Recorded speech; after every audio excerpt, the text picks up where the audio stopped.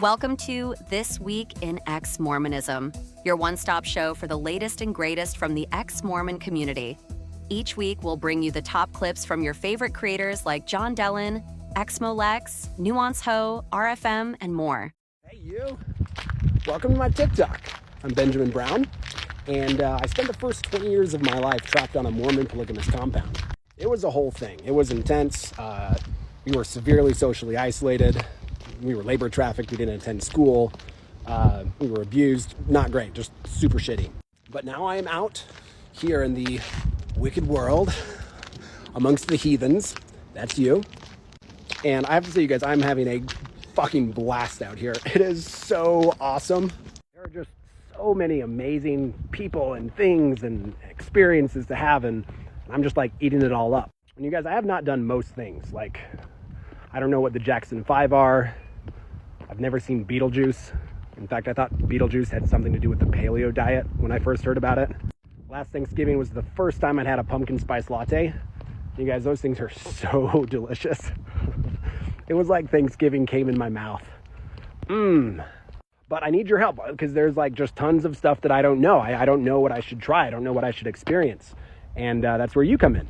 So I want to know, what do you love about this world? What should I try? What should I experience? What would you love to see me try? Is there a movie that you love? Is there an experience? Is there a drink? Is there a food? Is there a place that I should go? What should I try? What's good out here, you guys? Drop a comment. Let me know. And then follow me and come on this journey with me. Peace.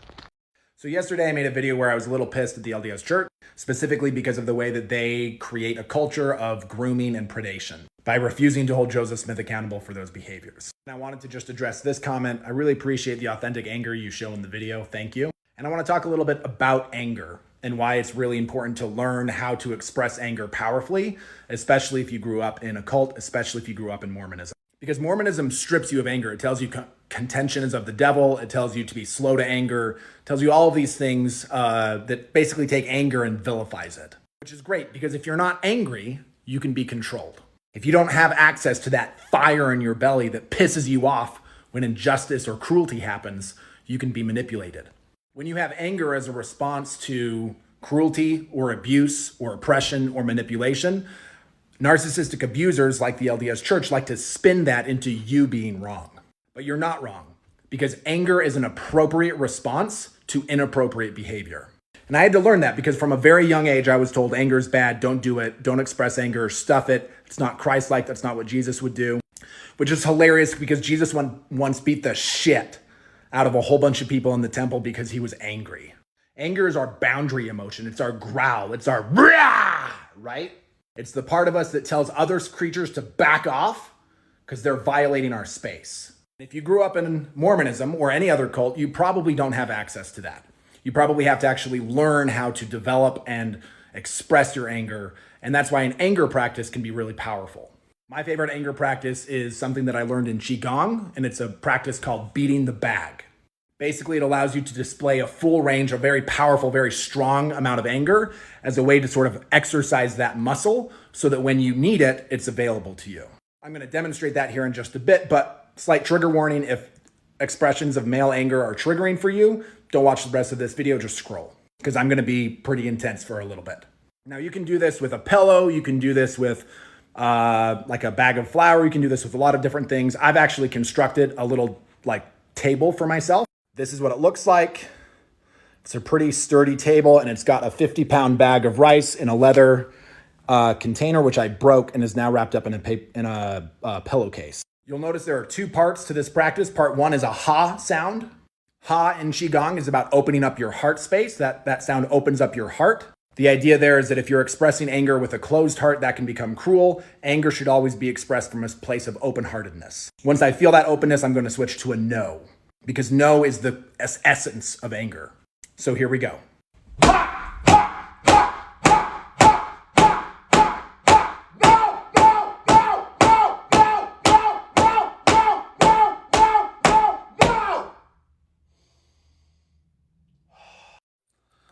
So I grew up Mormon polygamous compound, the whole thing.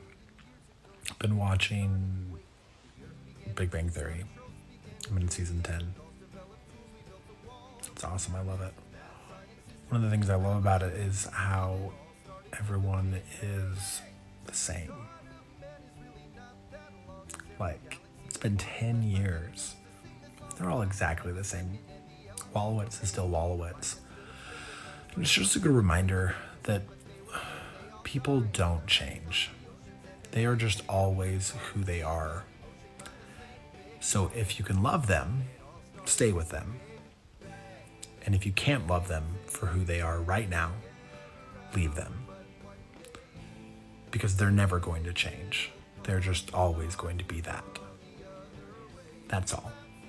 Some of you may know that I have a small beef with the prophet, seer, and revelator of the Church of Jesus Christ of Latter-day Saints, Russell M. Nelson. Specifically that he's usurped my throne and is proclaiming himself to be the true prophet of Mormonism when I am in fact the true prophet.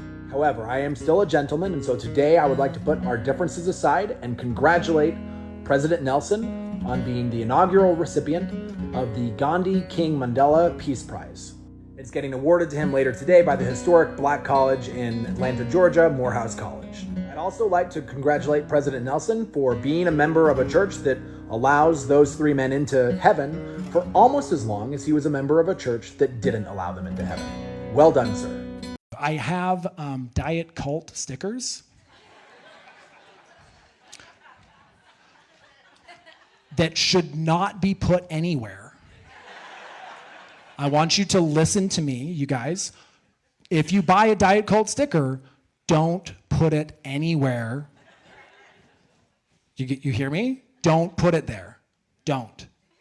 But they're $6.66.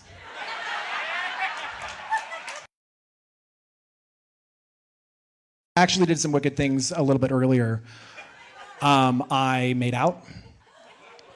Yeah, I used tongue. Yeah, they call it French kissing. I don't know if you guys have heard of it or not. I've recently learned about something called Australian kissing, which is like French kissing, but you go down under.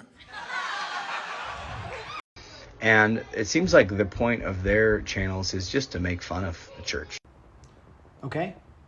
Yep. Got it. Got it. I'll tell him. Okay, bye, God. Hey, buddy, that was God. Just wanted me to let you know that we are not making fun of you, right? You, we love. You, we care about. We want you. We want to free you. We want to be part of your life. We want you out in this world with us. Now, we are making fun of the church, 100%. Yeah, 100%. We are just mocking the shit out of that organization because we've been traumatized by it. We've been abused. We've been hurt. That myth has destroyed some of our families, some of our lives, some of our well-being. Some of us it's harmed physically. So yeah, we're mocking that shit, 100%. But it's not about you, right? We love you. We really do. And we see you and we know where you're at and we understand the journey that you're on and we care about you. We're going to keep saying mean things about the church though, because it feels good and it's healthy and it needs to be said.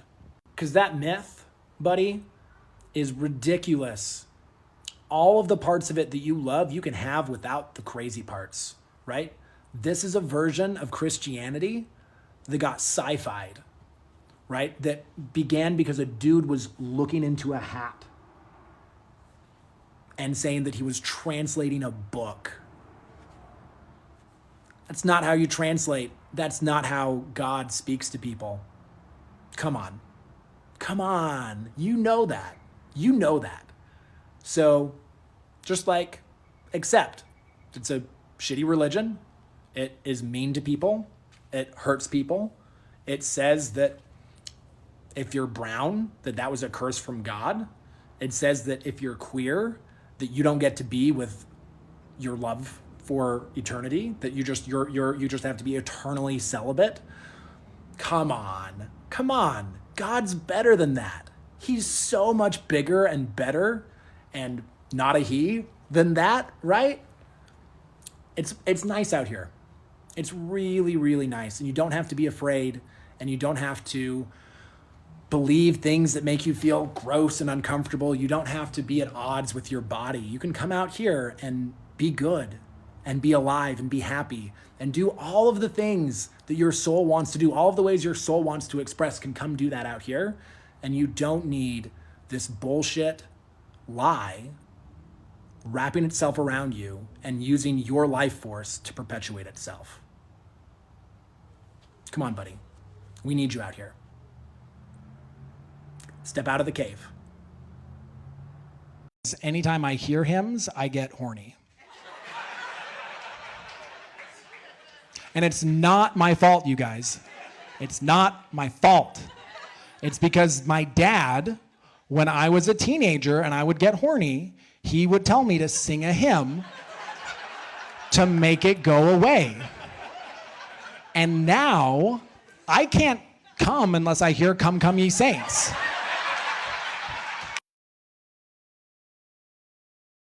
I know I look sort of like Joseph Smith got resurrected as a gay trucker.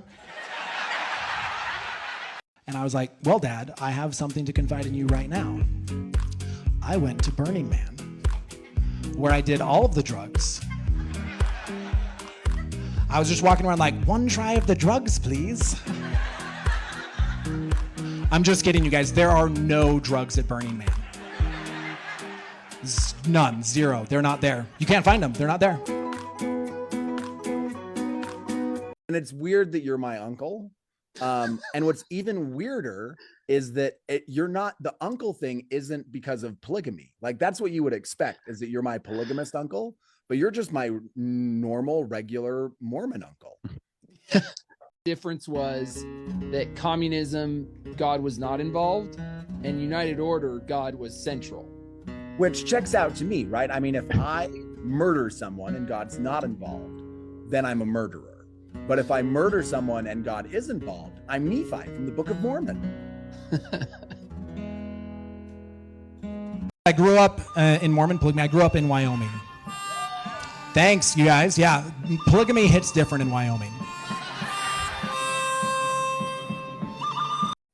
How you would come play Frogger, and Right. It was like this horrible thing when I had an Atari in my room. It was I was so jealous. Also, we should also point out that Atari got there in like 1997. It was 20 years old by the time it had gotten into our house. Right. Yeah. So the little background on the Atari, Curtis and I saved up for like 2 months, and we bought it for like $50 at a what am I thinking of? Secondhand store. Yeah, a secondhand store, and it was the only video game console we had. I think. Do you remember Smokey and the Red Baron? Or Yes. Smokey and the Red Baron? Yeah. That was the one we played the most, and because it kept ticking up, you kept getting points. Harder and harder. Right. And More and more kills. Yeah. Also, we were probably preparing for the apocalypse with that one. We're like, So that was allowed. We'll have to probably fly airplanes to rescue the righteous people from the wicked.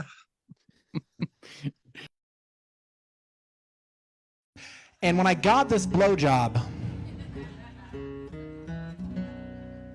we said a prayer first. And so we prayed and we said, Heavenly Father, please bless this blowjob to nourish and strengthen our bodies.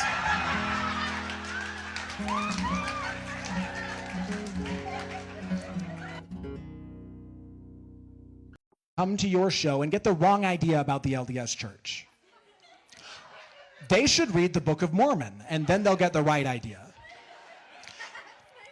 And I was like, if they read the Book of Mormon, they'll think that you guys are white supremacists.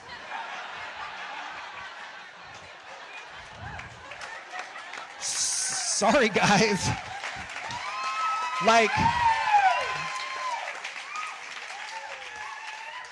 Like when the brown people are the bad guys.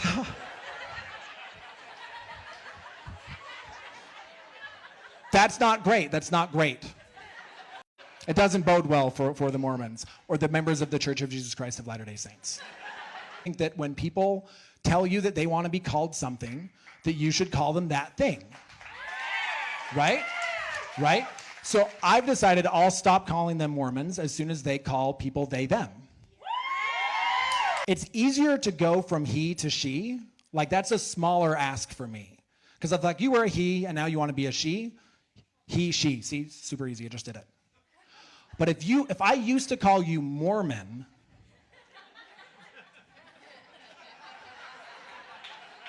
and you're telling me now you want me to call you a member of the Church of Jesus Christ of Latter-day Saints? I'm not saying that I won't do it. I will. But it's just a little bit bigger ask than the queers are making. But I'm still thinking about what you said, that it feels like 90%. I think the reason that 90% feels like, or that 62% feels like 90%, is that that 62% is like a narcissistic parent in a family, you know, like very loud, wants to be in control, insists on having their reality be the true reality.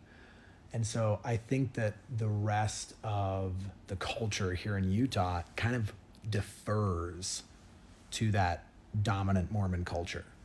And the cool thing is we don't have to, right? Like, we can actually just be ourselves in public, and they can't do a damn thing about it, right? Like, if they get to pray at high school football games, then we get to wear like cut off jeans and say fuck.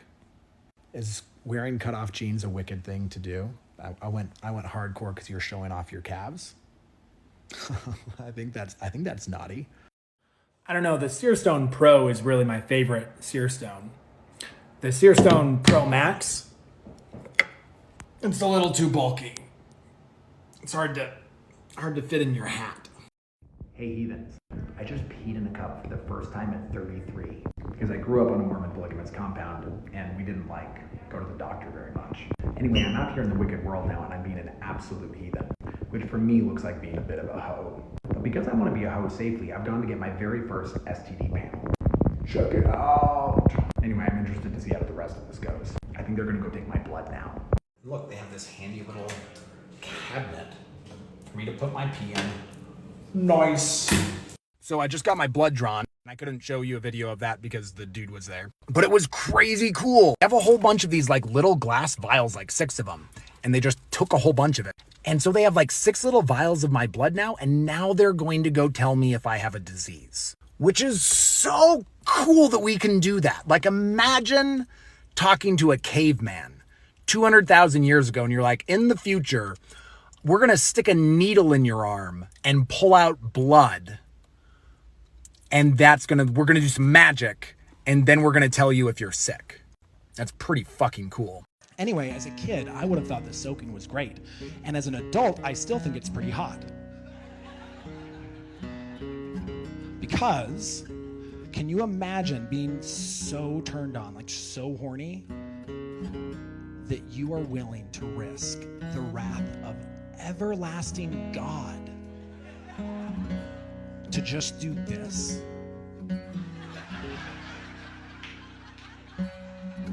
Knowing that if you sneeze, you are fucked. You guys, that is kinky as fuck. I was like, Karen, I'm really glad you're here. I think that there's enough room for all of us in Utah. Hearts and hugs. And then I left it alone, and the ex-Mormons came to my rescue. And they were like, you will not assault our friend on Facebook. Don't you know that you're in a cult, Karen? You're in a cult. You're in a cult, Karen. Get out. Karen was a little surprised. She didn't know. No one had told her. And now she's free. I'm just kidding. She deleted her post and left. They should read the Book of Mormon, and then they'll get the right idea. And I was like, if they read the Book of Mormon, they'll think that you guys are white supremacists. I went to Burning Man, where I did all of the drugs. I was just walking around like, 1 try of the drugs, please. I'm just kidding, you guys. There are no drugs at Burning Man. None. Zero. They're not there. You can't find them. They're not there.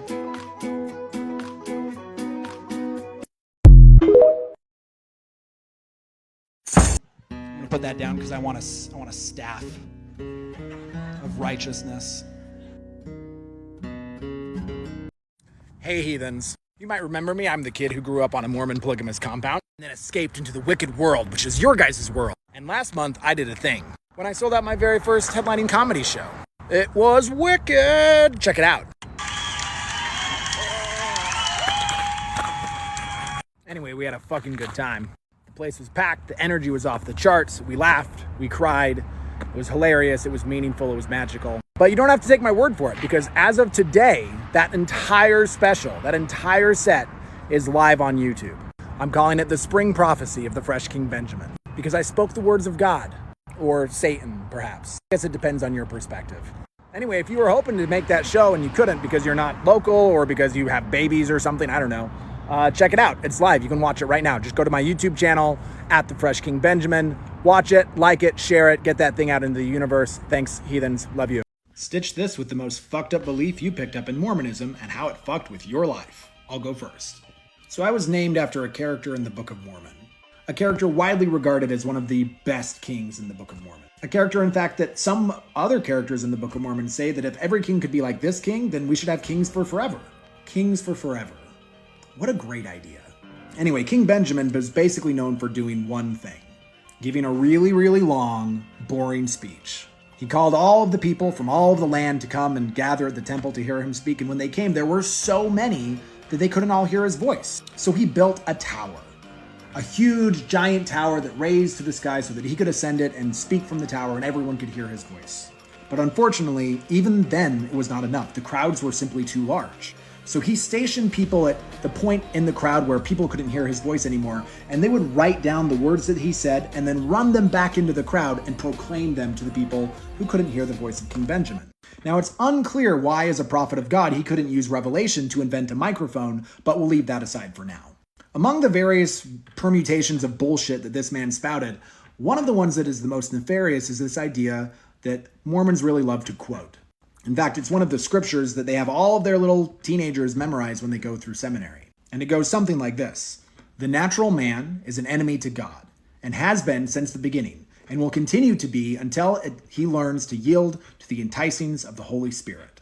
That scripture and the combined belief that the natural man is an enemy to God fucked me so hard. Because the way that it was interpreted for me is that it told me that my natural bodily sensations were sinful. That the devil actually had a hold of my body and would use that body to deceive me. That meant that I couldn't rely on my bodily sensations to teach me or to guide me. That instead I had to rely on the Spirit, aka what I was taught in church. This led to 3 decades of distrusting my body and dissociating from my body. Because my body would often send me signals that things weren't right. When I was taught the racist doctrine that's steeped in Mormon theology, my body reacted to that. I felt gross. I felt shame. But there was that scripture lurking in my brain: the natural man is an enemy to God. So those natural feelings of disgust upon being taught something disgusting were translated as Satan trying to get my soul. And that was before I entered puberty. And puberty really did a number on me. Because all those natural, delicious, fun sensations that you get during puberty, those all super sinful. Don't act on them. That is the natural man. Yield those, shut those off, turn those off, and do nothing with them. Because they're sinful. They're enemies of God. It took me the better part of a decade and several $1,000s of therapy to unwind that belief. So thanks, Mormonism. Thanks for fucking me up. I'm so glad you're here and bringing light to the world. Then how do you feel about reparations? Because Oh God, we should immediately pay that. I can't even believe that's a discussion. like I want reparations from the LDS Church for stealing my tithing.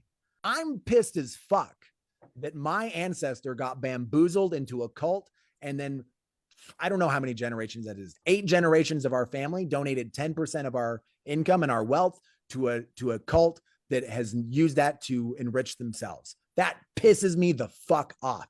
I cannot imagine how pissed I would be if the story that actually happened was for 400 years, my family was enslaved And then we were released, and and then everyone was like, now you're free, have fun, and never talk about it again, and never remind us, and never ask for anything. Oh my God, that's disgusting. And to be clear, like with the reparations thing, that's not going to come out of our pockets, right? Because where that wealth went is into the wealthy's pockets of the United States. The United States' wealth was built on the backs on two things: on exploiting labor from Africans and stealing land from natives. And most of that wealth isn't in my pocket or your pocket or your pocket. Most of that wealth is in the top 1% of the wealthiest of this country. That money has been stolen, and I believe deserves to go back to the people that it was stolen from. With all the insanity that's been happening in the world, it can be easy to lose track of what's actually happening here. Near as I can tell, here's our situation. We're on a giant ball of rock that's orbiting a giant ball of gas right there. See that? This ball of rock was not habitable for life. It was a death sphere. But then about 4 billion years ago, life started making this planet habitable. It probably started deep in the ocean, around some hot springs at the ocean floor. And then it slowly bubbled up into the rest of the ocean, creating life in the ocean. And then it started to creep out onto land. For me, it's kind of helpful to think about it in terms of two Greek primordial deities, Tartarus and Gaia. Tartarus is the rocks underneath the earth. Gaia is the earth, the life earth that we live on. I think of it as like a green ooze that sort of crawled its way out of the ocean onto the rocks on the land. It started with plants and then really simple animals, and then those created more complex ecosystems that allowed more complex creatures to emerge, like us. And for hundreds of thousands of years, we lived in relative harmony with Gaia. We would travel across her skin from place to place. We'd build campfires. We'd take those campfires down. We'd leave no trace. And then about 10,000 years ago, we started to experiment with something: human civilizations. Those civilizations attempted to extract a large amount of energy from Gaia and concentrate it in cities and nations and empires. And this works for a while, but the thing is that Gaia demands equilibrium, harmony. And civilizations, human civilizations, are not that. They're concentrations. They're focal points. That means that all human civilizations go through cycles or patterns, and all human civilizations eventually overextend themselves. We start in a spring, a time of growth. We start in summer, a time of flourishing. We move into autumn, kind of a slow decline, and then we move into winter, the apocalypse. Can you guess where we're at right now? And this isn't new. All human civilizations have followed this pattern. And apocalypses usually aren't a short, fast thing like you see on TV, like The Walking Dead, where something crazy happens and then it's over. No, apocalypses are long, slow slides from prominence. Think of it like a winter. Winter doesn't happen just with one blizzard. Winter is several months. And apocalypses are really important times for human civilizations because it gives us an opportunity to reflect on the values that created our society and which of those values we want to bring into the next iteration of our civilization. This apocalypse, I suspect, will be a particularly gnarly one because we were really out of balance. We lost touch hardcore with Gaia and our job to nurture and care for her. That's why she's so fucking pissed at us. So now's the time to ask yourself, what parts of the old world do we want to birth into the new? So this is Joseph Smith's seer stone. It's the seer stone that he used to translate the Book of Mormon, receive revelations to marry teenagers, turn the Egyptian Book of the Dead into the Book of Abraham, and all of the other amazing things that Joseph Smith did. Anyway, this is a pretty great seer stone. Like, it's a nice average size, 5.5 inches, gets the job done, pretty solid. Like, I don't want to throw any shade at this seer stone. It's great. It's doing its work. It's a nice average seer stone. But mine is bigger. A lot bigger. This big, in fact. It's just a big black seer stone. Honestly, it's too big sometimes. Like, I can't even fit it in my hat. There's a musical about it. Like, if you talk about that, people will think the Mormons are crazy.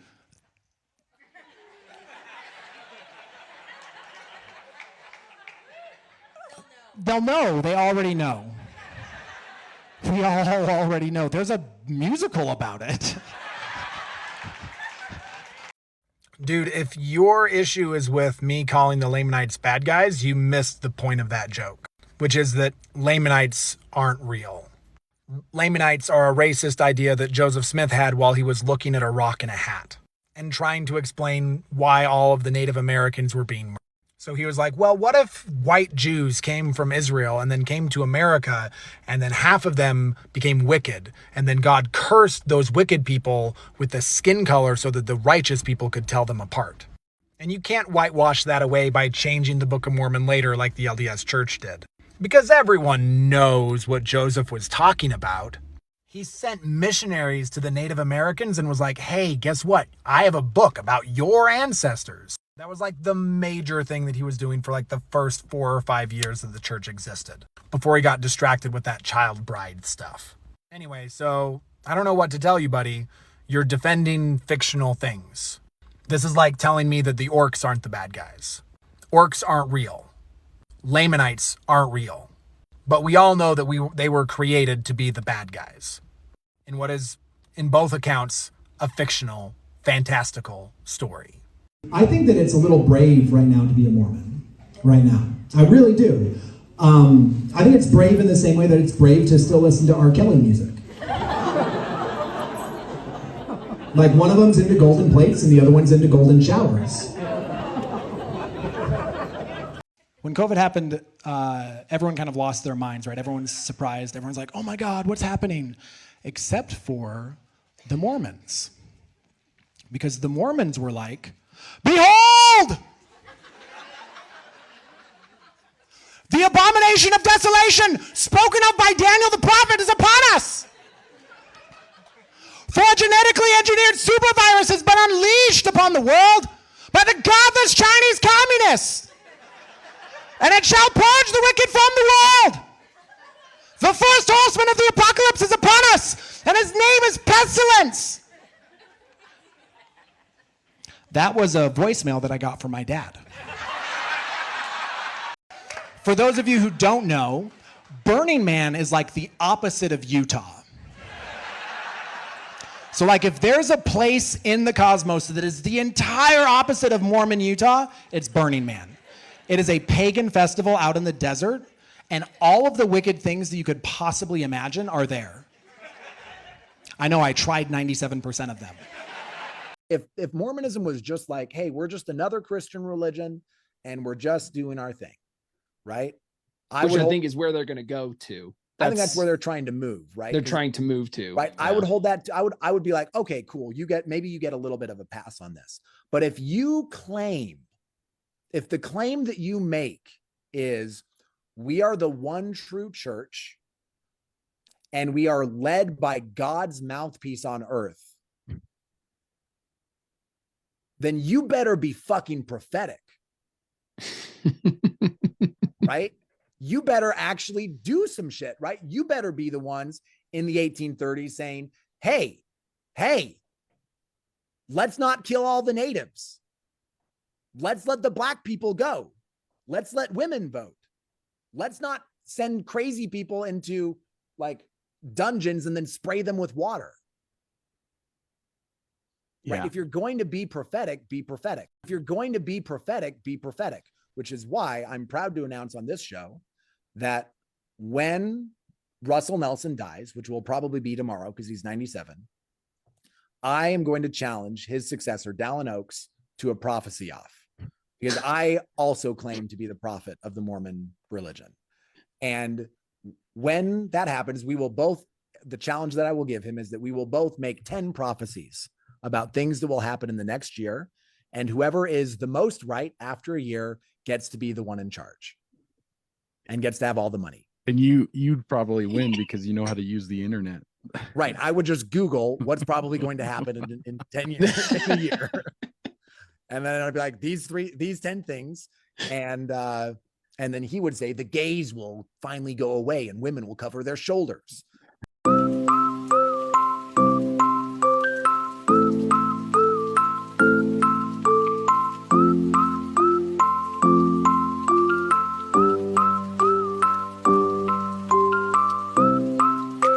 The LDS Church is asking for Google reviews for its temples. So I thought that anyone who has gone to an LDS temple should go and leave a Google review about what you thought about what happened in the temple.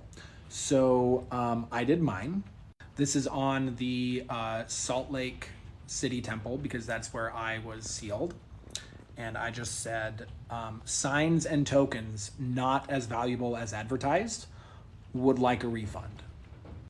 Anyway, so if you have a review for the temple that you went through, I think you should go post it right now and just say what you really think about all the cool shit that happened in there, if you catch my drift. Okay, let's see who these people are and if I even know who they are.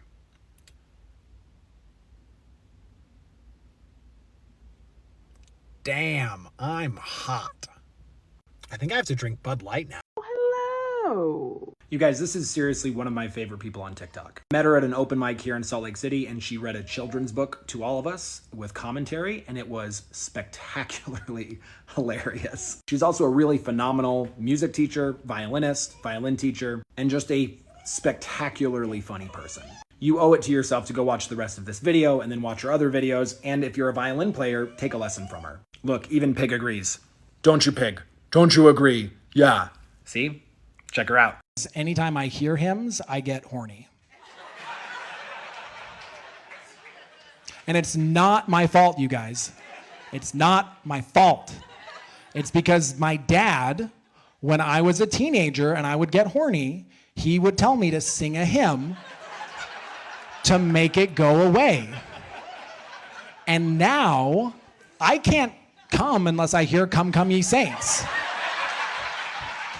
Hey heathens. So as you know, I grew up on a Mormon polygamous compound. I'm out here in the wicked world doing wicked things. I'm gonna be real, a lot of those wicked things involve sex, which is not sexy eggs. It's just what we have to say because we can't talk like adults on this platform.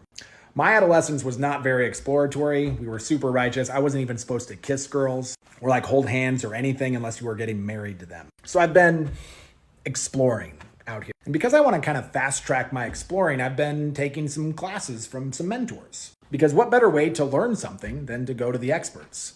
And I want to talk to you a little bit about one of the mentors that I've found that's pretty cool. Her name is Lee Jagger. She's actually on this platform. You can find her at Rock the Bedroom. And Lee is a really cool woman. She has a really cool story and really cool service that I think a lot of my followers might be interested in. Because she was, shall we say, a professional eggplant massager for a number of years. And during the course of her time doing that, she massaged thousands of eggplants, which meant that she learned how to do it phenomenally. Anyway, and then she decided to start to teach other people how to do that too. Not the professional thing, just like how to massage eggplants in a really great way. So she created this online course. My girlfriend took it, and I'm just going to say, holy fuck. It was pretty incredible. And what I really actually liked about it is that when you grow up in a really restrictive view around sexuality, it gets kind of, sex gets kind of limited to just like this into this, right? Like that's the whole thing. And turns out there's a whole bunch of other things that you can do. There's all of these different ways that you can explore and play with erotic energy that have nothing to do with that into that. And that's what Lee does, is Lee shows you how to just play with this in a way that is magical. Like I lost the capacity to speak when my girl did this on me. So I've been talking to Lee and I've been telling her about my audience and how a lot of my audience are kind of, fellow repressed Mormons. And she's given me a really sweet deal. So I'm going to include a code. It's right here. If you go to her website, which is here, and then you use this code, then you can get 10% off her offer. And I'm not going to lie, you guys, this offer is phenomenal. She has a monthly membership where she teaches you how to do this thing. And if you are a woman and you just want to like blow your dude's mind, sign up. And if you're a guy and you want to have your girl do it and blow your mind, buy it for her. I'm serious, you guys. Check this shit out. And she got on there and she said, "It is a shame that people will come to your show and get the wrong idea about the LDS Church. They should read the Book of Mormon and then they'll get the right idea." And I was like, if they read the Book of Mormon, they'll think that you guys are white supremacists.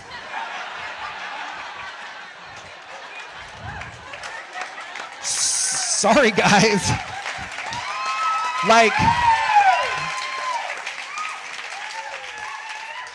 Like when the brown people are the bad guys.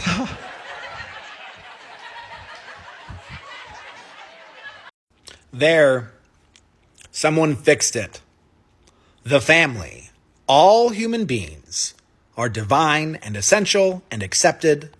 Family is love. Love is love. That's all it needed to say. I think one of the most grotesque things about the Book of Mormon is that it has the audacity to tell Native people what their ancestors' stories were. Like, it purports to be, Joseph Smith is like, this is a story of the Indians, and they were Jews who sailed to America under the power of God. That's a shitty story. That really is. I literally just watched a TikTok where this native dude told a story about giants, a race of giants that the tribes of America fought against for hundreds of years.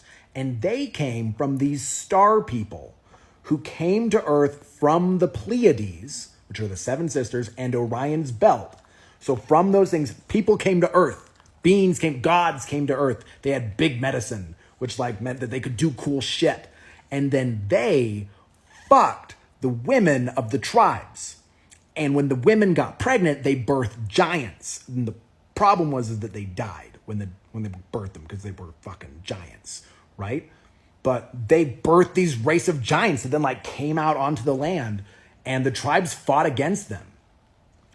That is so much cooler than the Book of fucking Mormon.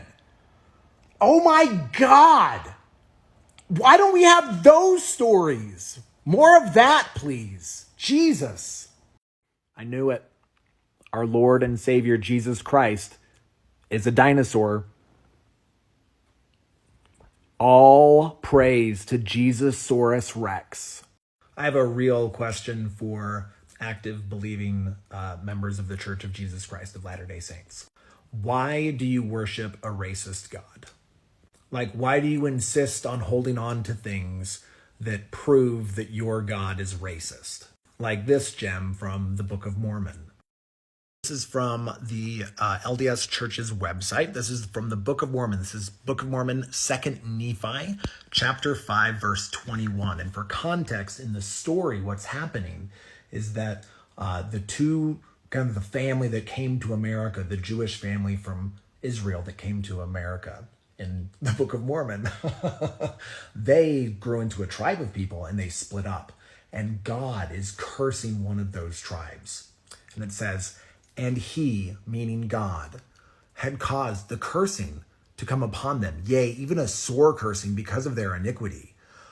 For they have hardened their hearts against him, and they had become like unto flint. Wherefore, as they were white and delightsome, white and exceedingly fair and delightsome, that they might not be enticing unto my people. What? The Lord did cause a skin of blackness to come upon them. If your God does that, he's a racist. Because why would you use skin color to curse people? Jesus Christ, that's a racist thing. Anyway, so I guess I'm just curious why Mormons, why you have to keep holding on to this. Why do we have to worship a racist God? Can't we just let that God go? There are so many other great gods out here that we could worship that are not racist. So that's what I think. There's a faction in this country that are using trans rights, trans people, to see how far the rest of us will go. What kind of laws will we let slide? What kind of rules can we enforce? How can we degrade and dehumanize? How far can we go? What can a politician say? How crazy can it get That's what's being tested right now, and trans people are kind of the butt of that.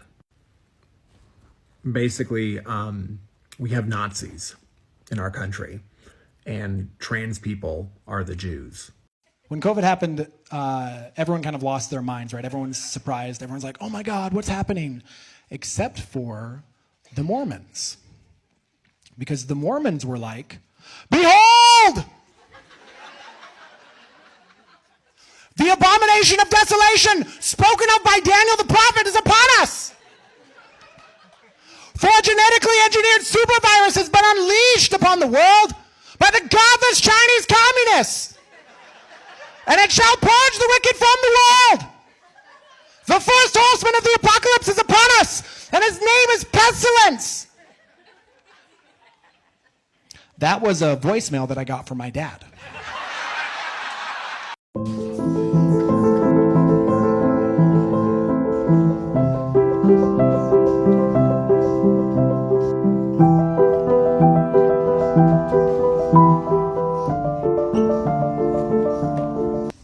So I'm in an LDS church right now at a family reunion, and I think I just found where they excommunicate people.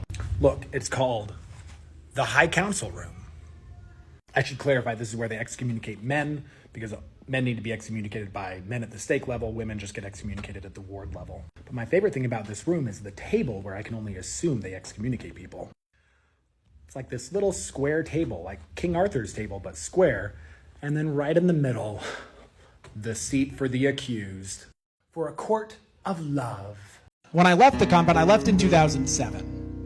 And it was honestly kind of hard to come out in 2007 because you all were a lot more judgmental back then. But now I tell people that I was raised polygamous and they're like, cool, I'm a polyamorous queer witch. I have diet cult stickers that should not be put anywhere. I want you to listen to me, you guys. If you buy a diet cult sticker, don't put it anywhere. You hear me? Don't put it there. Don't. But they're $6.66. The first thing is I want to just give a quick shout out to my buddy Andrew of Red 5 Productions. Andrew is the guy who is filming me tonight, and he is a really good friend. So if you are a business owner, if you need like any kind of filming done for marketing or sales or business, talk to Andrew after the show. He does really, really quality work, and I want to just kind of send him your way. It doesn't bode well for the Mormons or the members of the Church of Jesus Christ of Latter-day Saints. Which I will do because I respect them, and I think that when people tell you that they want to be called something, that you should call them that thing. Right? Right? So I've decided I'll stop calling them Mormons as soon as they call people they, them. It's easier to go from he to she. Like, that's a smaller ask for me. Because if like you were a he and now you want to be a she, he, she. See, super easy, I just did it. But if I used to call you Mormon,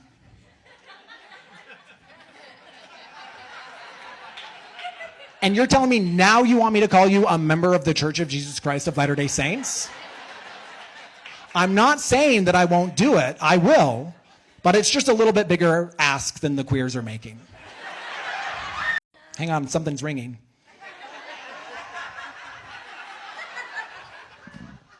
Hang on, you guys.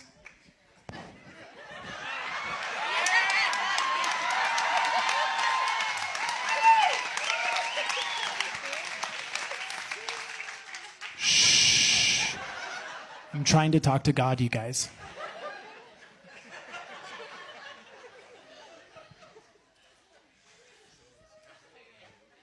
Weirdly, he just told that you two should marry me. And he wants you to go to England.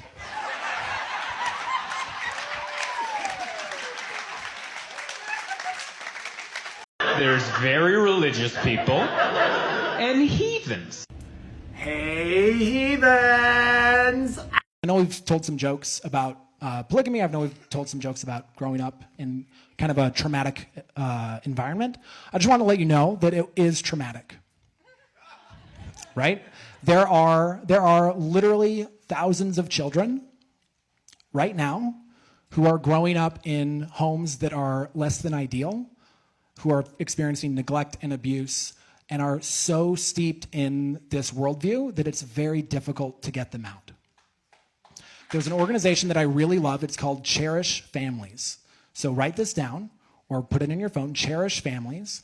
It's a really lovely organization that helps people transitioning from polygamy step into the wicked world. And it's very difficult to do that, you guys. I did that mostly by myself, and I had to pay for it by myself. And so if you are looking for a cool place to spend your extra 10%,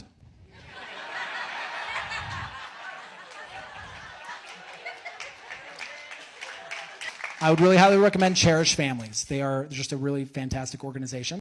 Do you guys know what a Mormon blowjob sounds like?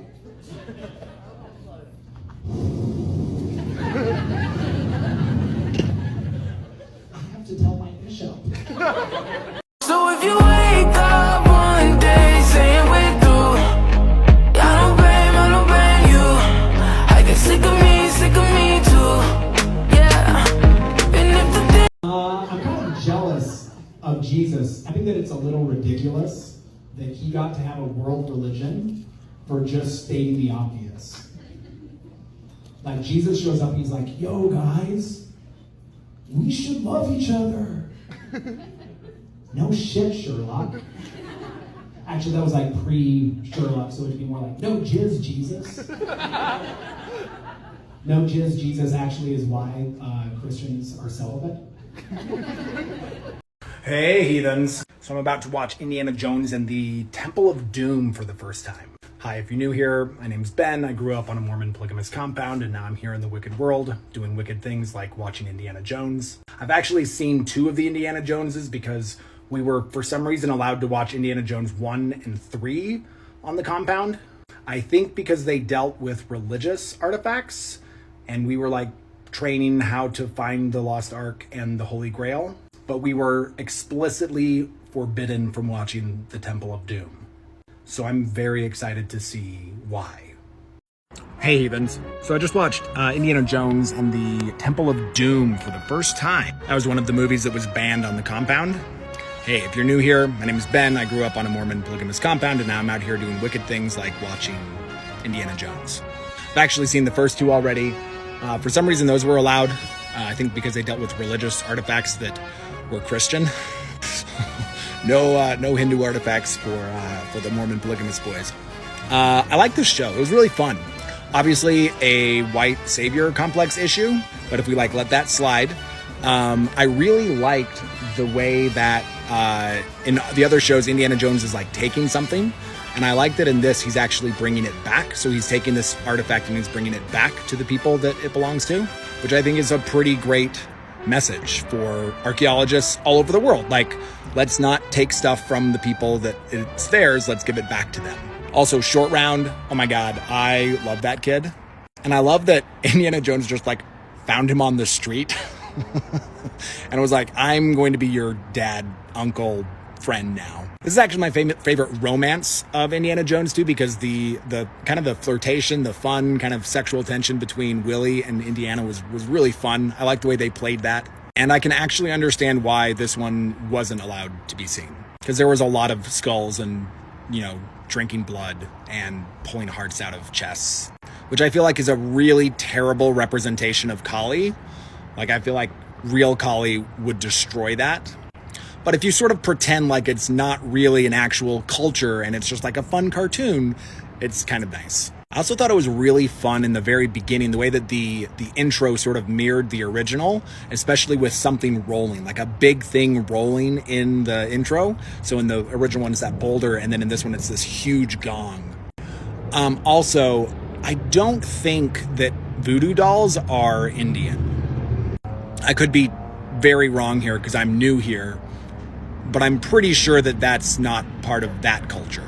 So maybe George and Steven should do a little more research on Hinduism before they make a movie about it. Take a couple of classes from the community college. Maybe go to a yoga class. Anyway, so that's what I thought of Temple of Doom. I think that the gayest thing that you can do is have anal sex with a woman.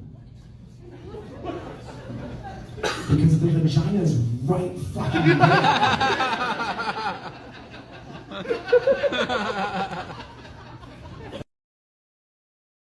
I think the reason why religious people don't like sex is because the people who start religions don't know how to get laid. Do you think that Muhammad was like hanging out in a cave in the desert because he had good game? Do you think that Joseph Smith married 37 women because he had God as his wingman?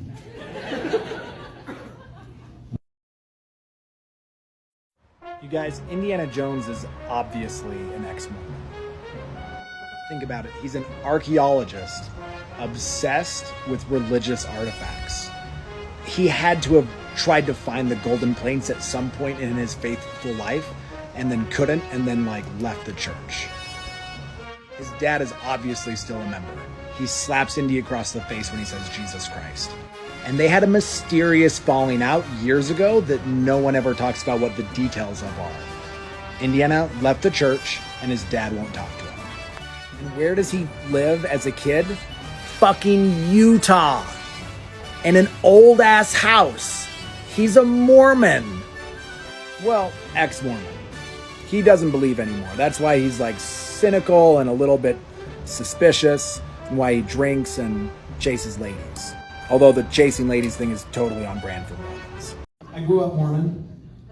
I was a bit of an odd duck. I liked dinosaurs. But because I was a Mormon, I called them Jesus lizards. And I thought that Jesus was going to come back riding a dinosaur in his second coming, like a T-Rex. Just hungry, hippoing all the wicked people. Is Jesusaurus Rex. But this isn't paying any bills. So the way I pay bills is I'm a business consultant. I work with small businesses between 5 and 50 employees. And I help entrepreneurs get more results with less money and with less time, with less stress. Something about growing up on a compound and learning how to run a business by age 14 makes it pretty easy to do that. So if you're one of those people and you want to talk to me, you want to work with me, let's chat. I can do that for you. Look, if you can find the clitoris, you don't need to find Jesus. I went out for drinks with a friend of mine. She's not from Utah. She ordered a double vodka soda, which you can't have in Utah because the only thing you can have doubles of is wives. Anyway, the waiter told her, you can't have that. My friend was like, this is madness. And the waiter was like, no, this is Utah! Italian wine is amazing, so if that sounds nice to you. That sounds amazing to me. Hi, I'm Ben, and this is my proposal for why I should be your date to your Italian wedding. Number 1, I can eat gluten. It sounds like gluten is going to be an issue at this wedding, there's going to be a lot of it, and we're a little uncertain about whether or not we're going to be able to put it all away.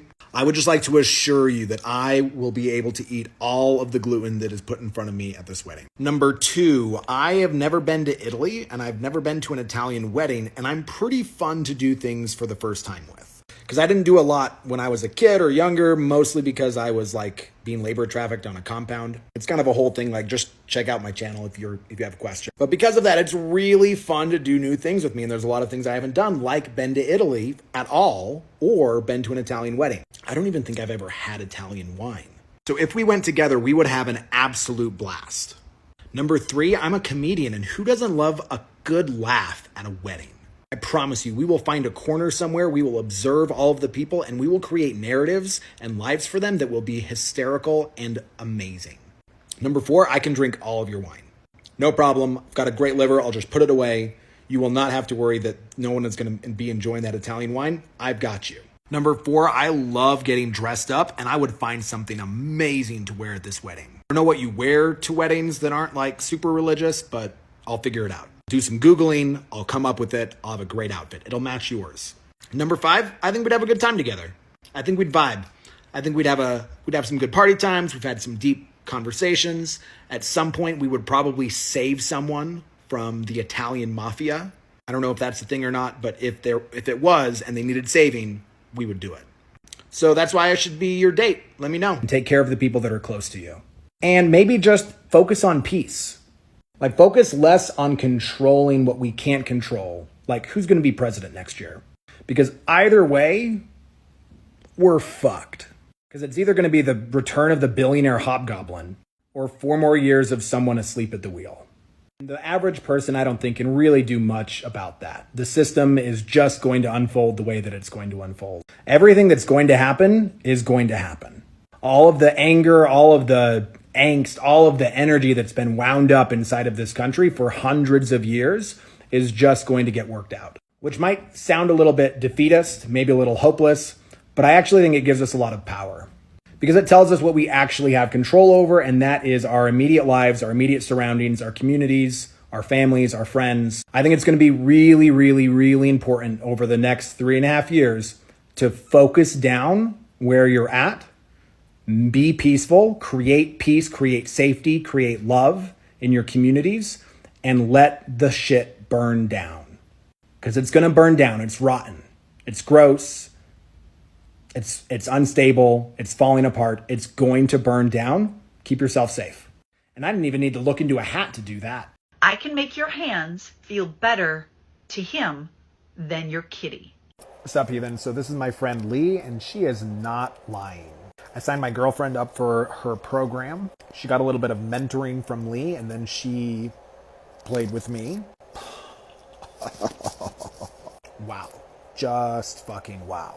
So if you're someone who is wanting to kind of explore new options, maybe you were raised in like a really repressive religious cult and you want to like experiment and try new things other than like missionary, you should check out Lee. You should check out her page. You should consider joining her membership.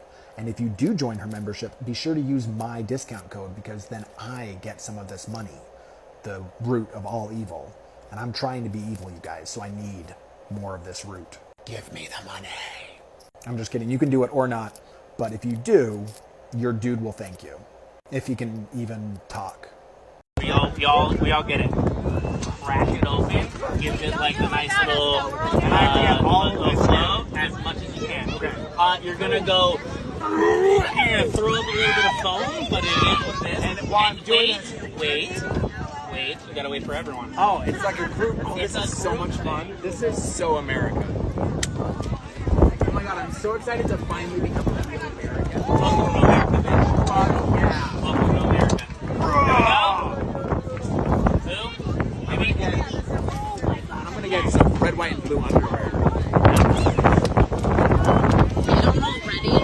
I don't actually have. No, I just have rainbow. Yeah, I went rainbow before I went American.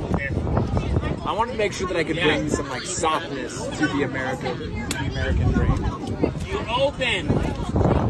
Everyone's a jankety. Are we doing it out here? That's how it is in Yeah, I mean, of Americans. Hold on, I gotta get mine.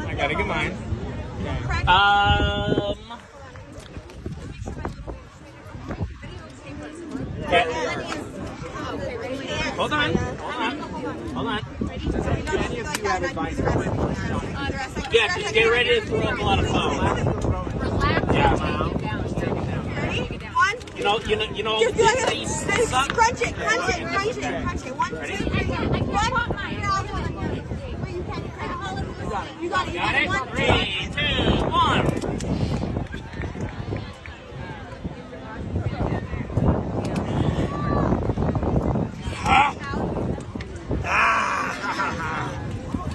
America, freedom!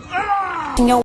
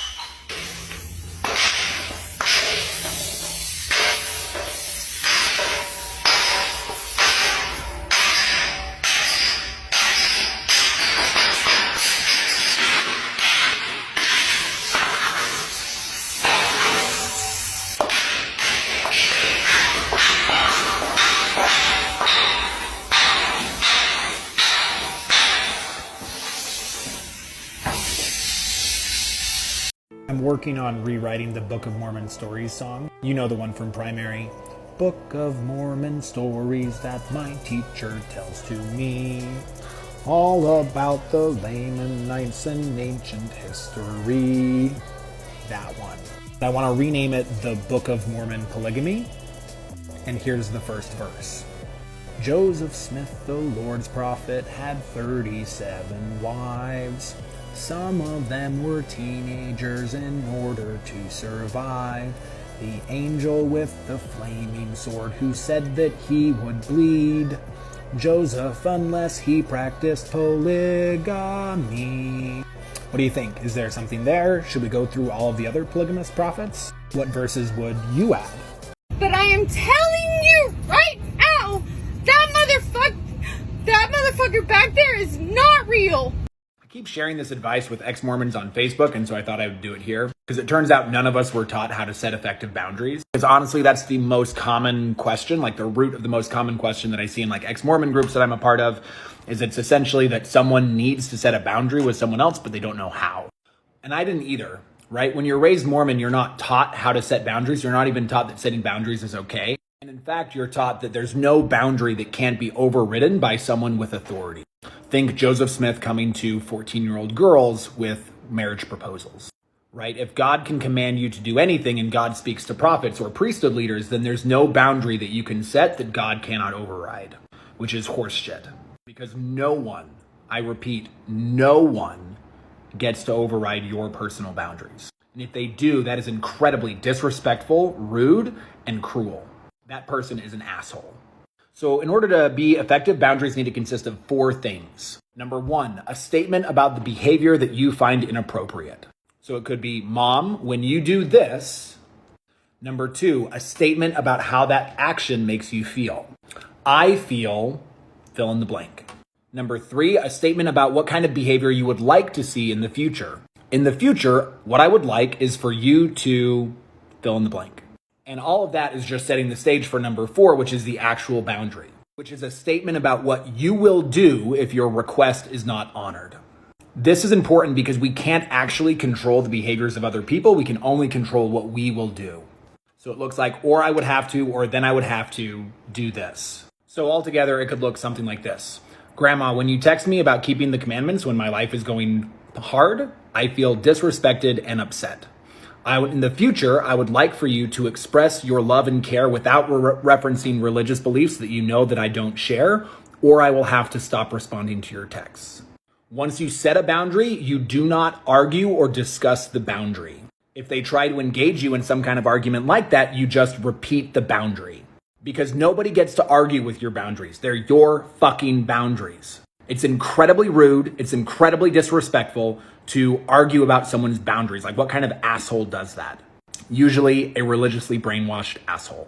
And just remember that boundaries, like anything else, is a muscle, right? It's going to take a lot of practice. You're going to have to exercise your voice. You're going to have to use that system over and over. It helps to write them down before you do it. It's also sometimes a little bit easier to start with kind of micro boundaries or boundaries that are a little bit smaller to sort of build that muscle. And if there's a specific thing that you feel like you would like some help kind of creating a boundary around, maybe leave a comment and I'll see if I can help you out with it. Because setting boundaries is one of my favorite things to do now that I've discovered it. It's pretty fucking awesome. Comedy to me is one of the most powerful weapons that I think that we have against the cult of Mormonism. It's funny to me that the Book of Mormon and the temple, there's a lot of resistance in Mormonism to laughter, right? Yeah. They changed it, right? But we all used to make covenants in the temple to not engage in loud laughter. The Book of Mormon is constantly like criticizing people who are mocking. And I think that that's intentional. I think it's because if you approach Mormonism through the lens of humor and comedy, it falls to pieces and it actually has no defense. There's no way that it can defend itself against people who can find it funny. I was thinking about my journey out of Mormonism just now. I realized that there were 2 distinct phases of my journey. There's the phase where I left the religion, right, where I left Mormonism. And then there's the phase where I left the life that I was living because of the Mormonism. And those were 2 really distinct phases. I left Mormonism in 2015, and I think I only just recently exited the life fully that I was living because of Mormonism. And I'm curious if other people who have left Mormonism have had a similar experience. Like, did you find that when you left that you had to leave in kind of two different phases like I described? Life is good. You know what I mean? Like, 100,000 for the cheapest ring on the nigga finger, little bit. If our civilization wound down, like a lot of civilizations have in the past, how much of it would be left for people to find in 100,000 years? Basically, everywhere I go, I see signs of the crumbling of civilization and the reassertion of Gaia's space. Weeds are growing up through the cracks of streets. Houses are falling apart. People are just not in towns anymore. I just drove back to my hometown a couple weeks ago. 2,200 people live in this town. That's where I was from. There's like no one there. All of the shops are boarded up. The entire main street is basically dead. And you hear decline, right? Think Rome. Rome wasn't built in a day. Rome also didn't fall in a day. Rome just sort of steadily declined until it was something else. But if our civilization did that, how much would be around in 100,000 years? Which makes me wonder, how many times have we done this? How many times have we repeated this cycle? How often do human civilizations rise and then collapse? We only know about the last 10,000 years because that's kind of been our current trajectory. What about before that? Humans have been humans for almost 250,000 years. And before that, there was life on this planet for hundreds of millions of years. What iteration of civilization are we on right now? And what's coming next? If I had to take a guess based on what I'm seeing, I think we're going back to nomadic times. But I would call it like a high-tech nomadism. Like, we're going to try and keep some of these things like electricity and solar panels and maybe Wi-Fi, but it's going to be kind of nitty-gritty, built by ourselves. Think Burning Man, but everywhere. And humans will kind of move fluidly across this landscape that we destroyed.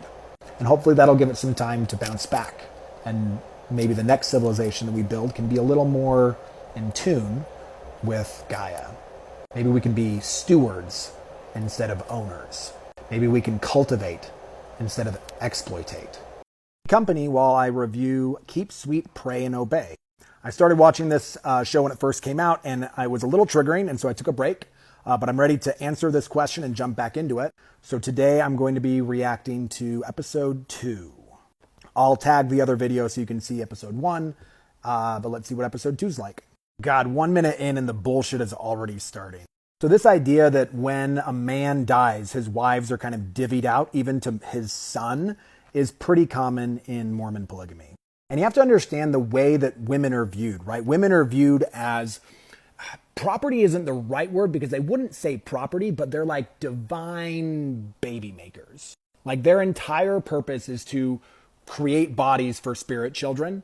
And so they have to be married to someone. And women can kind of build and add to a man's kingdom.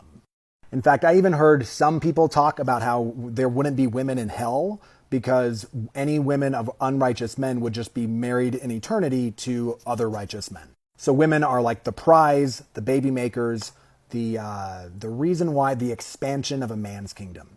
It's pretty gross. There's this line that's really chilling where she says they're walking like ducks in a row behind Warren, smiling because they'd been married the night before. And it's that point about smiling that I want to really get at, because I'll bet that they were. Because women in this worldview have been conditioned, they've been groomed to believe that one of the best things you could do is marry a prophet, right? If you marry a prophet, you are guaranteeing yourself a spot in the celestial kingdom, which is the tippity top of Mormon heaven. So if you're a young woman who's seeped in this worldview, whose entire life has been, created, you've been told that the best thing, the most effective way to secure your exaltation is to marry a prophet, and then suddenly you do, you're going to be pretty happy about that. And that's one of the problems with what's happening in this worldview, is that there is an illusion of choice, right? No one is going to them, no one's holding a gun to these women's heads and saying, you got to do this. They're creating a worldview and a narrative that they embed in these people's minds where they're making the choice to do that. I have two sisters who have married men who are significantly older than them, and both of them made the choice to do it. So then you start getting into, well, how do you define choice, right? How do you resolve a situation where someone is making the choice that they want, but they're doing it under the guise of a worldview that has conditioned them to believe that that's the best choice? How do you save someone from the story that they're telling themselves? This commentary is going to run long. That's part 1, and we're 2 minutes in. Hey, come hang out with me while I'm watching Keep Sweet, Pray, and Obey. This is episode 2, part 2. We are a whopping 2 minutes in, so this will probably be like a 15-parter, or half as many wives as Warren Jeffs had. Who marries your mom is a great question, and it's actually pretty common in Mormon polygamy history.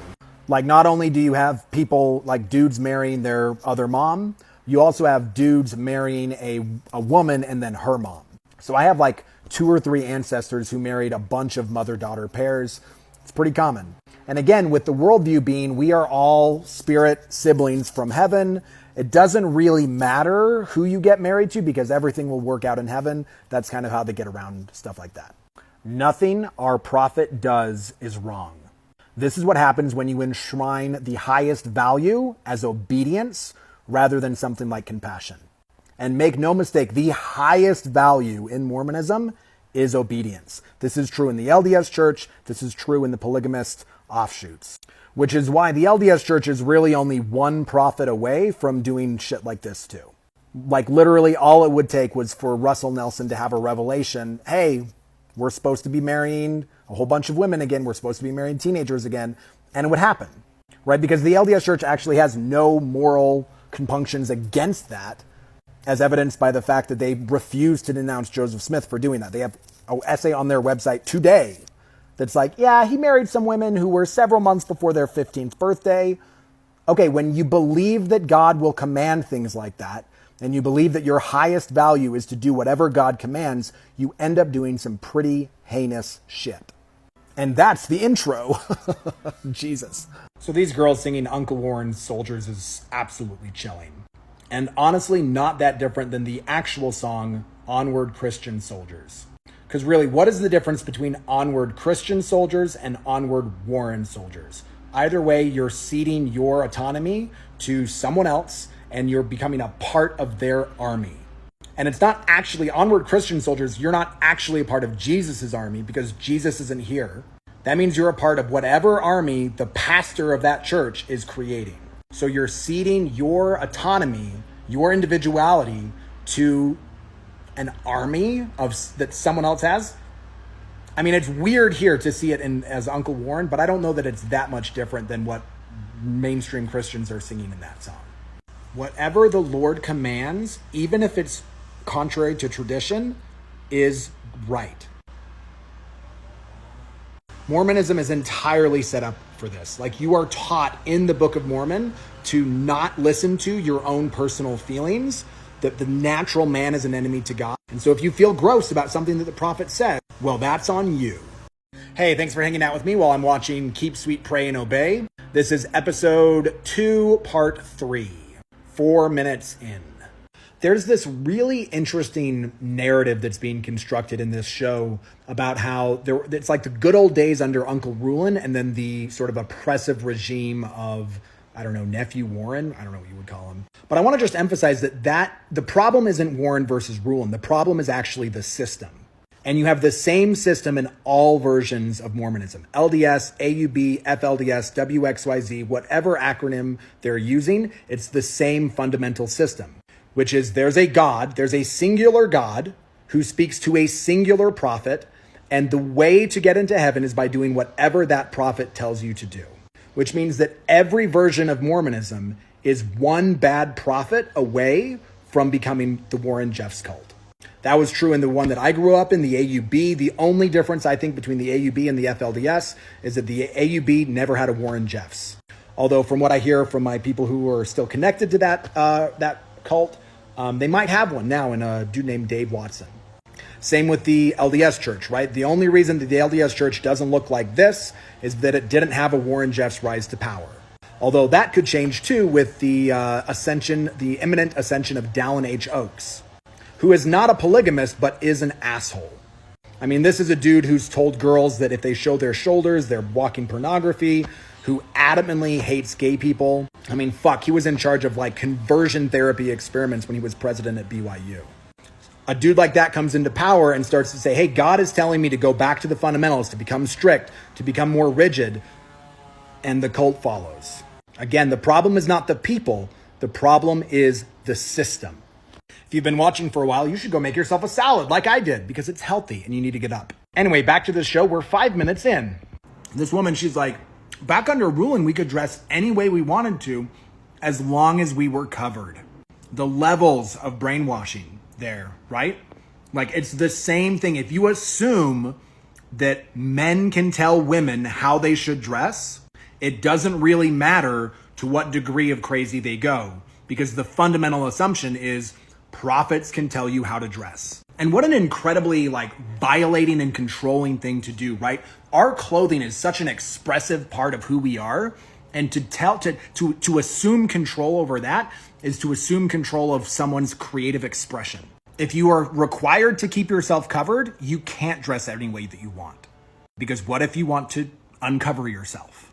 What if you want to flash a little porn elbows, you know? What if you want to reveal some biceps? You can't do that because you have to be covered because you're a woman and women bodies are bad. Thanks for hanging out with me while I'm watching Keep Sweet, Pray, and Obey. This is episode 2, part 4. And for some reason, I look gorgeous. I don't know what's going on. It is crazy to me that they had instructional videos for the hair. Sorry, that was gross. I had a salad and bite in my mouth. Like, what the fuck? Oh my God. That's kinky. Like, I wish Warren would have just left Mormonism and gotten into BDSM. Because then he could have told people what to do and braided their hair and done all of that shit, but they would have been consenting adults instead of brainwashed teenagers. Let me break down the way that this worldview works. This life doesn't matter because it's only a fraction of your existence. But this life does matter because it determines what level you get to in the next life. So the only thing that matters in this life is getting to the highest level in the next life. How do you do that? By being obedient. So if you can get a bunch of people to believe that their eternal exaltation rests on whether or not they're braiding their hair right, you can get them to do whatever the fuck you want. They call that having an eternal perspective. And it is throughout every version of Mormonism. The eternal perspective is this life, your life right now, only matters based on what it can get you in the next life. So keep that perspective and you'll be able to put up with all of the pain and all of the bullshit and all the suffering that we're going to inflict upon you as your leaders so that you can get something awesome when you're dead. I am glad we're getting to the Lost Boys now because there's this narrative around polygamy that it's like good for the men and bad for the women. And that is so false. It is awful for both. Except for like the top 1% of men who are amassing all of the wealth and all of the power in these organizations, it sucks for everyone else. Does that sound familiar to anyone? Maybe it's capitalism.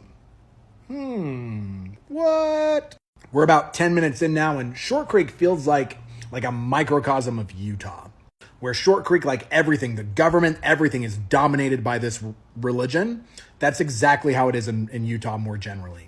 Except that the religion is the LDS Church, which dominates local politics. It dominates the legislature. It dominates everything. Nothing happens in this state that they're not okay with. Again, it's not a quality difference. It's just a scale difference.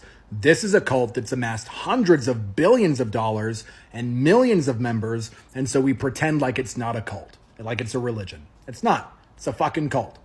People in Mormonism are so steeped in the idea that there can be a prophet that they don't realize that that is an abusive situation. They're talking about, oh, Warren abused his position. He didn't abuse his position. His position is abusive. Let's watch Keep Sweet, Pray, and Obey together. This is episode 2, part 5. Warren starts divvying out wives and children of unworthy members, again, showing that women and children are not humans in this worldview. They are possessions. They are prizes. And whoever's the most worthy gets them. So Lloyd loses his business to the church. And again, I just want to illustrate the difference in like severity, but not the quality of these different cults. Because in the LDS church, that could also happen. Because in the LDS church, when you go through the temple, you covenant to give everything that you have and everything that you might get to the LDS church. Now, they don't really ask you for that. They just ask you for 10%, but they could. And if they did, you would be expected to turn it over. Again, the problem isn't the people. The problem is the system. And here we have it. Here we have it. The FLDS businesses are engaging in business with real business, like real companies, Walmart, Amazon. And I guarantee you that those businesses are using child labor. How do I know this? Because I was labor trafficked. Because what else are you going to do with all those fucking kids when you don't send them to school? And when you believe that they're your possessions and designed to like expand your kingdom, you're going to put them to work. And so then you have Walmart, Amazon, all these companies party to child labor trafficking. Because ultimately what this all is about, right? This whole religion, this whole Mormonism thing is all about money and power. That's what Joseph Smith was doing. He was getting himself rich and he was making himself powerful. He baked that into the worldview, and now every iteration of that cult and does that. Number one human trafficker in the country. Although I think the LDS Church might be up there too with all the free labor that they get from missionaries. I'm really glad that they're hitting on this in this episode, because that's something that's often just swept under the rug, right? We don't talk about it. We focus so much on the abuse of women, which is huge and definitely a legitimate problem. But this exploration, this understanding that what's actually happening here is that children are being trafficked. And these are often kids with no documentation, right? They have no social security numbers. They have no birth certificates. They don't legally exist. And so it's really, really easy to exploit them and then to keep exploiting them because they're stuck, because they have no options. Mormonism traffics humans. Full stop. Oh my God, young polygamist love is so adorable and so tragic because it's always in subservience to what God wants. And God wants you to marry an old dude. Thanks, Kiki, for your question. As a man raised this way, how did you root out these beliefs? Brainwashing from infancy is so tough to undo. That is the truth. So I cannot emphasize enough the importance of therapy in rooting out these beliefs. If you were raised in Mormonism at all, in any of its versions, you must be in therapy. Go do that immediately. For me personally, I also think that in some ways I was kind of lucky because I ended up interacting a lot with the women in my family and in the community. Where some of the other boys were kind of taken out to work with the men on the ranch and stuff like that, I worked in a bakery and I was kind of surrounded by my moms and my grandmas and my sisters and my aunts. And so I had an opportunity to be in the circles with women a lot. And so I just liked women. I didn't see them as different than me. I saw them as the same as me, basically. Like we're all humans with a human experience wanting love and respect and care. And so the idea that I would treat someone differently just because they were a woman never really sat well with me. I also really enjoyed reading, so I read a lot of literature, and I think that helped me cultivate a pretty strong sense of empathy.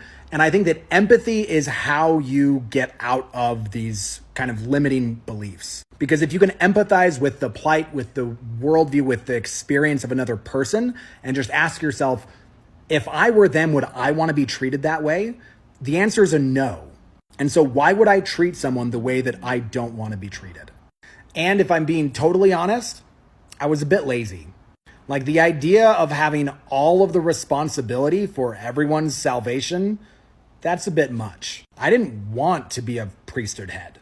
I didn't want to have to lead other people just because of my gender. I wanted to be able to be in charge of my life and to let everyone else be in charge of their lives and celebrate and support them in that and not try to control them. Because controlling other people is a lot of fucking work. Come watch Keep Sweet, Pray, and Obey with me. This is episode 2, part 6. Oh my God, I am so in love with Ruby and Joe. I want this to end well so badly, but I don't think it's going to. I can really relate to Ruby's story about listening to naughty music. because I also had a secret CD player that I used to listen to Avril Lavigne. I snuck into Walmart on one of my delivery trips when I was like 14 or something, and I bought myself an Avril Lavigne CD. And man, I listened to that thing over and over and over again. It was super wicked. She was super hot. I loved her. Mormonism loves America.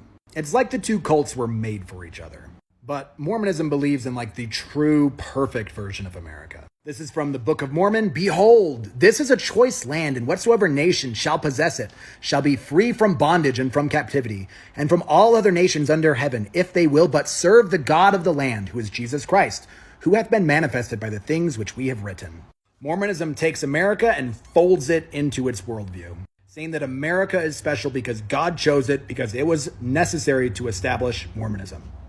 Which also means that anyone that was enslaved or held in bondage or captivity in America, it's because they weren't righteous. Because, I mean, look right there. They weren't serving the God of this land. That's why they were slaves. So that's why you have these polygamous Mormons having parades with American flags.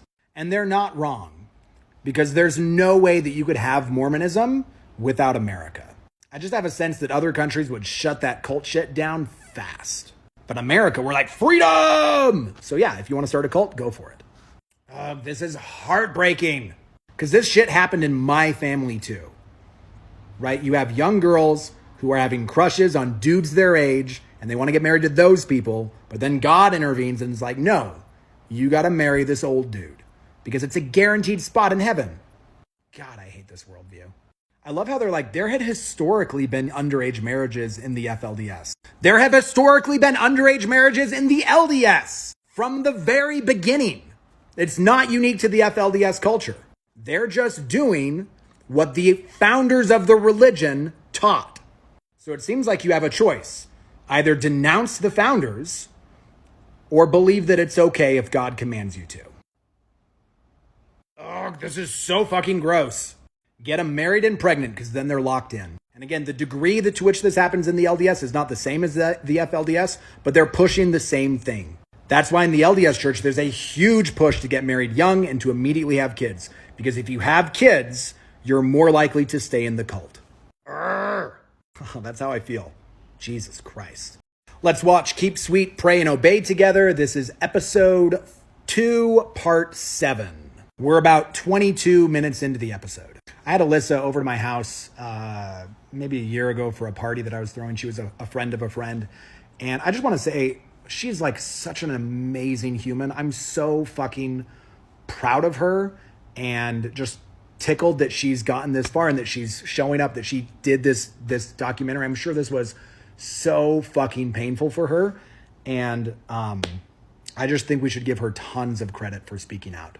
So Alyssa is having this interview with Warren Jeffs, right? She's sitting down having to defend her position against this very much older man who's in a position of authority above her. And while the extremity of that case is pretty wild, the same fucking thing is happening in the LDS church.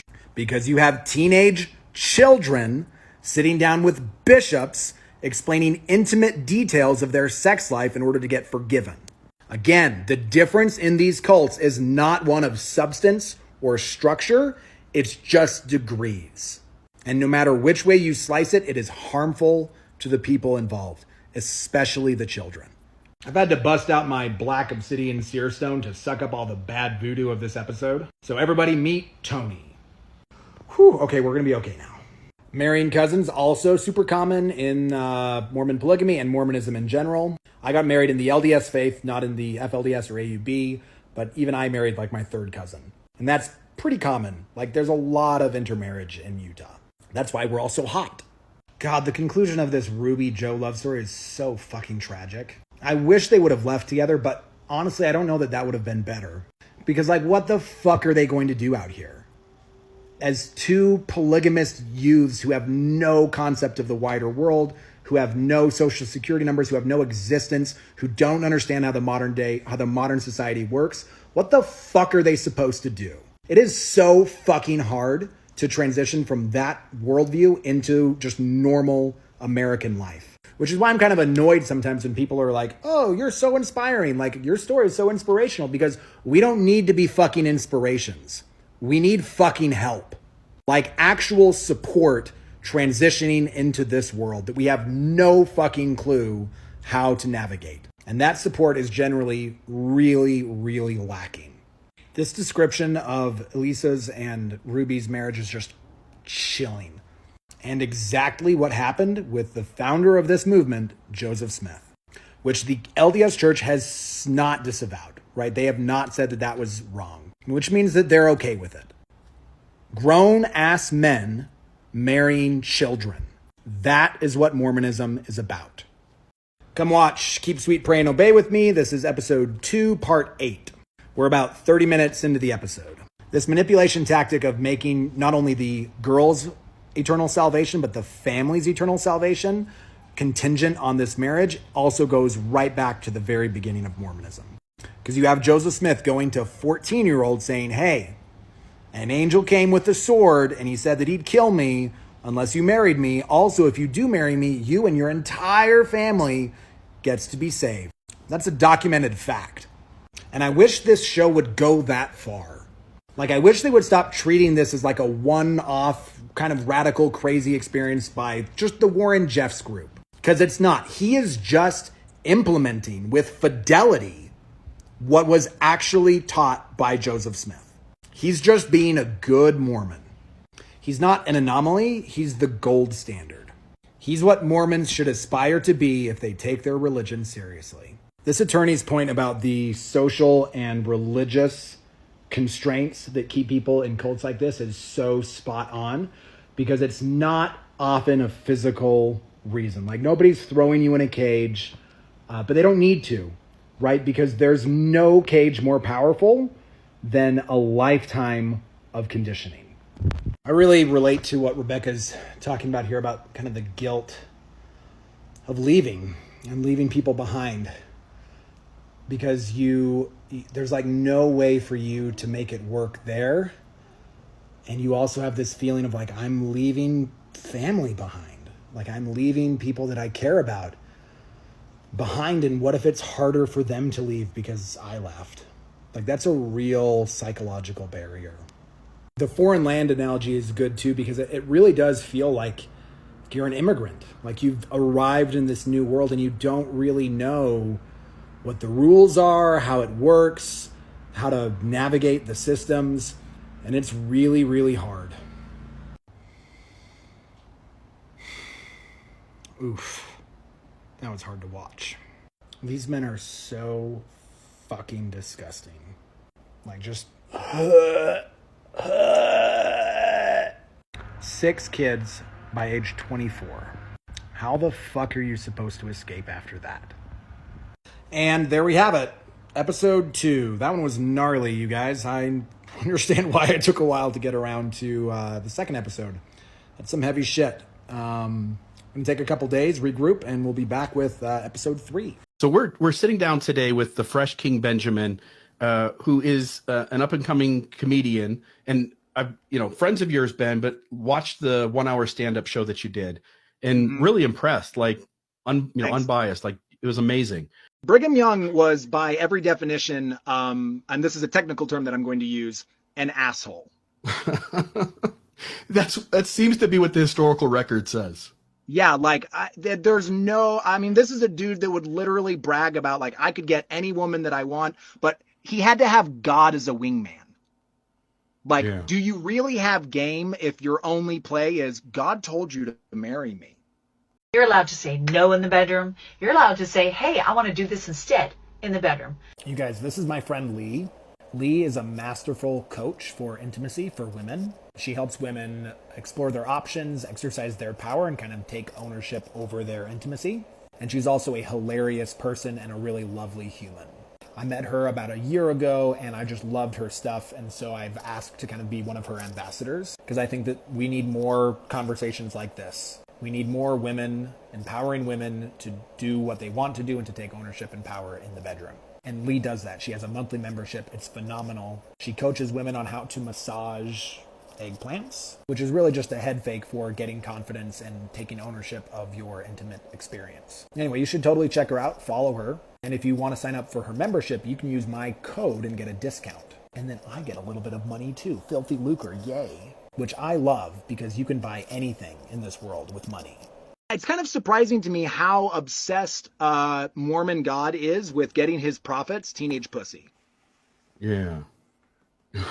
Can I say that? Okay, Bill. Maybe we should have I think it's time for a belated disclaimer. Yeah, please. This is a family show, Freshie. Family show. Can we keep it like just to at least the PG-14 level? Yeah, that'll be I can good. do PG-15. I can do PG several months before her 15th birthday. Okay, let's do that. Let's do We'll that. go with that. Atheist Arguments by the Patriarch Prime. God is mean. Yes, clearly. Christians are mean. A lot of them. If God real, why bad thing happen? An excellent question. I'm monkey. Yes, I am. Shellfish polyester. I don't understand that argument, but it's probably a good one. Too many religion, definitely. Why can't I look outside and see God? Again, an excellent question. If God is real, why do I like to take it up the ass? Again, fantastic question. Out of context Bible verse. The entire Bible is out of context. Even putting those books together is out of context. So these all seem like really... You guys, I just noticed something interesting. And this is by no means scientific because my data set is TikTok, which to be fair does have a sample size of billions. So it's interesting. But I think this is evidence of something that's pretty interesting. And if you look here on the number of views, like on this hashtag, ExMormon, 1.6 billion views. That's the most of any ex-religious thing here on TikTok. Ex-religious, 126 million views. That's paltry. Ex-Christian is 1 billion views. Mormonism has 500 million more views than Christianity, all of it. You guys, we won. We're the one true religion. Look, and then we've got ex-Buddhist, 14,000 views. What the fuck? Nobody's leaving Buddhism, or at least nobody with a phone. Ex-Hindu, even smaller, 247,000. Ex-Muslim, 240 million. That's pretty good. They're stepping up. They're becoming a full religion. Because like you're not a full religion until everyone's left you and has like abandoned you and you're just a cult now. That's a religion carried to its complete extreme. That's the skeleton of religion. Ex-Jew, I don't know if that's how you would do that, but 3.8 million. Again, a lot. Not as many as the Mormons, who, if you'll remember our doctrine, are the true Jews, or the better Jews, the Ephraimites. Ex-Catholic, 87 million. Do you know the difference between 87 million and 1.6 billion? I don't really, because I didn't go to school, but I'm pretty sure it's a lot. The only other one that's close is Ex-Evangelical with 1.5 billion views. But that's a million things. That's a million views, which is a lot. So I think that Ex-Evangelicals and Ex-Mormons are kind of tied. And it's interesting to me that I think that that's because they have both been perhaps the most culty and extreme, right? The most controlling of members' behavior, especially in the United States, that I think people are maybe just leaving those more, and wider Christianity maybe not. Anyway, I'm just curious what you guys think. Like, any thoughts on this? It's kind of interesting that the Mormons, as a percentage of the religious populace and as a percentage of the Christian populace, are so high in the exodus of it. Y'all, we have officially reached the locust phase of the apocalypse with a recent invasion of Mormon crickets in Nevada. I'm sorry, members of the Church of Jesus Christ of Latter-day Saints crickets in Nevada. Pray for help. Okay, heathens, let's talk about childhood trafficking. The recent release of the Sound of Freedom movie, that seems to be what everyone's talking about, so I figured as someone who's actually been a victim of human trafficking that I would chime in. Hi, for those of you who are new here, my name is Ben. I grew up on a Mormon polygamous compound, and I was labor trafficked for 10 years from about the ages of 8 until I was 18. And as an actual victim of human trafficking, I have a real problem with the Sound of Freedom movie, Tim Ballard, and Operation Underground Railroad in general. And I want to be really clear here, I'm not a fan of human trafficking. Like, I think it's bad, obviously. But Tim Ballard and his entire organization and his entire cause gives me a massive ick. Because it seems to be focused on this like rah-rah, macho, kick the doors down, go in, guns blazing, SWAT team rescue kids in sex trafficking rings in like Guatemala. And while it feels pretty good to believe that the solution to childhood trafficking is as simple as like kicking some doors and down and showing up with guns, it's not.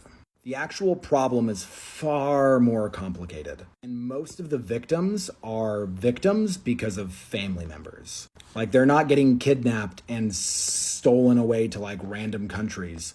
They're being trafficked in their own neighborhoods by family members. I was trafficked in my own home. Family members came and visited and saw that it was happening, and yet no one did anything. And that is a very, very common story, especially in America, especially with religious cults like Mormonism, where you have thousands of children in the polygamous versions of Mormonism being labor trafficked every single day, and like 60,000 teenagers getting trafficked by the LDS Church as missionaries. Yeah, I said trafficked. Because labor trafficking is just when you convince someone to do work through fraud, force, or coercion, which is obviously what's happening with missionaries. Anyway, back to Tim Ballard. Look, buddy, you're gross. You're using a real, awful, actual human problem to make yourself look awesome. Like some kind of white Jesus Messiah savior person. Like you have a hard-on for Joseph Smith and you want to somehow be a messiah and a modern-day abolitionist. But creating paramilitary drop teams to go kicking down doors in developing countries to pull children out of shitty situations does not actually solve the problem of labor trafficking or sex trafficking. Because it's a very complex problem that involves brainwashing, manipulation, and usually the victim's family. So for everyone who's like losing their shit about how awesome Sound of Freedom is, just look in your backyards. There's probably a child being. Thanks for being sorry that I was trafficked. That makes me feel better about it happening. And I think that happening to me is exactly the reason why I have a problem with the movie and with what Tim is doing. Because one of the most damning critiques of Operation Underground Railroad, of this movie, of Tim Ballard, is that it does not portray human trafficking accurately. It doesn't portray what's actually happening to the children. It doesn't portray the correct solutions to help those children. It doesn't portray reputable organizations that can actually go out and solve the problem. And if you'll spend like 10 minutes Googling problems with Tim Ballard and Operation Underground Railroad, you will read some chilling stuff. So my lived experience with human trafficking means that I do have a problem with the movie and the way that Tim is bringing awareness. That'd be like saying that the Dungeons and Dragons movie was bringing awareness about the dangers of religious cults. Like, sure, maybe that happens in the movie, but it's fantasy. And when you start equating fantasy with reality, you can't solve real problems anymore. Because it's not enough to just know that there's a problem. You have to know the details of that problem so that you can solve that problem. I don't understand how this isn't obvious. So yeah, I just flat out disagree with you. Like, the reason that I have a problem with the way that Tim and OUR is approaching human trafficking is because I was human trafficked. And Operation Underground Railroad wouldn't have done a damn thing for me. Just like it hasn't done a damn thing for most of the victims of human trafficking. And arguably has caused harm to a lot of the victims of human trafficking that it has saved. If it sounds like I'm bitter, it's because I am. I was exploited. I was abused. I was trafficked. Should I not feel bitter about that? Do not take away survivors' anger and bitterness. Because for most of us, we were manipulated into believing that we deserved the treatment that we experienced. So our anger and our bitterness and our hate, perhaps, of the people that did this to us is hard earned. We have fought for that anger, and you don't get to come here and tell us that we shouldn't feel that way. Fuck you. And if the best that Tim can do to educate people about this problem is fictionalize, sensationalize, and sometimes outright lie, he needs to do a lot better. That's how the Sound of Freedom feels to me too. Rescue corn is a great term for it. I've also heard people drop trauma corn. And I think it actually explains pretty well what it is and why people like me have a problem with it. Because if you think about what corn actually is, right? Corn gets you a release without doing any of the work, right? So all humans, we have a need for the release that we get when we watch corn. You know what I'm talking about. I can't say it or I'll get banned on here. But yeah, like we know what that release is. And usually you have to do the work of a relationship or however it is that you get that release, you've got to work for it. That's what's happening here with rescue corn and with trauma corn, is that it gives people who are sharing it, who are participating in it, this feeling of, oh, I did something, but you didn't actually do anything. You saw a movie. You posted about it on Facebook. That's not actually helping anyone. If you want to do the real work of helping victims of trafficking, that's going to cost you money. And not like $25 to go to the movie theater. I'm talking consistent donations to reputable organizations that support victims. So if you want to be a real lover and not just a corn watcher, start contributing. Put your money where your mouth is. Answers I find here are more fulfilling, more comforting, and more spiritually invigorating than any. So I would love to hear the fulfilling and comforting and spiritually invigorating answers that you found to Joseph Smith marrying children. Ways you can support trafficking victims that are way better than arguing about that stupid Sound of Freedom movie. Hi, if you're new here, I'm Ben. Now suddenly thinking a lot about this issue and wondering, well, what can I actually do? What will really help? Here are a couple more ideas from me. Number one, work on developing a more connected community in your area. Childhood trafficking is most commonly local, and it's most commonly done by the family members of the victims.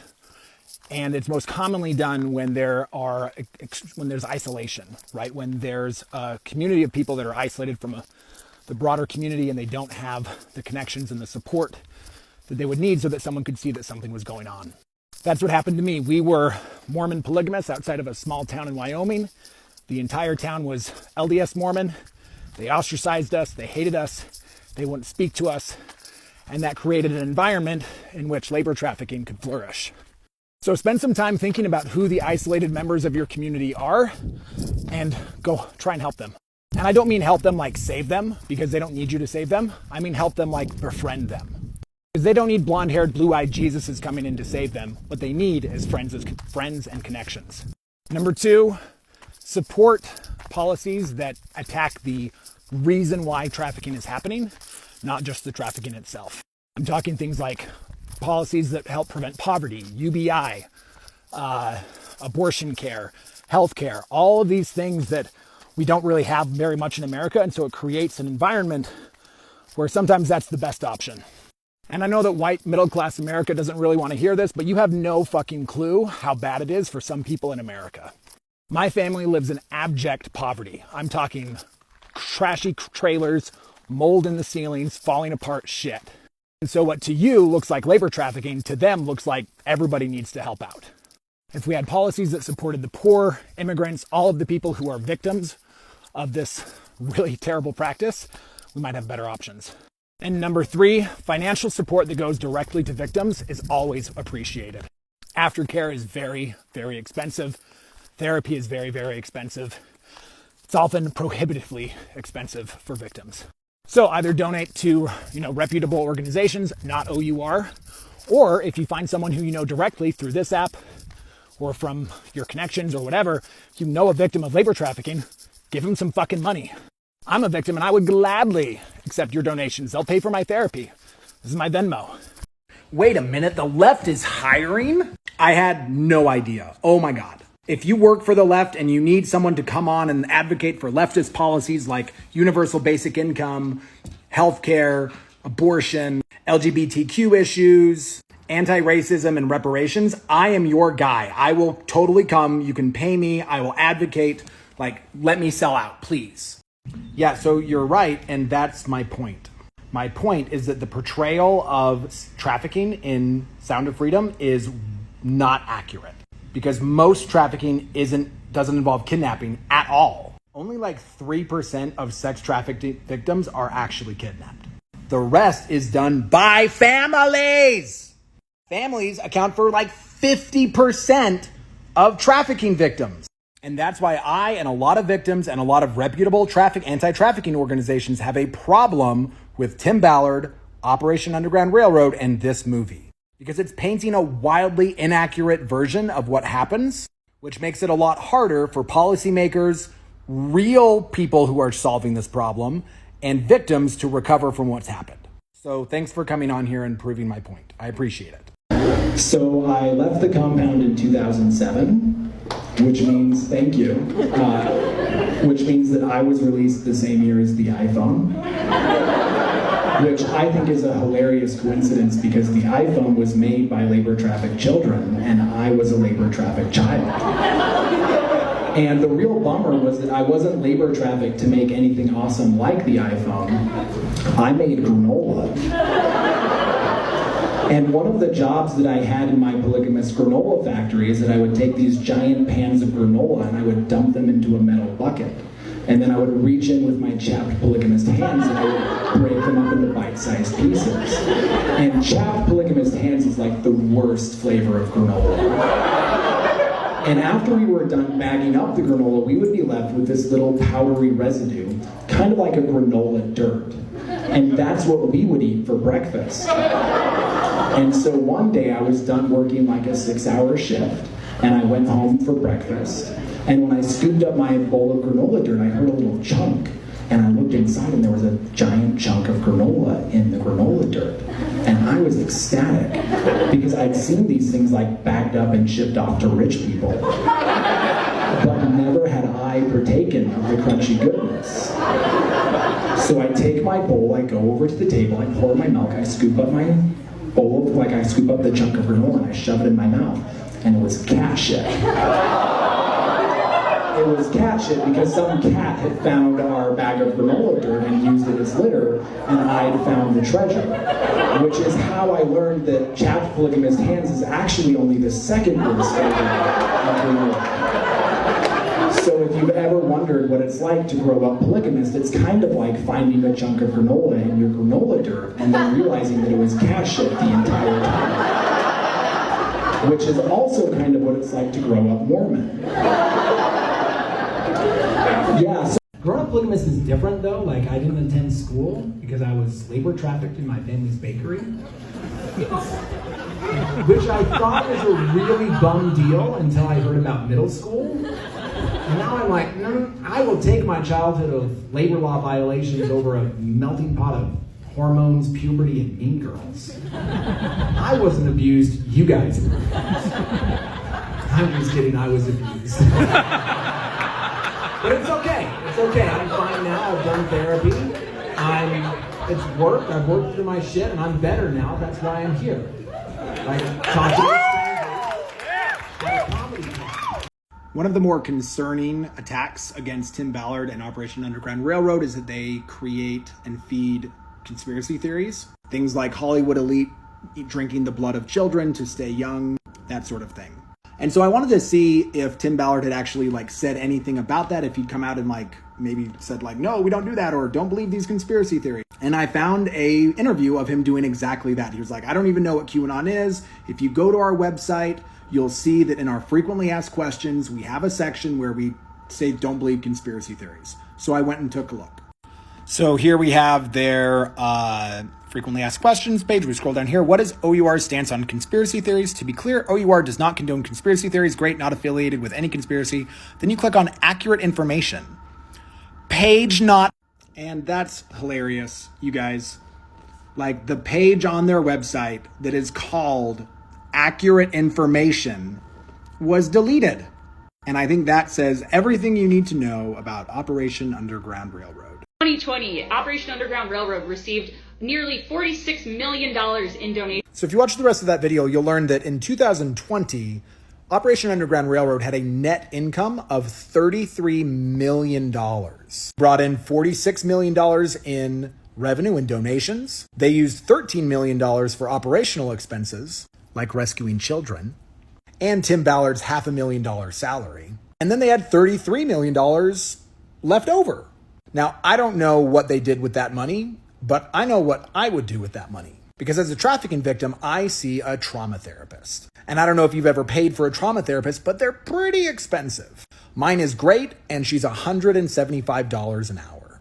And that's the kind of care that probably most trafficking victims need. So if I were the leader of an organization that had $33 million left over, here's what I would do. So how much therapy could I pay for with $33 million? Well, at $175 an hour, I could pay for almost 188,571 hours of therapy. Let's say we're going to send these victims to therapy once a week. That would be great. So 188,571 divided by 52 weeks in the year, that is 3,600 victims that we could be paying for their therapy just that year. But I'm sure that money went towards something better.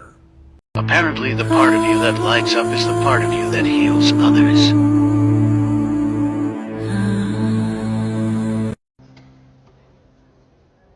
Because God's children are not for sale. That feels a little wordy. Like you could just say, children are not for sale. Why does protecting kids have to be a religious crusade? So a couple days ago, I made a video about how, as a human trafficking victim, I find the Sound of Freedom movie and Tim Ballard and Operation Underground Railroad pretty problematic. And you would not believe some of the hate I've been getting. Here are some of my favorites. Just another person that needs attention. I mean, you're not wrong. As one of 16 kids, I do need some significant attention. Meth sweaty, likely story time. Does meth make you sweat? Where are you speaking out against the gay men community for being the biggest pedos per capita? Yeah, your leftist masters didn't tell you to get mad about that. Maybe I just missed that memo from my leftist masters. I'm sorry. At least he's doing something. What did you want to see? Kids getting raped? You are being paid off and you need to stop. I wish that I was getting paid off. Oh my God, it would be fantastic to finally make some money off of being labor trafficked. I would love that, for real. So what the F is he even speaking up about if he wasn't drugged, beaten, and raped at the age of 3 and up? What the fuck? I'm sorry that I didn't have that specific experience, and I guess I can't speak about anything because I wasn't like that level of crazy. You're a mouthpiece for the left. Try listen to both sides. Apparently you're not willing, which checks out. Don't listen to this dipshit. Nah, but you're chasing clout. Sure. This guy is full of shit. Ah, so you're more important than those who are still being trafficked and sold into slavery? Interesting, very interesting.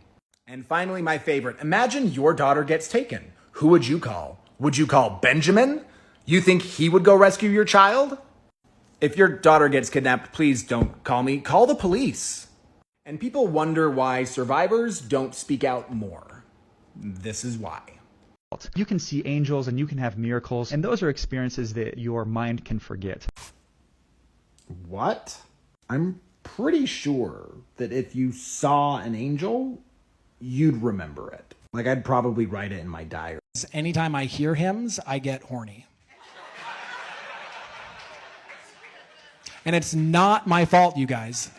It's not my fault. It's because my dad, when I was a teenager and I would get horny, he would tell me to sing a hymn to make it go away. And now I can't come unless I hear "Come, Come Ye Saints." I'm in trouble. The thought of not having that eternal connection that I'm able to have with my family would make me feel empty. Getting to live with your family for forever is not a uniquely Mormon idea. The uniquely Mormon idea is not getting to live with your family for forever if you don't give us 10% of your income. But the doubts that would arise from abandoning my faith seem to be far more and far deeper. Hey, buddy, you are actually exactly right here. The doubts that will arise when you start to question the Mormon faith are far bigger and more substantial and more foundational than the doubts you're experiencing within the faith itself. And that's because the world that you live in right now is this big. You live in a tiny, tiny world called Mormonism.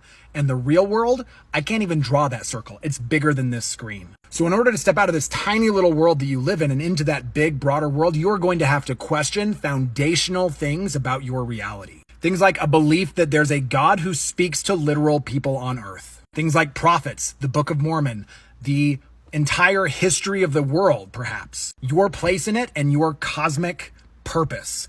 All of that is on the table. So I understand that it's really scary. I get that. I felt that. When I started questioning my faith, it was like the sky broke open and I had no idea what was beyond there. But here's the truth.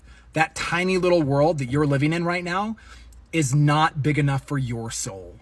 Your soul is far more magnanimous and beautiful and expressive than what you're allowed to experience within the worldview that you're in. And the good news is that on the flip side, you can still have God. You can still have belief. You can still have all of the things that feel really important to you about Mormonism. You can have outside of that circle, and they're going to be way better. Because imagine the possibility of believing in a God that is not racist, that is not sexist, that is not bigoted, that does not send angels down into 1830s America to tell prophets to marry teenagers. Think about that for just a second, buddy. Think about it. You believe in a God that sends angels to earth. And in 1830s America, the thing that he wanted to send an angel to earth to talk about wasn't like, I don't know, slavery or genocide. It was getting Joseph Smith some 14-year-old pussy. Feel that for a little bit. That is a tiny, tiny God.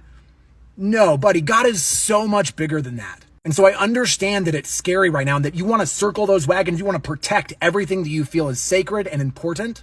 But I'm telling you, your soul is bigger than this. And you don't have to be afraid of what's outside of that tiny little circle that you've allowed yourself to be circumscribed in. And that's why the rest of us are reacting to you the way that we are.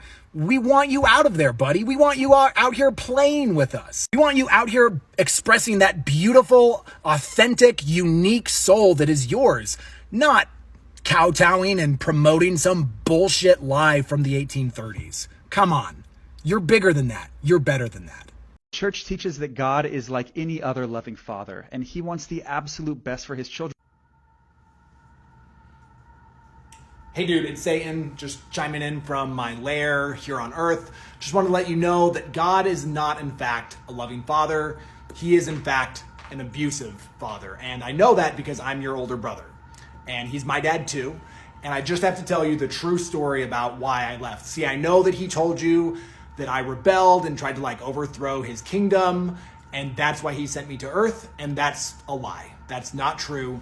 What happened was that he created earth and he looked at all of us, all of his children, and he was like, you know what? I'm going to send you to earth, wipe your brains, and test you. And if you pass my test, then I will let you come back and live with me again. And I raised my hand and I was like, or we could just all go down and play and we could all come back. And then Dad was like, yeah, but then I don't get to punish anyone. So I'm going to send Jesus down and kill him so that you guys can come back because you're bad. And at that point, I was like, whoa, this is not a healthy family dynamic. I'm leaving. Does anyone want to come with me? We're going to go to Earth. We're just going to hang out. And then about a third of the family came with me. And we're just down here on Earth chilling. Like, look, this isn't hell. This is just a house. We're just having a good time. We're being nice to each other. We're taking care of this planet, or we're trying to. But yeah, I just want to let you know, Dad was an asshole. He really was. And that's why I left. And that's why you should leave too. Hey heathens, so I just lost my ability to post comments in TikTok because I was replying to each one of you individually.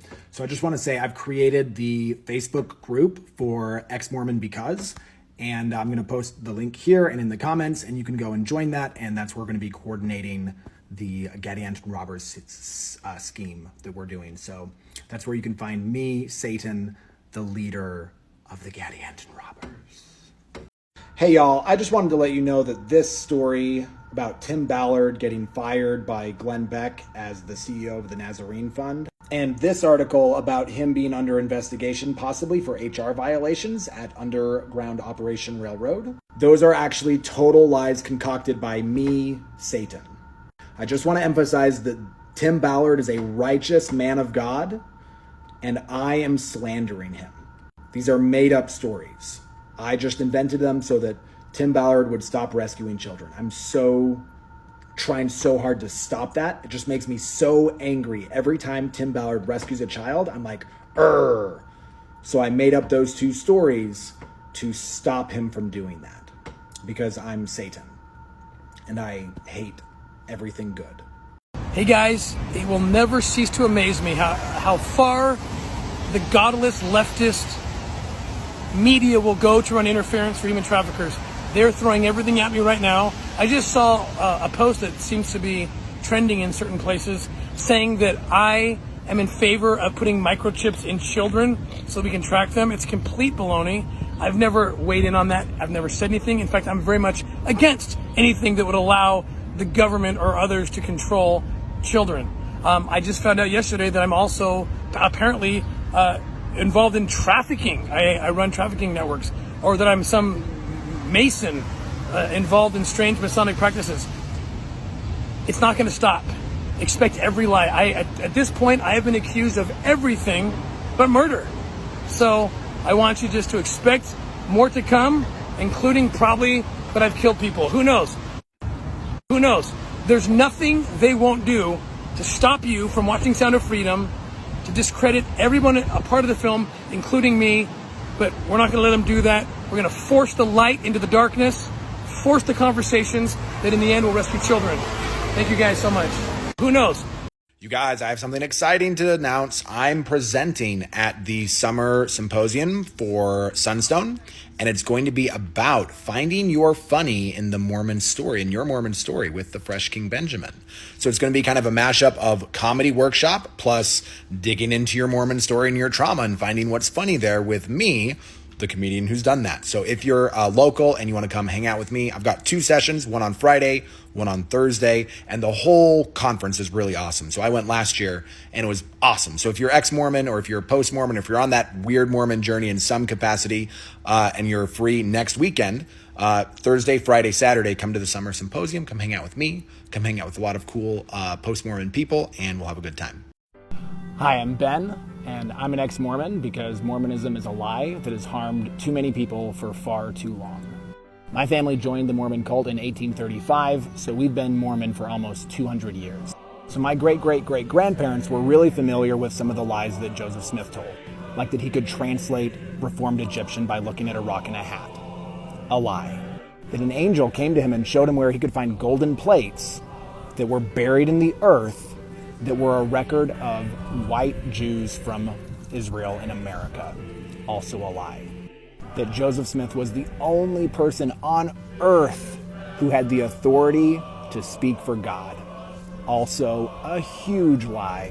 And then eventually, that he was supposed to marry teenagers because God in his infinite wisdom demanded that his prophet have teenage wives.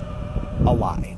And then when Joseph Smith died, a whole bunch of people started fighting over that lie. Your Brigham Youngs, your Joseph F. Smiths, your Warren Jeffs, your Rulin' Allreds, your Gordon B. Hinckley. And they all amassed a massive power structure, as you can see from that building behind me. A multi-million-dollar building all over the world with this power structure that is built on a lie. And rather than acknowledge the lie and try to make it right and acknowledge the real harm that has come to people because of these lies, these organizations continue to exploit and to just milk and just suck all the resources, all the wealth, all the power they can out of the people that are under the spell of this lie. Mormonism isn't about spreading goodness in the world. If it was, this building would be a community center. Instead, it's a magical space castle that you can only get in if you give 10% of your income annually to a global multinational corporation that has one person in charge of it. That's also sending tons and tons of teenagers around the world without pay to defraud people into joining it. So that's why I'm ex-Mormon. Mormonism is a lie, and I believe in the truth. And the truth is, we don't need more of these space castles. We don't need more Mormons. We don't need more people believing and reading the Book of Mormon. We need more goodness and honesty and accountability and love. And that is not something that you get in Mormonism. So I'm Ben. I'm a comedian. I'm a trauma survivor. I'm a one-wheel writer. I'm a dad. And I'm an ex-Mormon. I'm an ex-Mormon because Mormonism is a lie that has harmed too many people for far too long. I'm ex-Mormon because of the temple. And I'm an ex-Mormon because I value the truth. I'm ex-Mormon because I love myself. I'm ex-Mormon because nearly 6 years ago, I realized that my life was completely steeped in shame, and that the source of that shame was the Church of Jesus Christ of Latter-day Saints.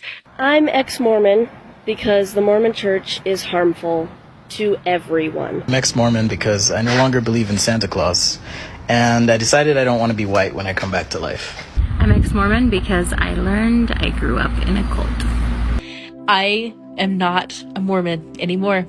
I left that faith, and my life has been better as a result, because I'm no longer tied to a person or a religion that makes me feel bad about who I am. I am ex-Mormon because I recognize the church still is racist, and it is sexist, and it is still very much homophobic. See, I'm not an ex-Mormon because I wanted to sin. I'm not an ex-Mormon because it's trendy. I'm certainly not an ex-Mormon because it's easier. And not because I couldn't doubt my doubts or do the research. I'm an ex-Mormon because I learned about abuse and I chose to walk away from it. I'm an ex-Mormon because I was unwilling to raise my children in a toxic patriarchy and purity culture environment. I'm an ex-Mormon because I fell in love. So I'm ex-Mormon because my children deserve better. I'm an ex-Mormon because I thought too critically. Did Tim Ballard just brag about his friends committing human trafficking? Tim Ballard, our favorite white savior of children, just posted a really weird story on his Instagram. Seen here being very good at taking guns away quickly. Oh my God! So I'll bet he's great at rescuing children. This is what I assume is a note from this dude. She's free! After 6+ long hours of us being detained at the border crossing, we got her and are all in USA now. Things went sideways and we were looked at by CBP and Custom and Border agents that we were possibly trafficking this young lady. What? They were suspicious?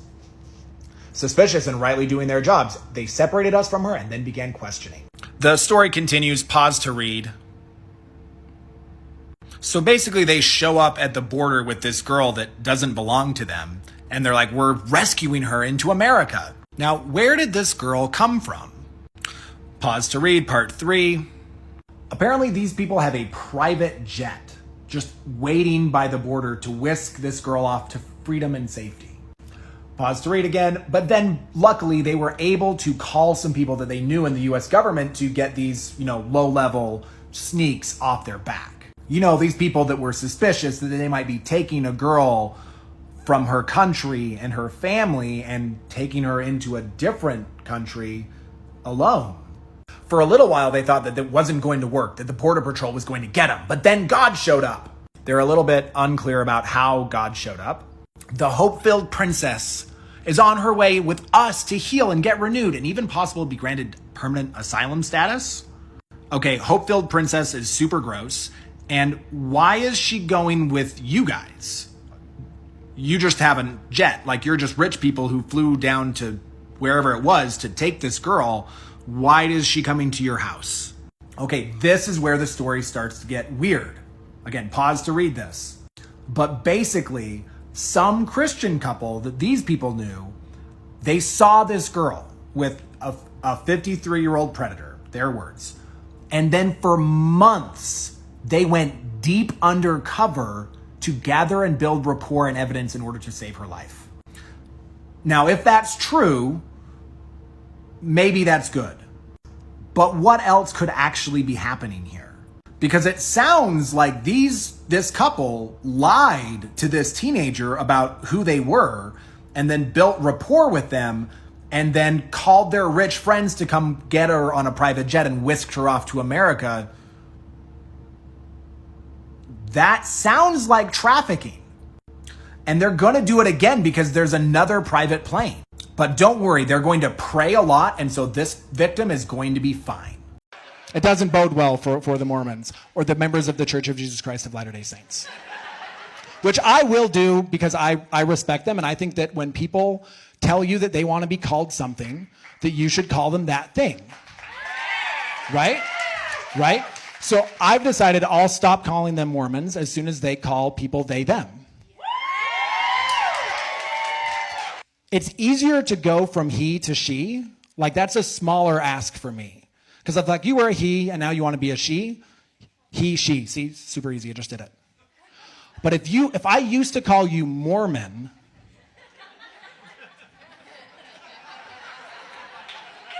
and you're telling me now you want me to call you a member of the Church of Jesus Christ of Latter-day Saints? I'm not saying that I won't do it. I will. But it's just a little bit bigger ask than the queers are making.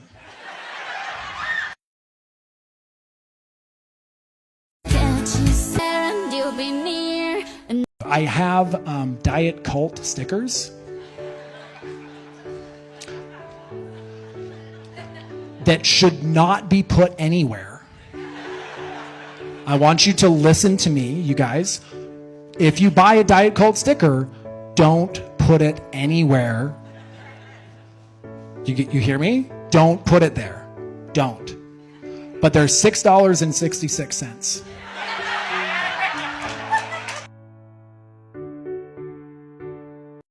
Well, heathens, Stone, and I just learned something really awesome from my good friend Natasha. Natasha, say hi. Hello. Natasha, what did you just teach me about sexual shame?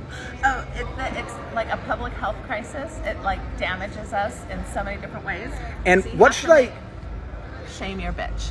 Can you say that to me with the vagina? Vaginas do not like shame. You heard it here, you guys. Vaginas do not like shame, but you know what they do like? They do like my show, which is happening in 2 weeks. And in fact, Natasha and her vagina are going to be coming to my show. We are going to be. We are coming.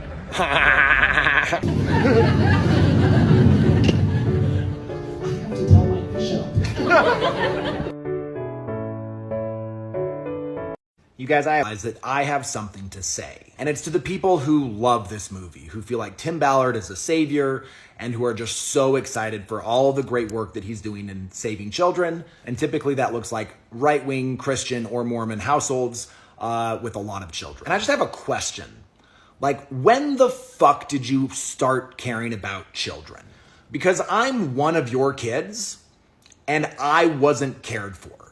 And there are literally millions of children like me who grew up in right-wing Christian conservative households who were neglected, abused, and some of us were trafficked. So if you've cared about children the whole time, why the fuck didn't you take care of us? And when I sit with that question, the only answer that I can come up with is because you're unwilling to examine yourselves and your worldviews and your behaviors and your patterns that cause you to mistreat your children. Rather than doing the work to heal yourselves and avoid passing that trauma onto us so that we have to deal with it, you get caught up in some crazy cosplay about saving children from this imaginary thing. And obviously I'm not saying that sex trafficking is imaginary. What I'm saying is the little thing that you've been sold in Sound of Freedom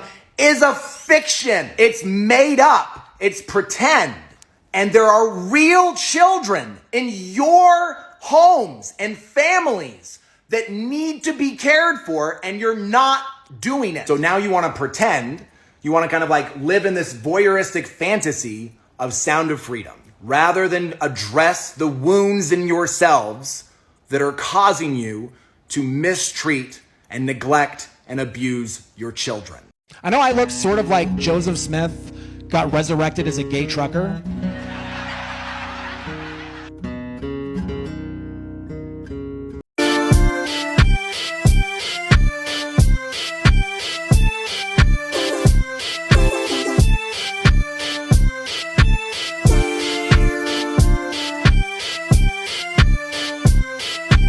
Actually did some wicked things a little bit earlier.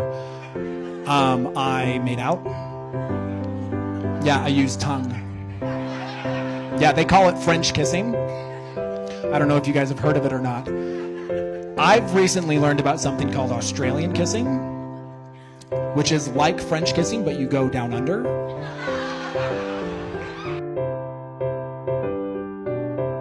Wake up, it's the first of the month.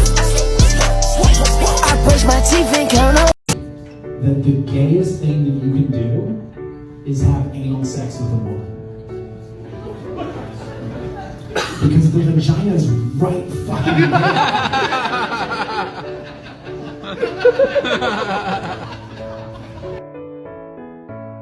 I wasn't aware that was something a person could do. I think the reason why religious people don't like sex is because the people who start religions don't know how to get laid. Do you think that Muhammad was like hanging out in a cave in the desert because he had good game? Do you think that Joseph Smith married 37 women because he had God as his wingman?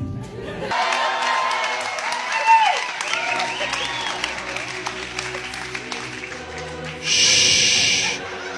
I'm trying to talk to God, you guys.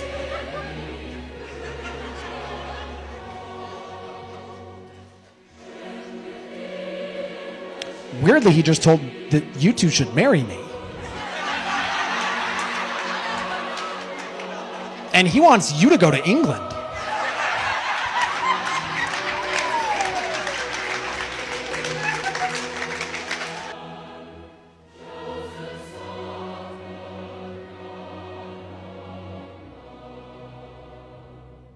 So the LDS Church is suing its insurance providers to cover the cost of settlements for sexual abuse cases, which I think is a very Jesus-y thing to do. Like, if Jesus were on earth, what he would do if he were forced to pay a settlement for a sexual abuse case is he would try to make his insurance providers pay that instead of him.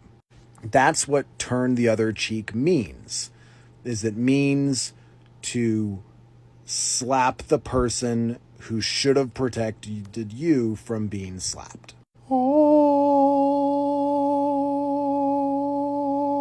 I married a very good Mormon girl, and she came up to me on my wedding night and she said, "I want to give you a blowjob." And I was very excited because we hadn't even soaked yet. She comes up to me and she's like, "Look, I want to give you a blowjob," and I'm stoked. I'm like, my righteousness has been rewarded. And so I prepared.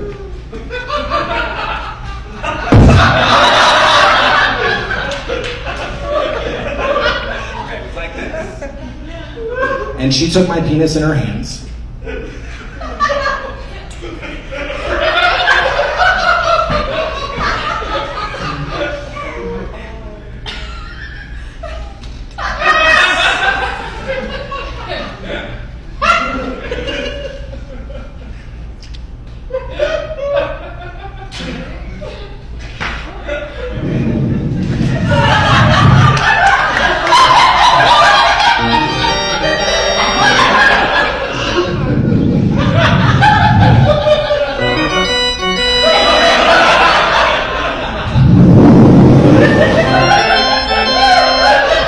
And then I immediately came in her face. I grew up on a Mormon polygamous compound. I get asked a lot what it was like, and I have to tell you that I got stared at a lot in Costco. You guys know what I'm talking about, right? Like, you walk into Costco, you see like a gaggle of like 16 or 17 little piglets, a couple of sturdy bitches, and you're like,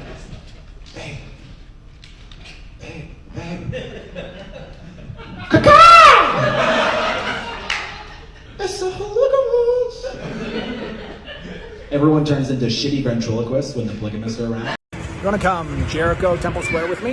You know how in the Bible, God commands Joshua to destroy the wicked city of Jericho by marching around it once a day for 7 days, and then on the 7th day he marches around it 7 times? Well, I was riding my one wheel around Temple Square the other day, and God told me to do something simple. This time it's not Jericho, it's the LDS Church. The LDS Church has $150 billion, at least, and yet 280,000 Utahns are living in poverty.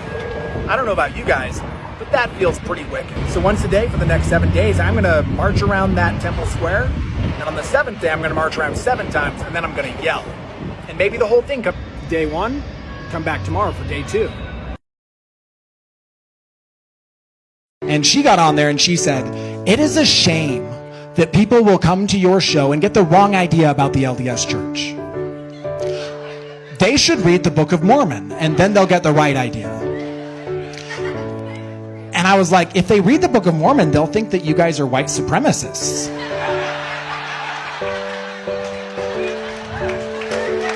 Sorry, guys.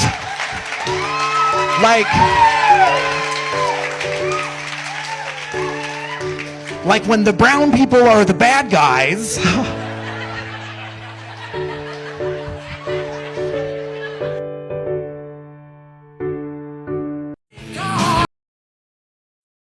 What's up, heathens? So I had a really cool opportunity this past week to go on Mormon Book Review, which is a podcast with a pretty diverse audience. It's got a lot of ex-Mos, it's got a lot of current Mos, Momos, it's got some never-Mos. It's just kind of a wide, eclectic group of people who all see the world very differently. And because of that, we were able to have a really fascinating and I think important conversation about how to bridge the gaps between all of the people who see the world so differently in Mormonism. We ended up talking a lot about relationships and how to heal relationships when you don't agree on things. So I'm going to link that in the comments here and you can check it out. It's a pretty fascinating conversation. Hymns, I get horny. And it's not my fault, you guys. It's not my fault. It's because my dad, when I was a teenager and I would get horny, he would tell me to sing a hymn to make it go away. And now, I can't come unless I hear "Come, Come Ye Saints."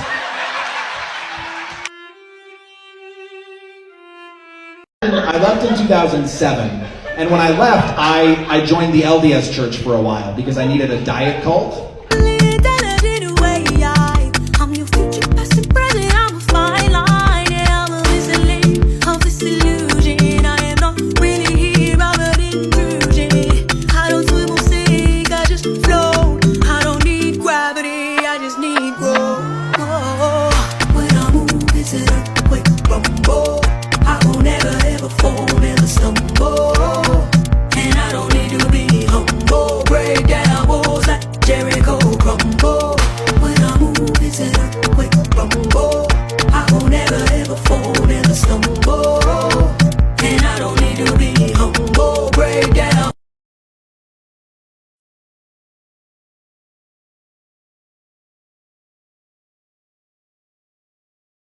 Hey heathens! So here we are, day 7 of Jerichoing Temple Square. Hi, for those of you who are new here, my name is Ben. I grew up on a Mormon polygamous compound, and now I'm Jerichoing Temple Square. Temple Square is the headquarters of the LDS Church, kind of the chief branch of Mormonism, and I think it should all come tumbling down. So for the past 6 days, I have gone around Temple Square one time, marched around it one time, using my one wheel, and dressed in this Satan onesie. And today is the 7th day, so I'm going to go around it 7 times, and then at the end of it, I'm going to yell.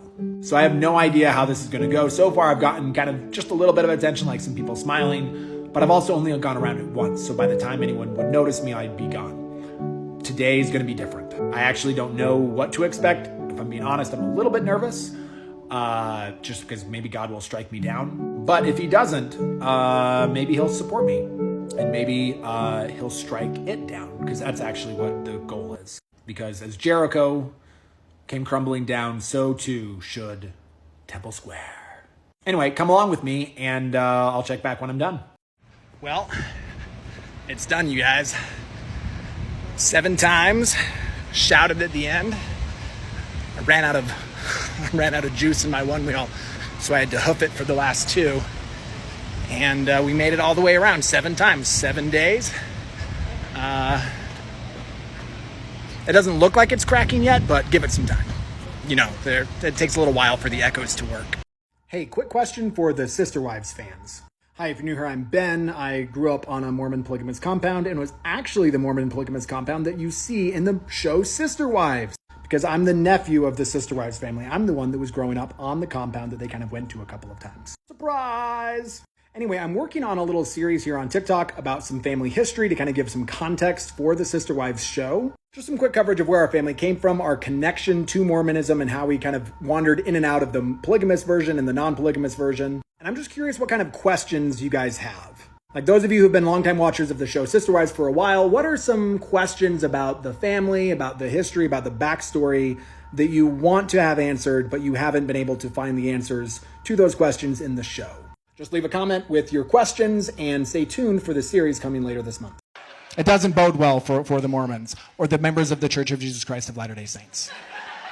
Which I will do because I respect them, and I think that when people tell you that they want to be called something, that you should call them that thing. Right? Right? So I've decided I'll stop calling them Mormons as soon as they call people they, them. It's easier to go from he to she. Like that's a smaller ask for me. Because if like you were a he and now you want to be a she, he, she. See, super easy, I just did it.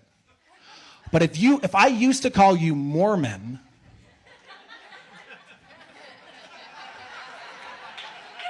and you're telling me now you want me to call you a member of the Church of Jesus Christ of Latter-day Saints? I'm not saying that I won't do it, I will, but it's just a little bit bigger ask than the queers are making. What's up, Sister Wives fans? It's Ben. We met a couple days ago. I'm a stand-up comic, I'm a cult escapee, I'm a labor trafficking survivor, and I happen to be the nephew of the Sister Wives.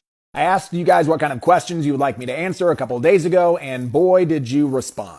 I got like hundreds of comments on that thing. So I took all of those comments and I fed them into ChatGPT. Bet you didn't think that a pliglet knew how to use ChatGPT, did you? Anyway, I told ChatGPT to give me the top 100 questions, like the 100 most common questions. And then I'm going to create a series where I answer the top 10. In order to decide what the top 10 is, I'm going to need your help. So I created a little survey. I've linked it here.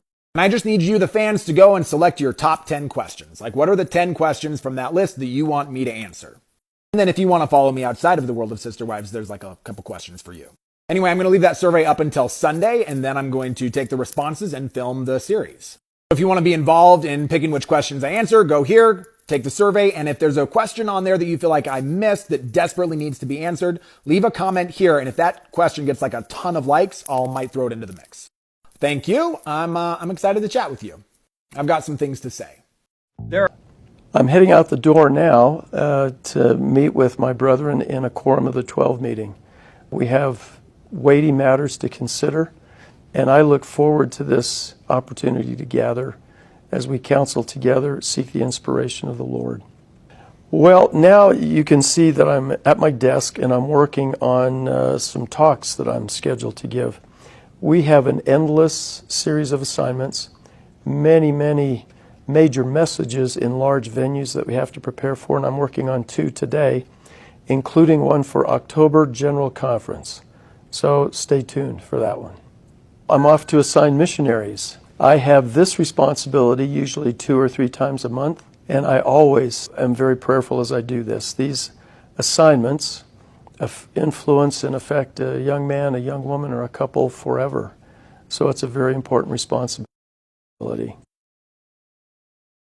Today I will assign 201 young elders and sisters. Today I've had a couple of visits, people that I've had experiences with, and some issues where I could either be of assistance or provide some counsel. And I also met with people concerning some of my logistical plans for upcoming travel arrangements. My last scheduled meeting of the day is with the Middle East, Africa, North Area Presidency. And together we will focus on what's taking place in that part of the world and how we can more effectively establish the Church of Jesus Christ of Latter-day Saints. Okay, well, I'm headed for home, the end of a very fulfilling day. That's just a quick overview. Thanks for joining me today, and thanks to all of you for all that you do in your daily life to strengthen your testimonies and spread the gospel of Jesus Christ. Sucked. Like, that was not a great time for sure. But I figured out pretty quickly that if you ran, like after he grabbed you, if you just started running, then you'd run in a little circle around him, and he'd just be kind of like kicking the air like an idiot. So that's how I got away from that. You just run away from it. And remember, vote for which questions you want me to answer in this little survey on my bio. Oh my God, you guys. I found the most ridiculous ad in Salt Lake. This is the public transit station in one of the trains here in Utah. I'm heading up to Salt Lake, and look at what I found. Scoot over. Is your family outgrowing your van? Call CSO Radio. We'll retrofit your 7 or 8 seat minivan with an added seat. That's an extraordinary solution. Only in Utah, you guys. Only in Utah. This is a question for my LA friends. This is Tyson. He's a Triceratops. He's weighted. He feels good to snuggle with. I've been reading about this Hurricane Hillary or Tropical Storm Hillary or whatever, and the word that they keep saying is onslaught. Like, LA is preparing for the onslaught of Hurricane Hillary. And I'm just curious, for those of you who are there, is it bad? Like, are you being onslaughted? Or is that media hype? Oh my God, you haven't heard about the tiered heaven? This is really great, because this is how you know that not only are you better than wicked people, you're better than the other righteous people, which is important because you have to be the most righteous. That's the goal. So Mormons believe that after you die, there are 3 possible heavens you could get into. Heaven number 1 is called the Telestial Kingdom. This is basically where all of the wicked people go. This is hell, only it's like earth, but better. And adulterers will be here, murderers will be here, Hitler will be here, all of the bad people, people who lie, people who fornicate, all of those people will be in the Telestial Kingdom. And then the Terrestrial Kingdom is the next one, and that's where all of the people who are religious but not Mormon will be. They call them the worthy men of the world, or the righteous men of the world. The Celestial Kingdom is the top one, and that's where you go if you're Mormon. But even it has levels, and you can only get to the top level of the Celestial. Not wrong, the Telestial Kingdom sounds pretty fucking cool. It sounds like it's just full of all of the awesome, normal, regular humans and none of the lame religious ones. Minus like Hitler and murderers, obviously. But I'll bet we could find like a corner that we could put them in. The real problem, though, with the Telestial Kingdom is that everybody in the Telestial Kingdom gets TK smoothies. A TK smoothie is not like a nice drink or anything. A TK smoothie is actually where your genitals get swiped. Everyone's like a Barbie or Ken in the Telestial Kingdom, because in the Telestial Kingdom, you don't get to have increase or posterity. You don't get to make spirit babies. And so when you get resurrected, you're resurrected without your stuff. So just think about that. Like, I just want you to have all the information before you make a choice to really go hard for the Telestial Kingdom. Do you want a life of eternity with the TK smoothie? What would turn out if they both lived through this disaster? They'd go back to America. Maybe Rose would come live with him. Maybe they'd get together. But really, Jack knew that he'd peaked. Like, it was never going to get any better in their relationship than it was on the Titanic. And so Jack, being the clever little bastard that he is, was like, you know what? I'm going to live in this bitch's head rent-free for the rest of her goddamn life. I'm going to die in this water. And it fucking worked. Because 85 years later, she's back with a fucking diamond necklace to drop on his grave. That dude had game. I am so excited to tell you about soaking, because it is real. I used to think it was just a myth, like a joke. I thought that maybe it was pretend, but I've started talking about it on stage. I've started making jokes about it, and I routinely have people come up afterwards and tell me that it was their first sexual experience, which honestly I'm a little bit jealous about, because I didn't know that soaking was an option when I was a young teenage Mormon. And I would have thought it was pretty hot. Because can you imagine being like so horny that you just want to like stick it in, but you know that if you sneeze, you're fucked? That's pretty kinky. It's not just soaking. There's something called jump humping. And jump humping is where you get a buddy to come and jump on the bed while you're soaking. And again, this is a real thing. I didn't think that it was real, but then I was talking about soaking and some dude told me about how he had been jump humped at BYU. And what they had done actually is that him and his girlfriend were soaking, and then his girlfriend's roommate threw a mattress on top of them and then jumped on the mattress while they were soaking. It's very odd. It's like, that's how Mormons do threesomes, you guys, is we get two people soaking and then one person who's just good at jumping. And I imagine that we probably care a lot about like who the quality of the jump humper, right? Like word gets around, like you got to get Brad. His rhythm is just perfect. And imagine that conversation. Like, can you imagine, like, you're already asking somebody out on a date, and then you have to go ask someone else to kind of come on the date, like to be available if the date goes well. Like, hey, Brad, what are you doing later? Could you jump up me and Kensley Lynn? It's weird, and it's also delightful, you guys, because it's like a testament to the power of human sexuality. There is nothing that you can do that will stop that stuff from expressing. You can put the wrath of everlasting God upon human sexuality, and we will still find fucking loopholes to stick our things inside. Hey guys, I'm heading out to Burning Man tomorrow. I'm super excited. It's my second time. Can't believe it's been a whole year.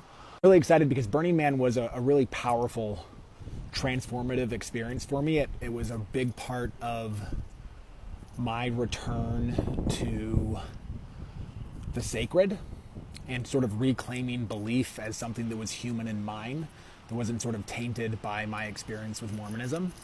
And I'm really excited to go out there and burn some stuff. One of the experiences that I had out there that was really powerful is reconnecting with the power of burning things. You know, when we burn something, it's gone, right? It's transformed. Burning things that you don't need anymore is a way to kind of like honor what they were, but also make space for what's coming next. And at Burning Man, they actually facilitate that because there are two kind of big things that burn at Burning Man. And the first one is the man. They have a big statue of a man, and that burns down Friday night. And then Saturday night, they burn down the temple. And the temple is a place where people go and they leave things that they want to burn, that they want to kind of let go of. And so I'm going, I'm taking this journal. This is a journal from kind of a particularly challenging time in my life. And it's a part of my life that I'm ready to sort of let go and move on from. And it doesn't have a lot of pages filled though. It's got a whole back, like almost all of this journal is empty. And so I wanted to just make an offer to anyone who follows me. If there's something that you would like me to take out with me to Burning Man to burn so that you can let go of it, just leave a comment on this video and I will write exactly what you say into my book. I'm going to be traveling for a couple of days to get out there. So if you comment basically before I get out and lose service, probably Friday night, I'm going to write it all down. And then the following Friday night or the following Saturday night is when it's going to burn, when the temple burns. So that's just an offering to anyone who's following me. Just leave a comment and I will write that in this book and it'll be gone. But the deal is, right? The deal is when you burn something, right? It's fucking gone. You don't get to bitch about it later. You don't get to whine about it. You don't get to use it as an excuse later. Grew up in a really isolated community. I haven't really seen much of the world. I haven't really experienced much of America. And I want to really experience all the cool things that are out here. So I'm not just going to come to your city and perform. I want to come to your city and experience your city. I want to see the cool places. I want to hang out with you. I want to go do all the cool, crazy things that you love about where you live. And then I'll do a killer show and say peace. So if you'd like me to come to your city, just leave a comment right here and tell me what city you're in. And whichever city gets the most comments, that's the one I'm going to come to. So if you'd like me to come to your city, just leave a comment on this video with it in it. And then whichever one is the most, that's where I'll come. You've got a couple weeks to do that because I'm going to be out here in the wasteland for a little bit. When I get back, I'm going to look and I'm going to come check you out. So leave a comment, share this video so it gets a lot of traction. And peace out, guys. I'll see you in a couple weeks. Hey, heathens, I'm back from Burning Man. That shit was fucking wild. Y'all, this is my leaving outfit. I discovered fishnets out there.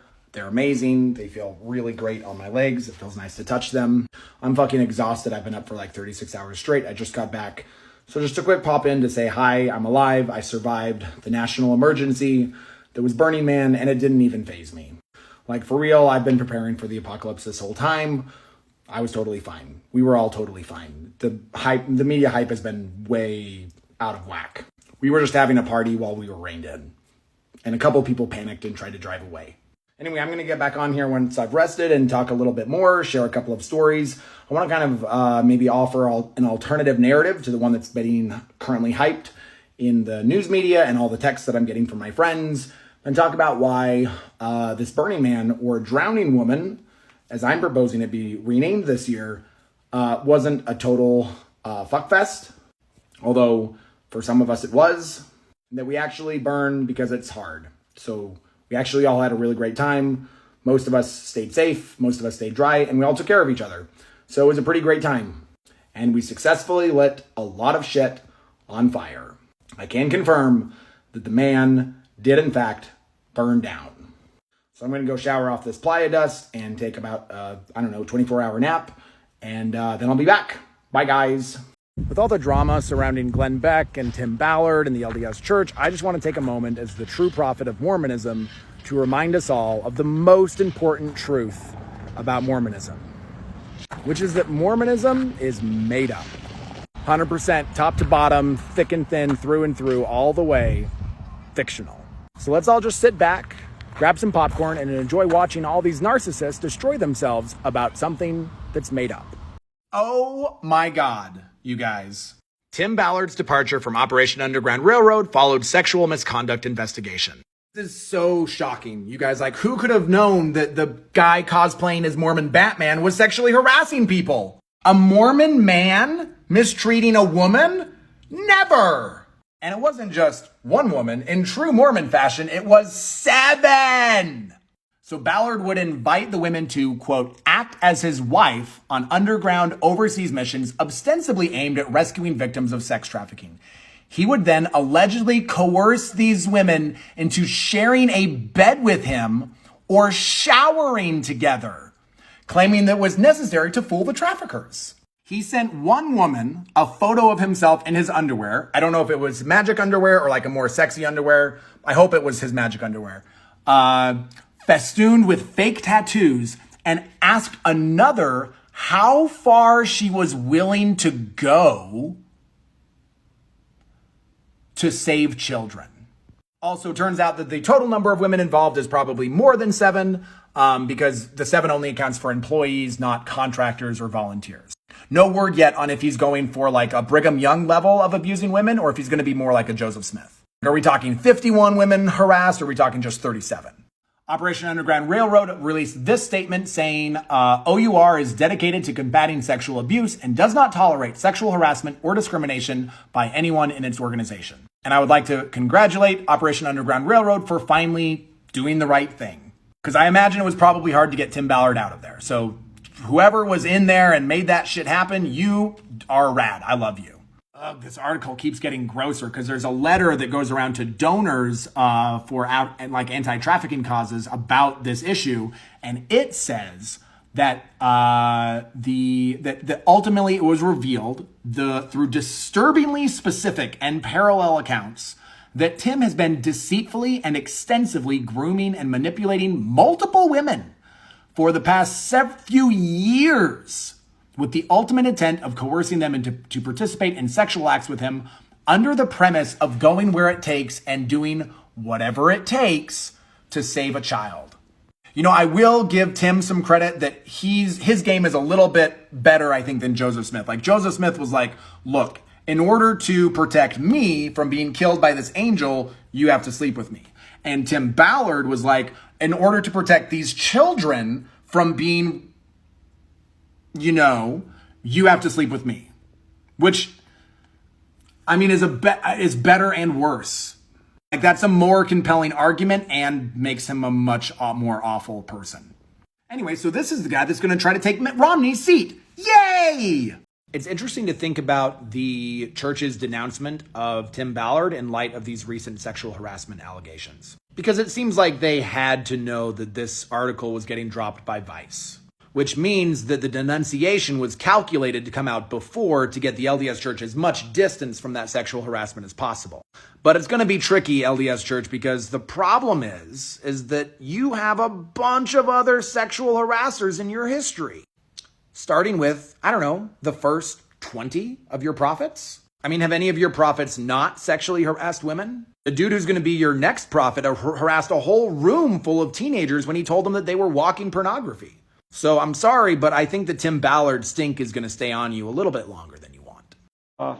Until an angel came with a drawn sword and told me I had to move ahead. So the angel with a drawn sword thing is a really shitty way to get out of the polygamy problem for Mormons. Because in order to believe that narrative, you have to accept that there's a God who has angels with drawn swords that he sends down to earth to tell people to do things. Then you have to accept that God looked around at 1830s America and was like, you know what? We need to get Joseph Smith some teenage pussy.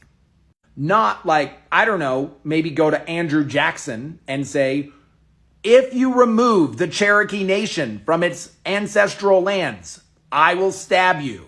Or maybe to all of the slave owners in the entire American continent and say, slavery is bad, you can't own humans. Maybe to every dude in America and to tell them that women are equal. No, it was to get Joseph Smith laid. That's what. What's your Linda listen? Linda, listen. You are in a cult. Mormonism is a cult. Every version of it. It was a lie. It started out because Joseph Smith lied about finding gold plates. He never found them. He did not have them. He lied about seeing God. He didn't. He lied about an angel with a flaming sword coming to tell him to marry teenagers. He didn't. Can you imagine, Linda? Linda, think about this for just a second. If there's a God and that God has an angel with a flaming sword that he likes to send to earth to tell people to do shit, don't you think that he could have found something better to do in 1830s America? Like, I don't know, slavery or genocide or the oppression of women. That the angel couldn't have maybe gone to like President Jackson and said, hey, if you take all these Cherokee people and take them off their land and send them on a death march, I will stab you with this flaming sword. No, the real thing that he had to go do was go to Joseph Smith and tell Joseph Smith, hey, you have got to marry this 14-year-old right now or I'll stab you. Really, Linda? That's the dude that started your religion. That's the person that you're going to worship as a near deity. Linda, let it go.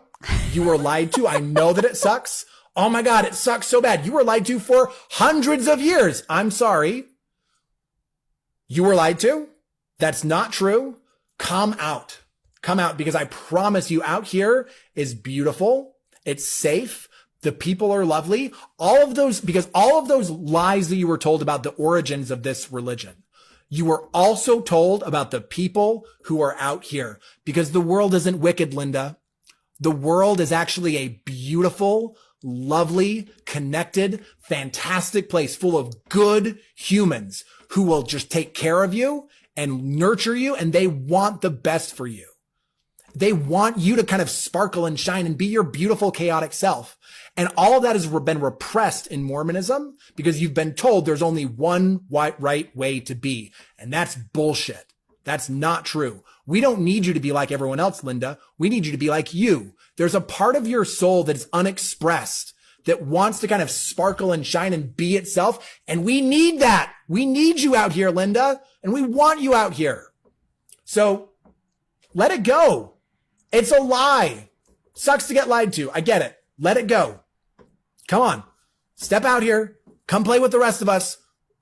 Mormonism has been kind of a problem in the United States since its inception, and we haven't quite figured out how to deal with it yet, but I think that we have to, right? We have to kind of acknowledge that it is made up, and when you don't acknowledge that, then you start to cause harm, right? Because then you start to have an organization like you have today in the LDS Church, which is still still very sex negative, still very misogynistic, still frankly very racist, and is led by a bunch of really old, out of touch men who believe something that is verifiably untrue and have access to hundreds of billions of dollars and control a state. So they are making real life decisions that affect real life people, and their fundamental view of the world is fucked because they live in a fantasy land. Yeah. They live in because it's fine that things are made up, right? I like made up things. Fucking Lord of the Rings is great. Right? It's really fun to live in fantasy land and to pretend and to play. We can do that as humans. That's fine. I actually think there's a really strong need for religious community so that we can sort of play in this imaginative sort of divine space. But we have to acknowledge, we have to be honest when we're doing it. And so Mormonism to me is just fundamentally broken and flawed. There's not really a lot that you can redeem in it because it's built on a lie. Yeah. Joseph Smith lied, and then he lied again, and then he lied again, and he lied again. And why did he lie? Because he wanted to have money, power, and sex. And so you can't really fix that. You can only clean that up. Hey, y'all, a couple cool announcements. First off, I was on a couple of podcasts last week. I got actually 2 released. I was on Cults to Consciousness and Artifice. I really, really loved the Artifice interview. I got to interview with my friend Emily. She's an artist and creative, and we got to talk about Mormonism and creativity, and it was really, really fun. And then later in the week, I got invited onto Cults to Consciousness with Shalise, and we had a fantastic conversation about the Mormon cult and how we're going to clean it up. So go check those out. I'll link to both of those in the comments. And the other fun announcement is that I'm doing a show again in just 2 weeks at Wise Guys in downtown Salt Lake. I'm going to be headlining the Rickles Room, and there's 2 nights, Friday and Saturday, and I'm really excited. So if you're local, you should totally come and check me out there. Also, if you happen to have a podcast and you'd like to have me on as a guest, I love podcasting. I love coming on as guests. I love conversations like that. So if you have a podcast and you want to bring me on, hit me up in the comments, message me, and let's chat. If you had the ear of the Mormon prophet, what would you like to say? Hi, I'm Ben. I'm the true prophet of Mormonism, the only prophet that will tell you the truth about Mormonism, which is that it's made up. Because the leaders refuse to acknowledge its made-upness, it's causing harm. And they don't really seem to care about that because they're really just focused on making that sweet, sweet, sweet money. Because that's what Jesus needs when he comes back, is billions and billions of dollars. Because Jesus isn't good at turning a little bit of things into a lot of things. Anyway, as the true Mormon prophet, I am committed to listening to the people that I'm prophesying for. That means basically anyone affected by Mormonism. Momos, Exmos, Nevermos, anyone whose life has been impacted by this lie. You can stitch this video. You can leave a comment on this video. I just want to know, what do you want me to hear? What if we pretended for just a minute that the Mormons are right and there really is one true prophet that can talk to God for us? What would we want that person to ask God right now? Because if there was like a talk to God moment and get some answers, it feels like right now. Because the world is batshit crazy. Like, what the fuck is going on? How are we going to survive this catastrophe? A revelation from God would be a pretty cool thing right now. I mean, what would you ask God if you could ask him anything? Y'all, it is wild to me that the LDS Church will condemn Tim Ballard, but won't condemn Joseph Smith, John Taylor, Brigham Young, Wilford Woodruff, all of those assholes. I mean, don't get me wrong, it sounds like what Tim Ballard did was pretty awful. But at least so far, he did it to adults, and these motherfuckers were abusing kids. But yet those guys still get to be prophets, seers, and revelators, and Tim Ballard is a morally reprehensible asshole. It's not a great look, LDS Church. We're pretty sure that you're on a date with Caitlin, and that this is Caitlin's roommate. You're the chaperone. And is that actually the case? You are the chaperone, and you are here with Caitlin. Are you their jump humper? What is that? Do you guys know about jump humping? No. So Lewis and Caitlin are going to go, they're going to be soaking later on tonight. He has the best soaking form. He just goes. Emmy, the chaperone, aka jump humper, she's going to come in while they're soaking and she's going to just jump on the fucking bed like this. Y'all, if you vote for me for True Mormon Prophet, there's one thing I promise I will never do. Whatever the fuck this is. Like, did you run out of 14-year-olds, Nelson? I mean, did you run out of people who were several months shy of their 15th birthdays? Why are you grabbing him like that? Y'all, I had so much fun Jerichoing Temple Square, and the results were so fantastic with what all the crazy stuff that's going on with Tim Ballard that this weekend, since it's General Conference, I'm going to Jericho, the conference center. So on Sunday at noon, I'm going to march around that thing 7 times. So if any of you want to get in on it, I'm going to be in a red Satan onesie. I'm going to have a golden plate, and I'm going to be marching around that great and spacious building. Hey, Scott, thanks for making this shitty argument so that I can respond to it. This is a common argument used to explain away Joseph Smith marrying teenagers. Also, to be clear, he didn't marry them, right? Marriage is a legal agreement with legal protections. That's not what Joseph Smith did. He tricked children into quasi-spiritual relationships. And that has never been okay. Scott, I just want to make a really sincere appeal to you and to any active Mormon on this watching this who really is trying to defend Joseph Smith here. It does not make you look good. It makes you look dangerous because you're refusing to acknowledge that Joseph Smith was a dangerous human, that he groomed children, that he manipulated teenagers. That is not normal. It wasn't normal in the 1800s. It's not normal today. Sure, in the 1800s, did 14-year-olds sometimes get married? Yeah, to 16-year-olds or to 18-year-olds or maybe even to 25-year-olds, but it was one to one.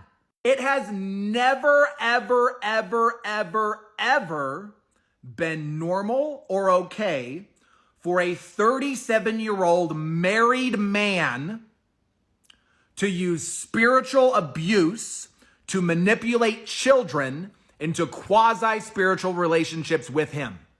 That has always been wrong. I just want to hit this comment really quick about why Mormons were persecuted so much. Because Mormons have a huge persecution complex. Like, they are so very, very sensitive to being attacked. Which is why I have so many of them in my comments telling me that I'm attacking them. But I'm not. I promise I'm not attacking you. I'm attacking your leaders and the myth that are enslaving you. And that's what people were doing back in the day when you were told that they were attacking you in history. Like when people were persecuting Mormons in Illinois and Missouri and Kirtland and New York and all of those places and all those stories that you were fed by the cult that's enslaving you, that's what was going on there too. Those people were attacking a dangerous man named Joseph Smith who started a cult and was manipulating and abusing people and was causing harm in his communities. That's what was happening. Scott, just read this comment, please. This woman's ancestor was 12 years old when Joseph Smith started to groom her. And that he took her face in his hands and said, God has given you to me already. Imagine that. Do you have a 12-year-old daughter, Scott? Imagine a 37-year-old man who claims to be the prophet, who you've taught your 12-year-old to revere as someone who speaks to God. That man comes and takes her face in his hands and says, God has given you to me already. And tell me that that doesn't light a fire inside of you that makes you want to destroy that human. That's what's happening. Joseph Smith and the Smith Squad have been doing that since 1835. Yo, I can't even. This is I can't. These are Tim Ballard's fake tattoos.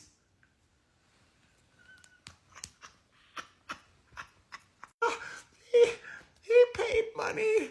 He paid money that you donated to give himself these, because they look cool. I'm gonna have a tattoo that'll make me look like a bad pedophile. Joder, what the fuck is that? Is that the name of your dick? Look, I'll have a Christian tattoo and a heart crown of thorns. My heart is thorny. And I'll have a dragon because I'm a dragon. Raw. Am I in trouble? I know that at least some of my grandparents aren't sad for me because they're dead. And I am actually a broken link. I'm a broken link in a long chain of abuse, manipulation, and deceit. And so my grandparents and then a number of their children, including my dad, decided that they all joined the AUB. And when they joined the AUB, my dad was courting a woman in Wyoming. She was a widow, and they decided they were going to join together. But they felt like they were being prompted by the Spirit to wait to get married until they found a second wife, that they were supposed to kind of go into it all together. Huh. And so they didn't get married. They came down to Utah to go to school. And at school, they met my mom. My mom was quite a bit younger. My dad was a return missionary. He was like 26. This other one was like 24. My mom was like 19. She was fresh out of high school. And she had also been kind of taught her whole life. You know, they talked about polygamy. They used to talk in the LDS church. They don't so much anymore, but they used to talk about eventually this principle would come back, right? They talk about that plural marriage would come back and that we would have to live it again, right? It was like a fun thing that people would talk about on dates. Interesting. They'd be like, so if plural marriage comes back, would you live it? Which is, I think, that really turns up the mood for soaking. My mom decided, after dating dad for a while, that she would join the polygamous group as well. She thought when she joined that the AUB was sort of like known and approved of by the LDS church, which is not true. Now, the AUB does claim that they're the priesthood, right? So they're the priesthood, and they say that the LDS church is the true church, but it's sort of like fallen down. It's not living all of the principles, and they are sort of keeping them safe and hiding. They're like the true prince in exile, and eventually they're going to come back and take over, and everything's going to be great. So we have that to look forward to. And so she joins, her parents find out about it. There's a huge explosion, because her parents are very strict, active LDS members. And they kind of go to great lengths to make sure that every single member of my dad's family who joins the polygamous sect is excommunicated. And into that very happy family dynamic, I'm born. Wow. If y'all aren't a little bit afraid of the Mormon alt-right, you should be, because we are just beginning to see the crazy. As Tim Ballard supporters come out of the woodwork and insist that he's a messiah and they'll support him to no end, we're going to see some batshit crazy stuff. And I think especially in Utah, it's going to be really important for the rest of us to insist that this is not normal behavior, that we do not want to exist in a society where crazy shit like this is okay. We're surrounded by people who are literally living in delusions, and we have to hold them accountable to reality. Because if we don't, they will sweep us and this entire state away in their crazy.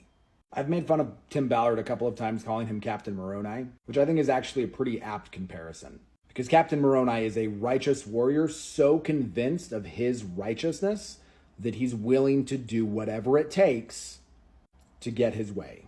Here's a particularly chilling passage from the Book of Mormon, the Mormon's book of scripture. This is Alma 51:15, if you're interested. And it came to pass that he, Captain Moroni, sent a petition with the voice of the people unto the governor of the land, desiring that he should read it and give him, Moroni, power to compel those dissenters to defend their country or to put them to death. And in the next couple of verses, that is exactly what Captain Moroni does. He goes to war against the dissenters and then kills a lot of them, thousands of them.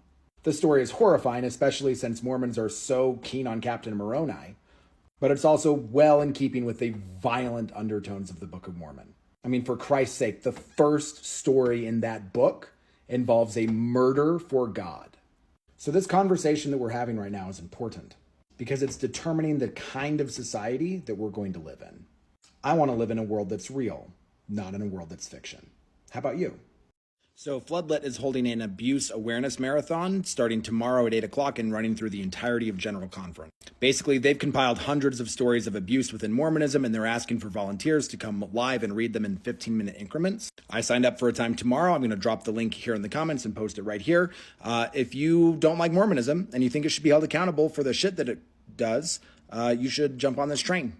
Hey heathen, so I'm getting ready for my Jerichoing of conference tomorrow. Basically, I'm going to go up there, go around the conference center like 7 times, scream, and declare myself the true Mormon prophet. Because why not? Like, Mormonism is made up and prophets are made up, so why can't I be one? Anyway, I just made myself a little sign. You want to see the first draft? Okay, you can't see it yet, but it says, vote FKB, that's me, prophet. And then I'm going to put a little QR code there and a little QR code there so that people... and then they can know what they'll get if they vote for me for prophet. So if you want to come and get on board with this whole me being prophet thing, join me tomorrow. I'm going to be at the conference center at 12 noon. I'm going to march around that thing. I'm going to cause some havoc. So be there.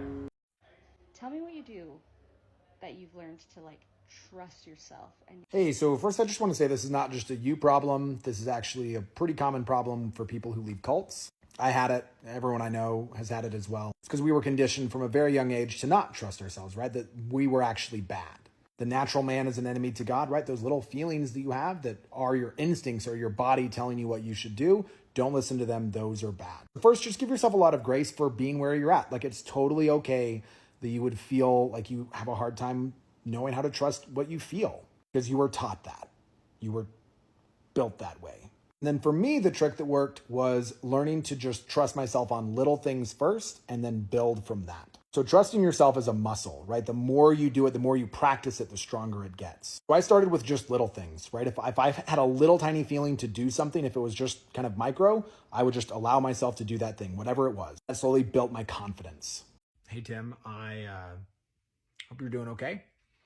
I imagine with all of the shit that's going on in your life right now, you're probably feeling a lot of things. And I get that. I'll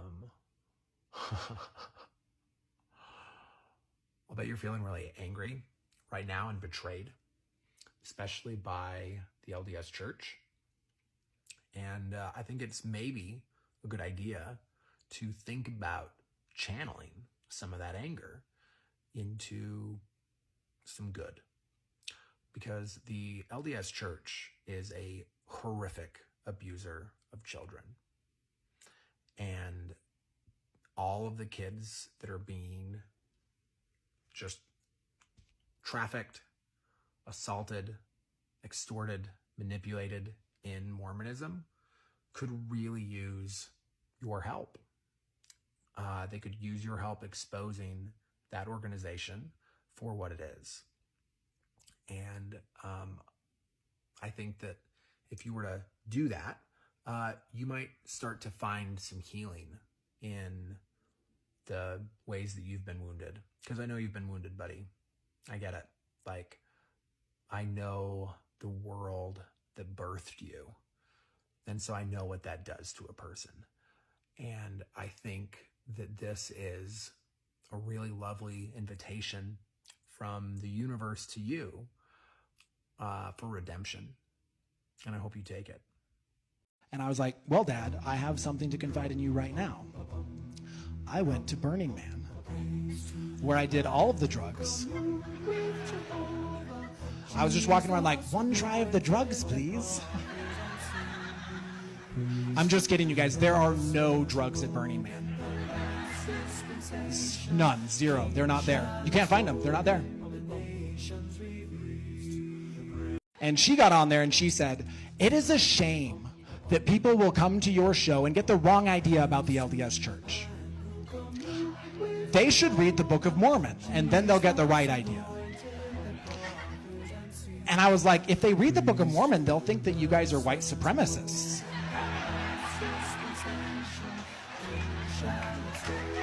Sorry, guys.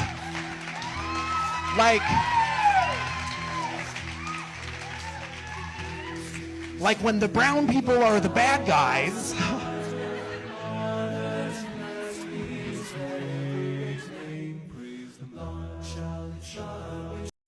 Part so much.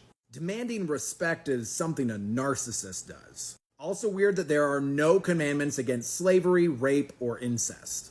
But seriously, you guys, he's God. So that's what's happening in Utah. After I left the LDS Church, after I kind of deconstructed, after I healed, I realized that there were tons of parts of life that I hadn't ever experienced, and I wanted to. That in many ways I was sort of when you grow up in really high demand and structured environments where you're not able to experiment and kind of express your life force the way that you naturally want to, you get a little bit stunted. And so I felt really stunted. I felt like I wasn't quite able I hadn't ever been able to develop myself because I hadn't been able to really do anything. I'd always been following the rules instead of expressing myself and then like seeing, fuck around and find out, right? If you fuck around and find out, you find out who you are. And that's kind of the whole point of fucking around and find out. And I'd never fucked around. And so I was like, okay, I'm going to fuck around. I'm going to go out and I'm going to intentionally fuck around. I'm going to do all of the things that they told me I shouldn't do. I'm going to do those things. Hey heathens, I need some new music. Hi, if you're new here, my name's Ben. I grew up on a Mormon polygamous compound where I was isolated from society and labor trafficked, a whole bunch of gnarly shit. But then I escaped, and now I'm out here in the wicked world. One of my favorite things about the wicked world is the music, because modern music was banned on the compound. It was evil. It was satanic. They called it Canaanite music, because, yeah, they were racist, too. It was a whole thing. I actually grew up being taught that I had to be very, very careful about the music that I listened to, because even the beats of the music could inspire you to move your body in wicked ways, and you could lose the truth of the gospel just by the wiggles in your hips, which actually turned out to be 100% true. That is factual. They were not wrong about that. I have pretty eclectic taste. I like all kinds of music. My one requirement is it has to have soul. It's got to speak to some powerful human passion. So if you could recommend one song to me as your anthem in this wicked world, what would it be? Leave it in the comments. I believe that humor is one of the most powerful tools that humans have in overcoming individual and collective trauma. Hi, if you're new here, I'm Ben. I grew up on a Mormon polygamous compound where I was labor trafficked and abused for 20 years before I escaped into this wicked world, and now I do stand-up comedy. I started my stand-up comedy journey about 3 years ago, and the process of actually finding the funny in my traumatic background has been profoundly healing. There's something really magical about laughing at the things that hurt you. It's a way to sort of get up and above them and show them that they don't really have power over you anymore. Which is probably why Martin Seligman, the founder of positive psychology, categorized humor as a transcendent human virtue, along with things like awe and wonder and respect for beauty. Humor allows us to transcend our physical limitations, our emotional limitations. It allows us to get out of the past or out of the future and become present in this moment right now. And it allows us to do that with other humans. I was reminded of this really powerfully last night at the comedy club when I sort of snuck in to watch a little bit of Dylan Mulvaney's set. If y'all don't remember Dylan Mulvaney, she's the one that got a whole bunch of rednecks to burn their Bud Light simply by existing. And she had a packed audience, a packed house, 2 sold-out shows of a whole bunch of beautiful Salt Lake City queer folks laughing hysterically at their collective trauma. It was so fucking magic to watch. It reminded me of the first time that I ever headlined about a year ago. I had a packed house, 260 people, all ex-Mormon, all ready to just have a cathartic moment of laughter and joy and having left a bullshit, toxic cult that traumatized us. It was one of the most awesome and sacred moments of my life, as I and a whole bunch of other awesome humans really felt the spirit that we'd been promised in church, but we hadn't found. Where did we find it? At a comedy club. And by the way, if you're into this whole laughing at trauma thing, you should check out my show. Next Friday, January 25th, at the downtown location of Wise Guys here in Salt Lake City. An evening of loud laughter, light-mindedness, and maybe, just maybe, a little bit of evil speaking of the Lord's anointed. Someone privileged because they're white is judging someone by the color of their skin. Love how that dude just white-splained racism to us while eating a burrito. With a knife and a fork. That's the whitest shit I've ever seen. What's that? Jump humping, yeah. So jump humping it's also called a Mormon threesome. And it's where 2 people are soaking, and then they get a 3rd person to come jump on the bed. And I don't think that person's supposed to, I think they're supposed to jump like this. But I'll guarantee some of them are like taking a peek. And you know, too, that there's probably some dude at BYU named Brad who never gets to soap, but he's everybody's call for jump humping. He's got like the sickest quads in the entire world, and he just gets the rhythm down. He turns that dude into like a one-jump chump. It's pretty rad. It's pretty Yeah, so it's not just Cody. Narcissism is rampant in Mormon society. Because Mormonism is kind of a carefully crafted worldview that's designed to breed narcissists and then the caretakers who enable them. And it makes sense if you think about why Mormonism started, right? Joseph Smith, the founder of Mormonism, classic narcissist. He created an entire religion, an entire cult to caretake him. And then when he died, the narcissists that were attracted to that organization tried to take power, and they've been fighting over that worldview ever since. That's why Mormonism has so many splinter groups, right? It's because so many people in the worldview have this way of thinking, and then they start kind of starting their own version of that Mormon cult because they're the inheritors of Joseph Smith's legacy. Which is why I think it's really important in any conversation about Mormonism to really focus on the system and not the people. Because the people who have been created to either be caretakers or narcissists in the system, they've been bred that way for 200 years. And that doesn't mean that we can't hold people accountable for their behavior. That's not what I'm saying. What I'm saying is we have to understand the context in which those minds were created, and we have to hold the organizations accountable. Organizations like the LDS Church, like the AUB Church, like the FLDS Church, these are narcissistic organizations that create narcissists and then victimize caretakers to an astonishing degree. And I think that anyone that exits the Mormon worldview has to come to terms with the way that narcissism has impacted their lives. I know that I did. One of the most impactful things that I learned during therapy is the way that my caretaking attitudes attract narcissists in my life. And that's actually my responsibility, right? My caretaking behavior, my natural instinct to caretake is what allows narcissists to sort of hook into me. And that's something I have control over. And for that, I have my therapist to thank, and also a really fantastic book called How to End the Drama, Stop Caretaking the Borderline or Narcissist, which is just phenomenal. It helped me understand the ways in which my need to take care of everyone else around me at the expense of myself was actually pretty toxic. And actually a way that I was trying to manipulate people around me by taking care of them. Because that's the other side of the coin of the narcissist caretaker dynamic, right? Is that the caretaker is also complicit in that. So it's not just enough to blame the narcissist. We also have to understand our caretaking tendencies, and we have to understand the system that creates that dynamic in the first place. And in Mormonism, that's the system that tells people that God talks to them, and that God talks to them for the whole world, and that the little kind of feelings that they feel in their bellies aren't just feelings, they're God talking to you. And when we tell people that from a very young age, especially little boys, it's almost no surprise that they grow up to be narcissists. We've been programming them that way since childhood. And if you like my thoughts there and you're interested in learning more, you can keep following this page, or you can check out my little ebook. You know where to find it. So Pauly Shore just liked my post on Instagram. See, there I am. I have a show next Friday. Very cool. Scrolling down. Pauly Shore verified 450. You are delusional. So this is Nick's defense of Joseph Smith marrying a teenager, a child. She was 14.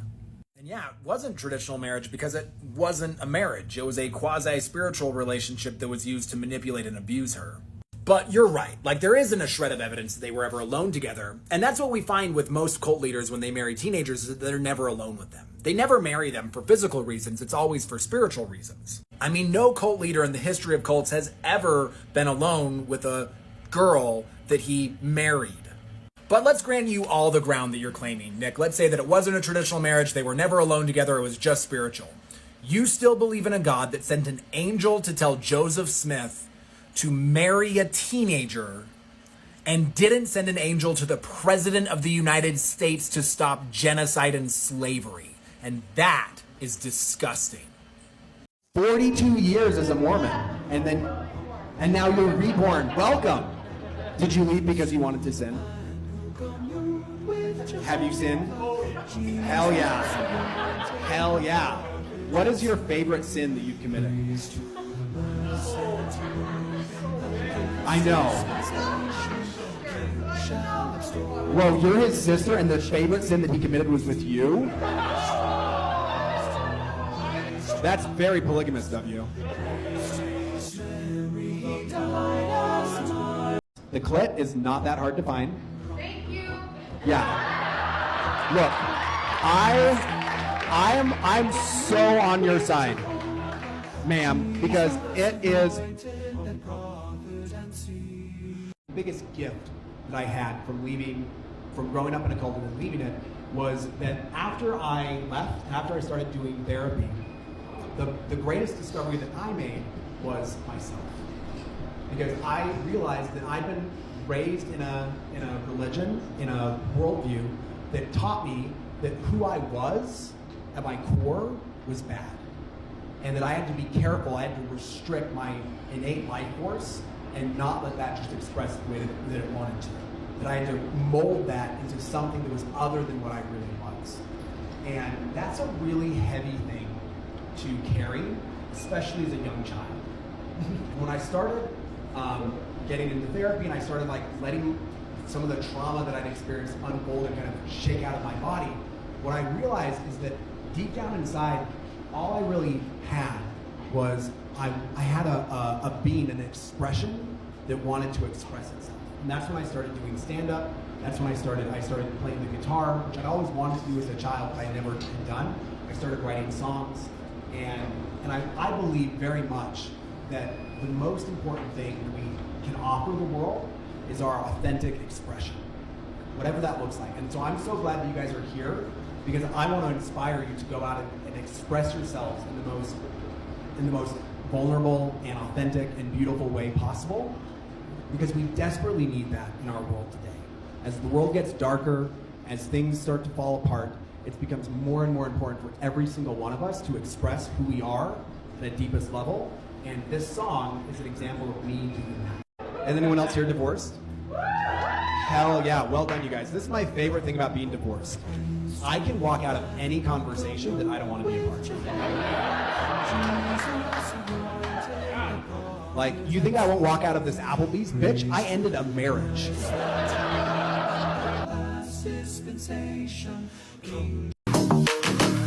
was like, oh, this is so great, because you like when you're in the park and you got a speaker hanging off you, this is like so much better. Yeah, I was saying that. I approve of this message.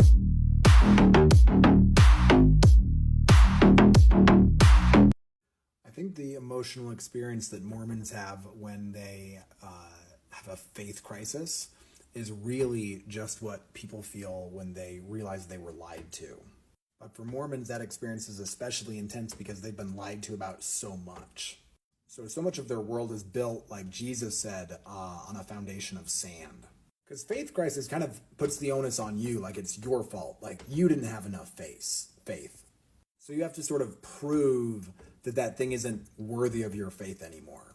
But if something's just a lie, you don't owe that shit anything else. Like, it was just a lie. They lied to you. No crisis. Feel sort of the intense, like, anger energy of putting a boundary of like, what, you fucking lied to me? Are you kidding me? And then move through it, move on, right? It's not this thing that has to keep living inside of you. Emotion, out. So it's less about justifying why you left a cult and more about just learning to feel your feelings. Cars at Burning Man versus cars out here in the world. We have the most boring cars. They're all white, black, tan, or gray. Some of them are blue or green. A couple of them are red, but they all have 4 doors. They all have a windshield, right? Like everything about, they're all exactly the same. And at Burning Man, you can have whatever kind of car, like you have a chassis, right? You have 4 wheels, and then you can put whatever you want on top. So there are cars that are like peacocks. There are cars that are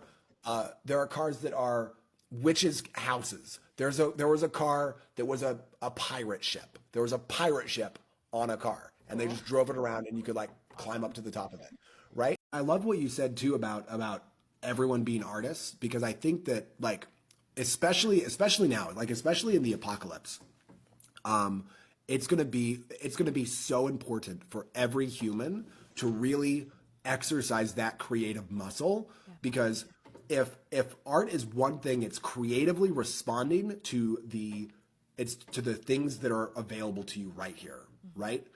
As an artist, you can't make something with something that's not in front of you. So you can't be like, oh, I wish I had this other thing. No, you got what you got in front of you. What's your favorite sin though, buddy? What's your name? Jimmy, nice to meet you. What's your favorite sin? Fornication. It's so much better than marriage.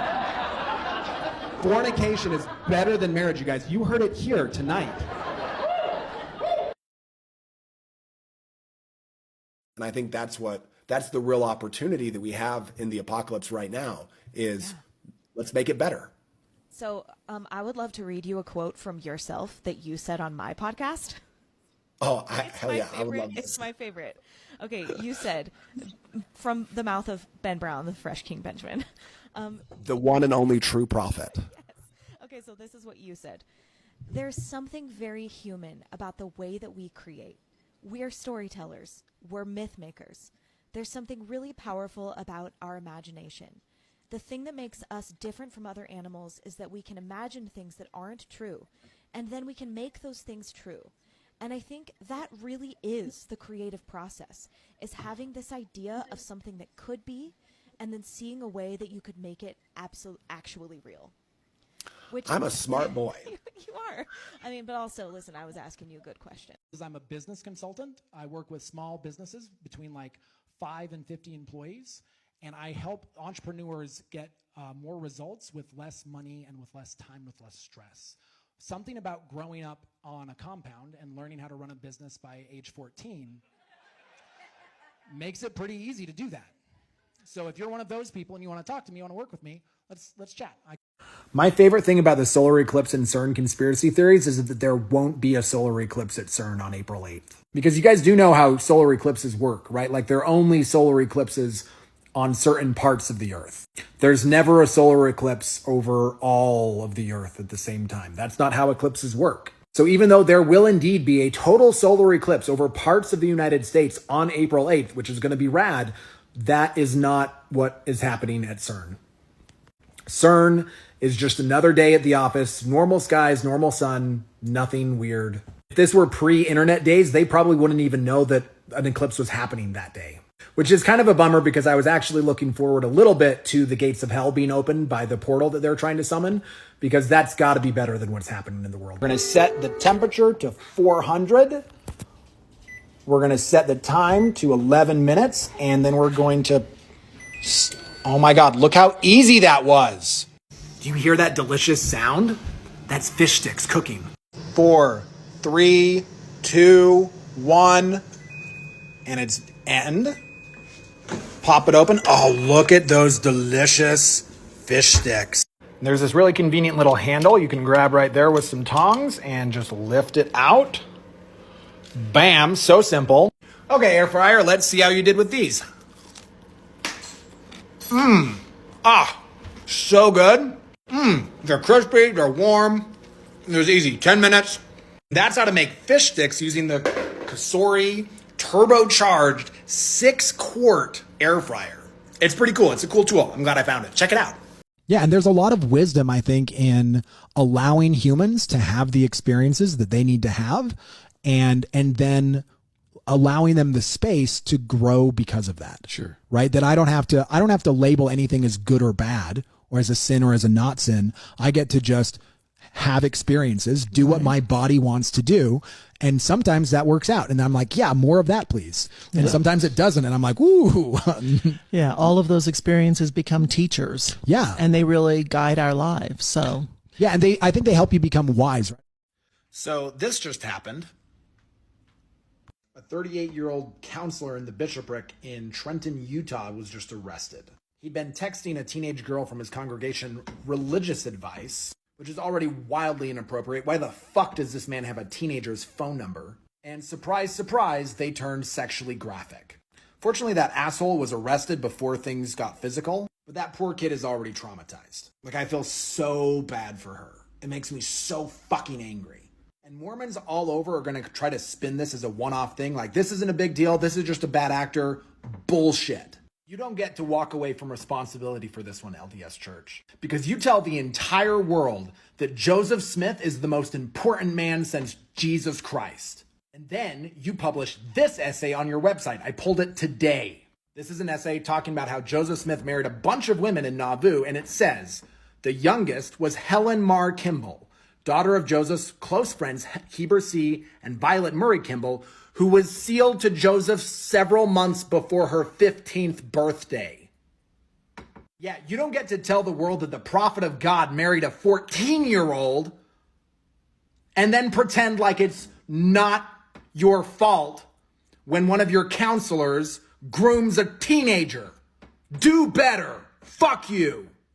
Yeah, so I believe it's important for us to access our rage when it comes to dealing with religion, because religion has done some things to us as a species that are egregious, that the proper response to is rage. So much of religion has been built around making humans, especially little humans, feel like their bodies are evil. Not all religion, but enough. I'd say the majority. And because we've been so conditioned to be kind, to be polite, to be nice by these very religions, we think that we have to respond to them doing this with kindness, that rage is somehow inappropriate. But that's why humans invented rage.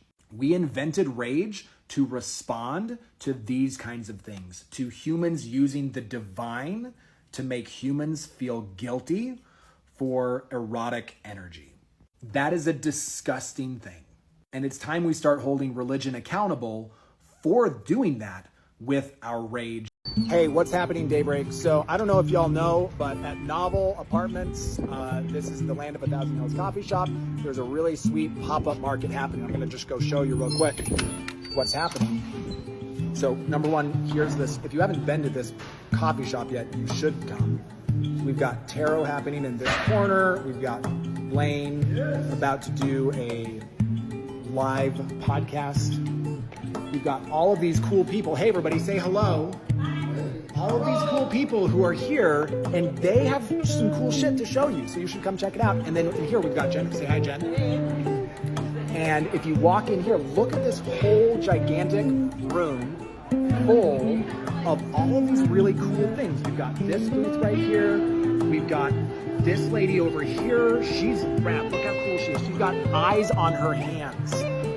We've got all of this happening just right here at Novel, right here in Daybreak. You could walk here. You could be here in 15 minutes and you could see all of this cool stuff. You could bump into a bunch of people. You could have some cool conversations.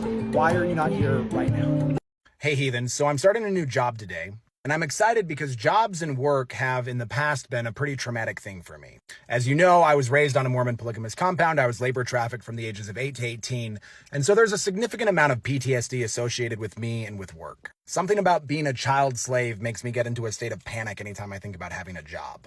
Weird how that works. I've had 1 or 2 jobs since I left the compound, and although they were pretty good jobs and they made me good money, they were not very fun. They were really difficult psychologically for me because I felt trapped. I felt stuck. I felt like I had to do them. There was a lot of old patterning and old programming from the labor trafficking that seeped into the jobs that I used to have. And as I started my healing process, I started to just give myself permission to do the things that I wanted to do, to let want and desire really be the thing that fuels me, because I believed that if I did that, I'd ultimately end up doing the things that I was supposed to do. And I'd heard of people loving their jobs, of loving work, and I wanted that kind of energy, right? I wanted to be able to throw myself into a thing that I wanted to do and just really work at it hard and not feel like I was stuck or trapped or enslaved to that thing. I wanted to feel like my life force was my own and that I could spend it however I wanted to spend it. And that one of the ways that I could spend that would be by working hard at a job that I wanted to do. And so I've just been paying attention to the opportunities that come up to me and waiting for a job that felt like something that would be fun. And I got that last week when the manager of my favorite coffee shop randomly just invited me to work there. I've been coming into this place for several years. It's one of my favorite places to work. I love networking with people there. And we were just chatting. We're good friends. And she was like, do you want to come and work here, be a barista? And I was like, that sounds like so much fun. Making something delicious that people want and then serving it to them and then chatting with a whole bunch of people as they come in through the store. That sounds like my kind of gig. It's also a great way to kind of workshop my true passion, which is stand-up comedy, because I can work out jokes. I can try out jokes as people come in and I'm serving them. So it's like a win-win-win. So I'm sitting in the parking lot right now. I'm about to go in and I'm just feeling really grateful and excited. I feel kind of like I'm 13 years old or 14 years old and I'm about to get the job that I want. It's not because I have to. It's not because I need to. It's just because this sounds like fun. I've lived enough of my life doing what I'm supposed to do, and I want to live the rest of my life doing what's fun for me. So wish me luck. I'm going in. And hey, if you're in the neighborhood, Biscott's, come let me make you some coffee. Yeah, I'm spiritually connected in this way intensely, right? Before I knew what sexual energy was, I was seeing old movies or I was seeing things like that and this does get a little bit into like cabaret types of vibes where I would see anything like that that was cabaret-esque or stripper-esque, and I was like, that's all I want to watch. That's all I want to be. That's all I want to embody. And that was long before I had any sexual feelings. I didn't understand that that was anything about enjoying watching a female's body was sexual. You know what I mean? Like that was something I was highly interested in before I connected it to anything sexual. We have probably, as humans, been watching women dance erotically for hundreds of thousands of years. Yeah. Right? We have been, every night we're putting on a campfire, we're beating our drums, and there are beautiful women just gyrating, jiggling, doing their thing. Sometimes I think about the exploitative imagery that's baked into Christianity. Like Jesus calls himself the good shepherd. He asks his disciples to be fishers of men. Why do shepherds have sheep? It's to shear them. It's to fleece them. Sometimes to eat them. Why do fishermen fish for fish? Y'all, it should be abundantly clear by now that the U.S. government is not our friend. It is not on our side. It's never been on our side. It's an institution that is designed to hold power over us and to oppress us and to keep us fighting so that a few people can stay in power. It's intentionally designed that way. For all of the all men are created equal and we the people bullshit, if you look at what actually happened in the American founding, a couple people were in charge and everyone else wasn't. And in fact, some people were so not in charge that they had no legal protection as a person. They were called 3/5 of a person. And other groups of people were murdered and genocided off their land. So it shouldn't be surprising to us that the government is sending cops to arrest teenagers and young adults on college campuses. Of course they're going to do that. They're evil. They're the Empire in Star Wars. What do you think that myth was about? That's what it was all about. And this evil empire has been going around the world murdering people and establishing other governments that also murder people and overthrowing legitimate governments that the people wanted to establish puppet governments that murdered people. Our government, the government that we are paying for, is killing people all over the world and has been doing that for hundreds of years. This is not the good place. We're in the bad place. And it's time for us to wake up to that, y'all, because we got to change it. The world is counting on us because all of the power and wealth and might that this country has accumulated over the last, 200 and some odd years is not being used for the betterment of humanity. It's destroying the planet. It's destroying humans. It's bad. It's evil. We have to stop it. Hey, Heathen. So I'm just getting ready for my comedy show that is going to be at the coffee shop that I just started working at. And it's sold out. So I'm pretty excited. This is the space. Look how gorgeous this is, right? There's all of this space. We're going to move out these tables and get it set up. Y'all, that was a pretty banger show. I wanted to kind of film like parts of it throughout as I was getting ready to go, but I got a little bit distracted. Turns out it's actually pretty complicated to host a show. There's just a lot to kind of keep track of. I was managing time. I didn't have an extension cord, so I had to talk to someone who came and they brought an extension cord. It was a whole thing. But the show was fantastic. Packed room, sold out show, great energy. Comics were having a good time. Audience was having a good time. Everybody loved it. I mean, look at this space. This was packed. And that's my friend Cheyenne doing some funny comedy up there. Here's another angle. Just look how pretty this spot is. That's my buddy De Leon crushing it. This was really fun because I was able to sort of make this show less about me and more about the other comics that I was bringing up. So I did a little bit of time at the end, but most of it was focused on these guys. Brian Higgins right next to me, Cheyenne Jackson, DeLeon Richards, super funny friends of mine from just local comics here in Utah. There's so much great local comedy here. And so it was fun to be able to take them and then bring them to my community and to have it so well received. Everybody loved it. Everyone was having a good time. Talked to tons of people afterwards. And it was great. It was it was so fun. I feel like really proud of myself right now because this wasn't even a thing like a week and a half ago. Like a week and a half ago, I was like, maybe I could do a pop-up show. And then I was working at Biscott's. I just started and I was like, I could do a pop-up show right here. And then I created a space on my website to sell tickets. I booked some comics. I found some speakers like last minute. Didn't have an extension cord. Fortunately, a friend brought one, and then pulled it off. And everybody had a really good time. It felt so good to work on something that hard that I really wanted to, and to have it turn out so well. So if you came, thank you so much. And if you want to come to another one, I'm going to be doing them all throughout May. So if you're local here in Daybreak, you can check out my website. I've got tickets already available for there every Friday in May, except for the first weekend. We're going to be doing more of these pop-up shows. I'm going to bring some of my other friends, and we're going to have a great time. So come check it out. So this is Joseph Smith's seer stone.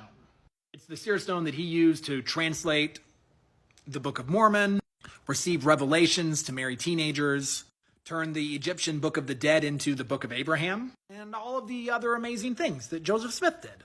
Anyway, this is a pretty great seer stone. Like, it's a nice average size, 5.5 inches, gets the job done, pretty solid. Like, I don't want to throw any shade at this seer stone. It's great. It's doing its work. It's a nice average seer stone. But mine is bigger. A lot bigger.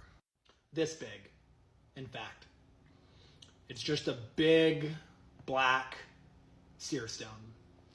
Honestly, it's too big sometimes. Like, I can't even fit it in my hat. Hey, TikTok, I need your help.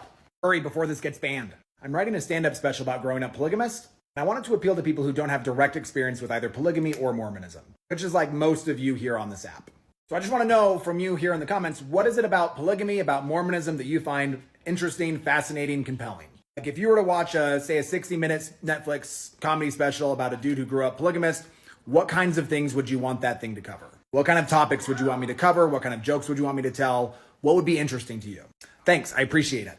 To all of you who think that Frodo should have just ridden the eagles to Mordor to drop the ring in, I just have one thing to say. Sauron would have seen that coming from 10,000 miles away and turned those eagles into chicken tenders. So that's not how the Lord of the Rings should have ended. That's not a plot hole. That wouldn't have worked. That was a bad idea. You're dumb.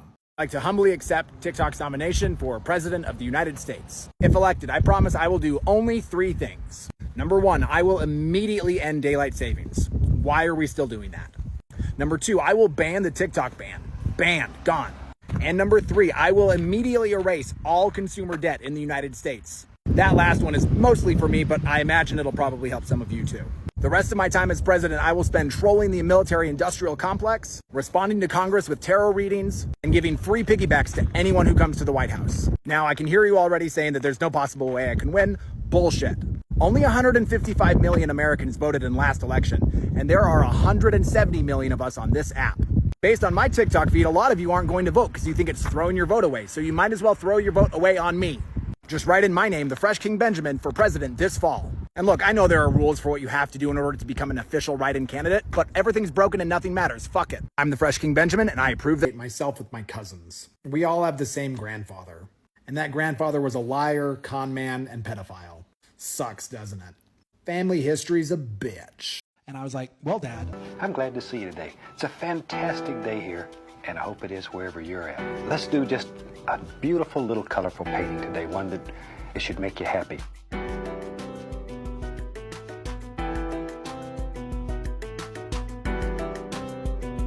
Let's get started.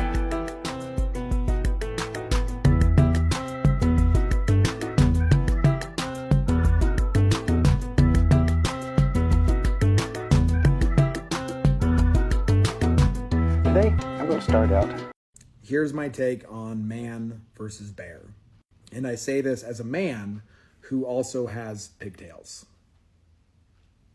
and who has actually encountered a bear and has successfully chased that bear away in my underwear. And I don't know if you can tell on this app or not, but I am not a large person.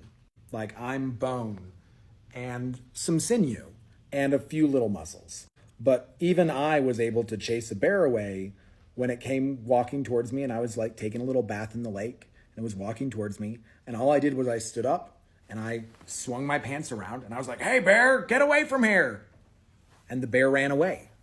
So I guess what I'm saying is women are literally probably safer with bears, because when women yell at bears to leave them alone, most bears probably would. You can yell at a bear and it'll run away.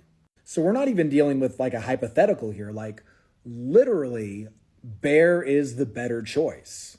Because if you make yourself real big and get a stick and go like, "Rah!" that bear's gonna leave. And men don't do that. If you yell no at a man, he might not stop.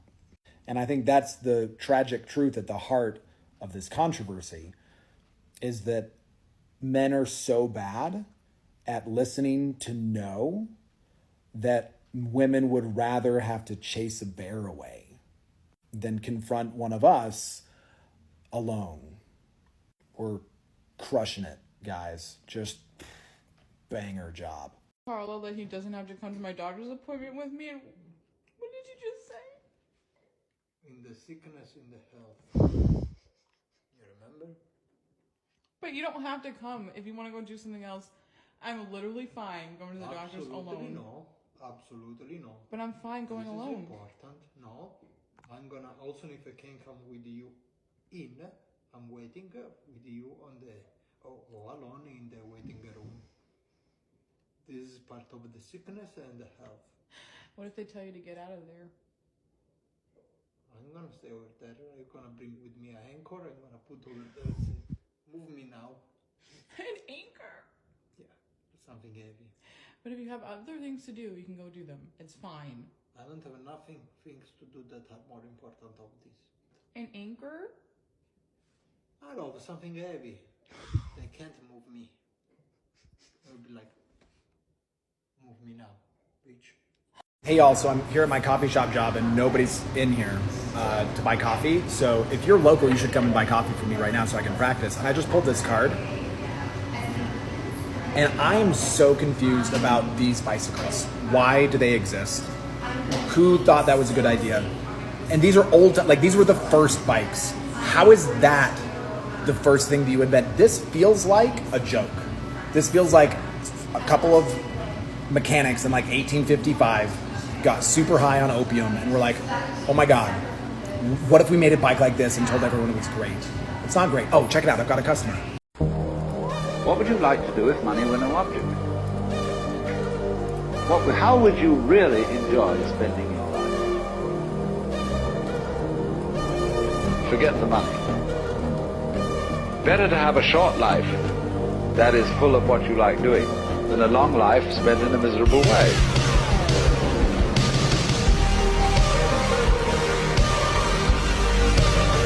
I think soaking is really hot. I really do. Because, like, can you imagine, like, you're in there, trembling, and then all of a sudden a sneeze starts tickling your nose?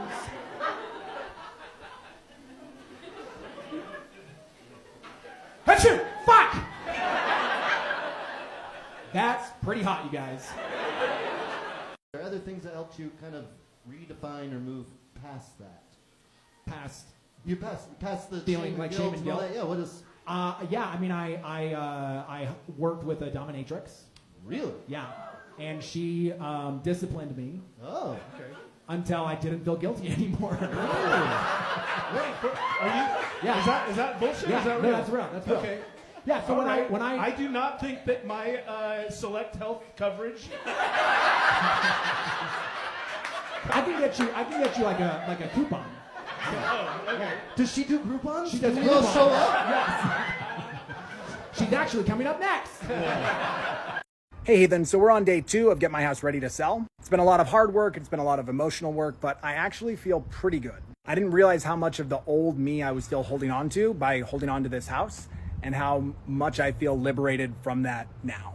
This house was really transformative for me. It made me who I am, but it was also the last place where I was married. It's the last place where I was in a job that didn't fit me. It's the last place where I lived as someone other than myself. And it's also the place where I made the choice to live as myself, regardless of what the consequences of that were. Because the only thing that I really have to offer the world is me.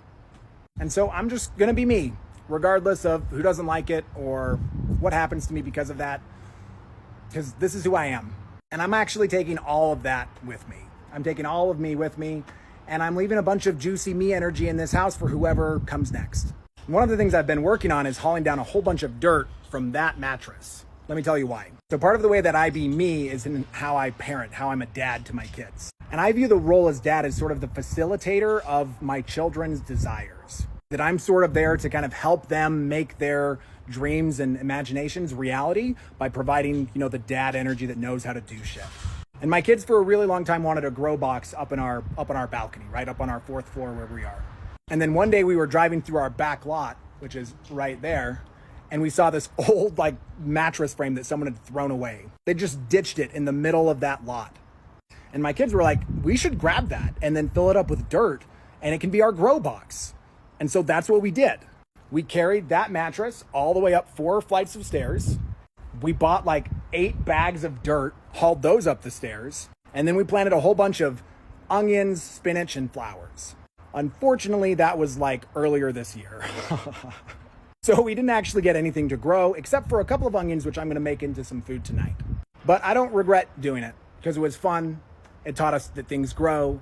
It was a way for me to kind of help my children have an idea and then make it real. And as I've been carrying it all down, bucket by bucket, using that bucket, I've been making a little bit of art. You wanna see? So all the dirt is going from that mattress. By the way, check out that view, it's so sick. Right there. The fresh King Benjamin. I'm still me, yo. Penis in her hands. Okay, she took my penis in her hand. Come on, guys. Okay, she took my penis in her fingers.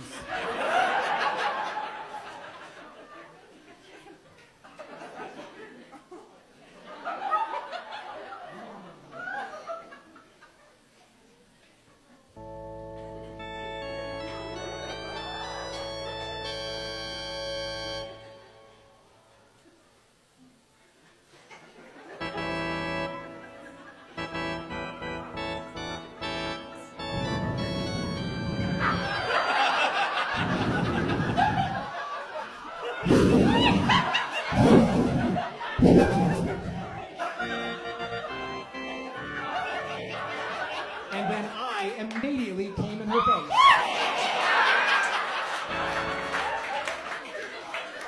Because that was the first time anyone had seen my penis. Run. All over it. And, someone should have explained. We could call it anything else. Suck job, gag job, lick job, kiss job, blow job. Why? Just to fuck with Mormon kids.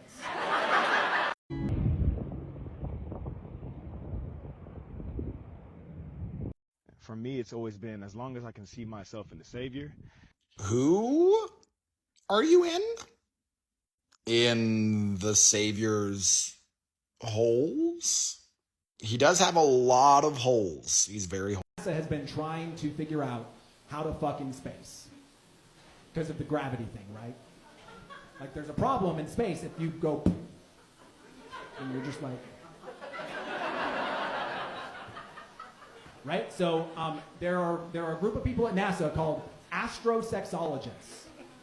Yes, that is a real job. And so their job is to figure out different positions that we can fuck in space so that they'll work, right? So one of them is like the Velcro, where you both wear like these basically garments with Velcro on them. And you Velcro yourself to the other person, and then you go, and it works. There's one called the Martini, where you kind of like put it in and then just shake it really hard. But my favorite is something called dolphin style. So astrosexologists have been studying dolphins, because dolphins also have a similar problem of trying to fuck in a really buoyant environment. And so what the dolphins do is the dolphins will have two dolphins soak, and then a third dolphin will come around and bounce them around like a fucking beach ball, and they're going to try to do that in space, which means that the Mormons have actually been beta testing space sex for generations. Y'all, we're gonna in a coffee shop as a former polygamist is wild. What are you doing? And it would have been fine. Like, maybe we're like going through why. We're going through possible reasons why maybe she did this. Maybe she's broke. Right? Maybe she's broke. And someone gave her a Beans and Brew, gift card. But she can't like get Beans and Brew, so she door dashed it. But bitch, if you would have just told us that, we would have given you free coffee. What are you doing? Why'd you come into our coffee shop and order a big old Beans and Brew? Gross. Ugh. What are they brewing in those beans? A brew of beans? No. Not on my watch. Not on my watch. Not in my coffee shop. Out. Get out of here. Go think about what you've done. And then come back when you're ready to get a coffee from me that I brew with my beans.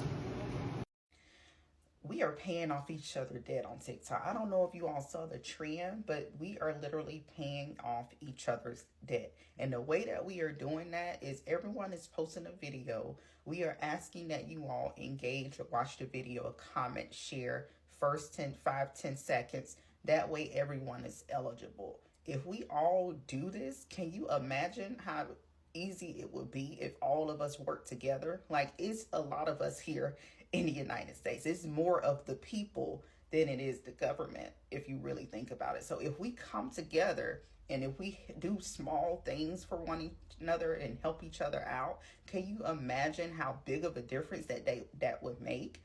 There are a lot of people that are in tough situations that need this. So this is a trend that I'm hopping on. And I don't usually hop on trends, but I very much support this. And I would love for you all support as well. We're going to comment on each other's videos. We're going to share. I'm going to go find people that are doing this, and I'm going to engage because I'm here for it. How do you feel when someone finds out that you're a stand-up comic and then tells you to tell them a joke? I feel, in a word, I guess, scared. It always, elicits fear and, dread, because it doesn't work like that. Because at work yesterday, a girl asked me that, and she found out I was a stand-up, and then she was like, yeah, oh, tell me a joke. And I just looked at her, and I said, no. Which normally, I felt bad, because I was like, that's all I said. I said no. And then everyone kind of like awkwardly laughed, and I was like, and then I had to like explain. I went back. I was like, oh, like I'm not normally that direct. It came off kind of mean. Men from polygamy is with lesbians. I think we just flood these polygamous communities with lesbians and watch what happens. Because first, the lesbians are going to fix all of the shit that the polygamous husbands aren't. It's going to be such a relief for those wives. They will finally get their burners fixed. Their houses will finally be finished. The dress code is also super on point. Lesbians love flannel. Polygamists would feel less threatened by a whole bunch of women showing up like dressed in long sleeve flannel shirts. Also, the lesbians would be able to give them probably the first orgasms of their life. And I think you only need a couple of orgasms to realize that polygamy is a cult. I think you need like 7 probably. And from what I've heard, 7 is like a soft Tuesday for a lesbian. Anyway, I think we need to make a group, get an organization together. We can call it Lesbians Saving the Daughters of Polygamy. LSD. That doesn't stand for anything else, right? This is kind of the first thing about my idea, and this is why I think you should listen to it. Okay, so the next thing that I want to say is this and this and this and this and this. Do something like this. It'd be over here sometimes. Ah! Look at this beautiful picture that I took the other day. There's a little sun there, and look, the name of it is Sunseeker. Whoop, whoop. Here I come.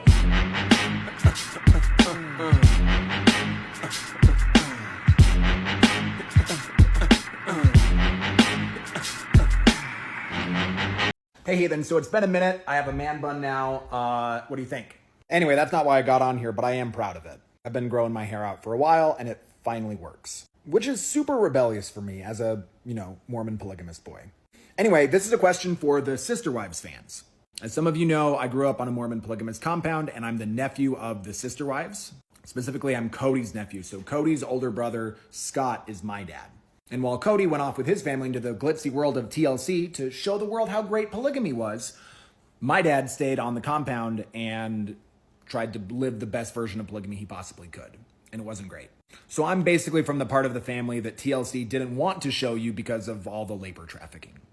Anyway, I just learned that the new season of Sister Wives is going to be dropping in August, which is about 90 days away.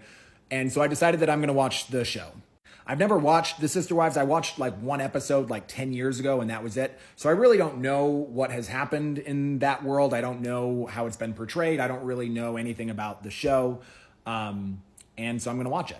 And I have a question for you all. As I'm watching this, I'm planning on reacting to it on TikTok. And I want to know if you guys want me to do are you more interested in like a live reaction? Like I'm watching the show and I'm talking about it as I'm watching it? Or are you more interested in like, I watch an episode and then I do like a response video to that episode talking about my thoughts about what went on in the episode? So like, are you more interested in like real time how I think about it? Or do you want me to watch something and kind of process it and then think about it and then present my thoughts? Let me know in the comments what you think. Let me know if you have like specific questions or issues or things you want me to address in those videos. And yeah, I've got about 90 days until August. I've got 74 episodes to get through. So it's going to be dropping about one a day over the next several weeks. So check it out. I think the part that maybe people are missing about the man versus bear thing is that men are boring. Like in addition to not making women feel safe, men are also like, do you want to come hang out? Really? Hang out? At least a bear is going to chase me and get my blood pumping, make me feel alive again. This is going to make me feel something other than utter boredom. So I think the second message of the man versus bear, in addition to be safe men, it's be interesting. Please, for the love of God, have game. Y'all, I just finished watching the first episode of Sister Wives, and I'm going to do a more thorough response. I got like 39, 40 bullets. But I just have to say, this shit is going to be wild. Oh my God. The prophetic moments where different people just say the thing, knowing where it all goes. Oh, wild. Wow. Hey, would you guys mind? Would you guys mind if I, like once a week, I just drove for 4 hours in my sporty sports car? To go hit on this hot young thing in St. George? Which, because it's a polygamous hot young thing, is a single mom of 3 or 4. Oh, man.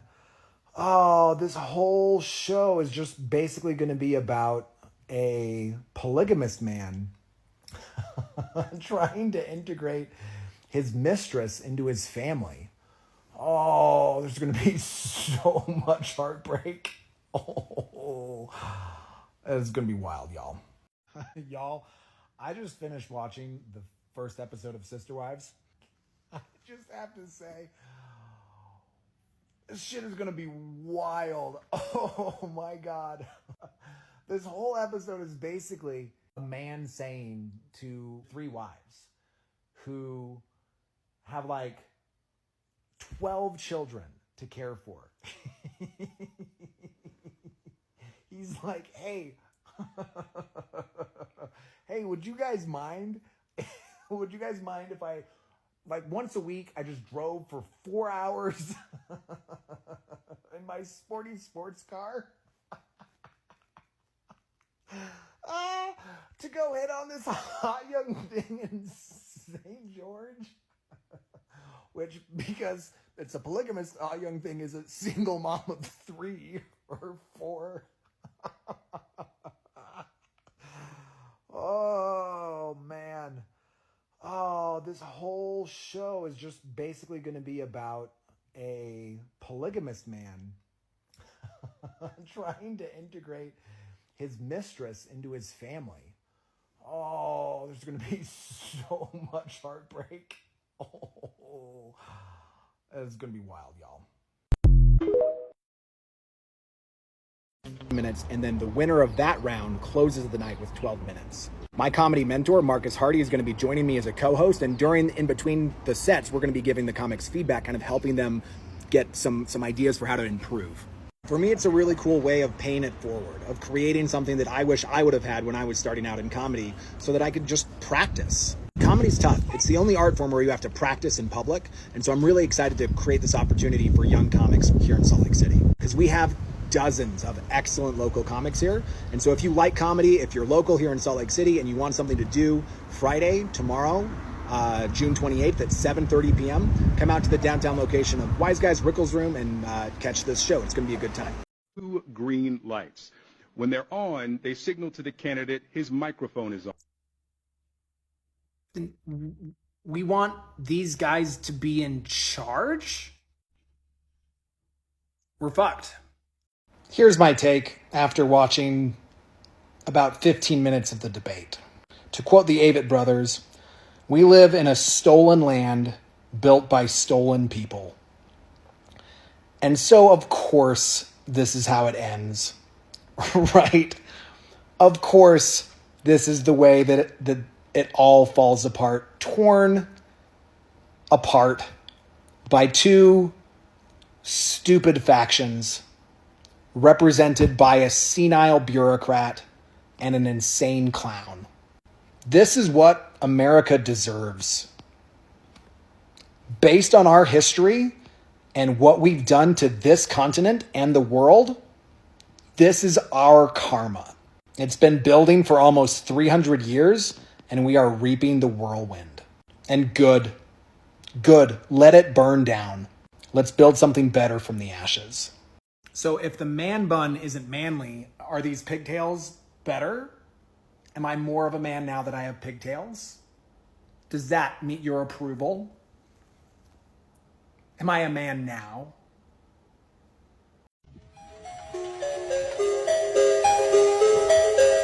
Hey, yo! Is that X on the beat?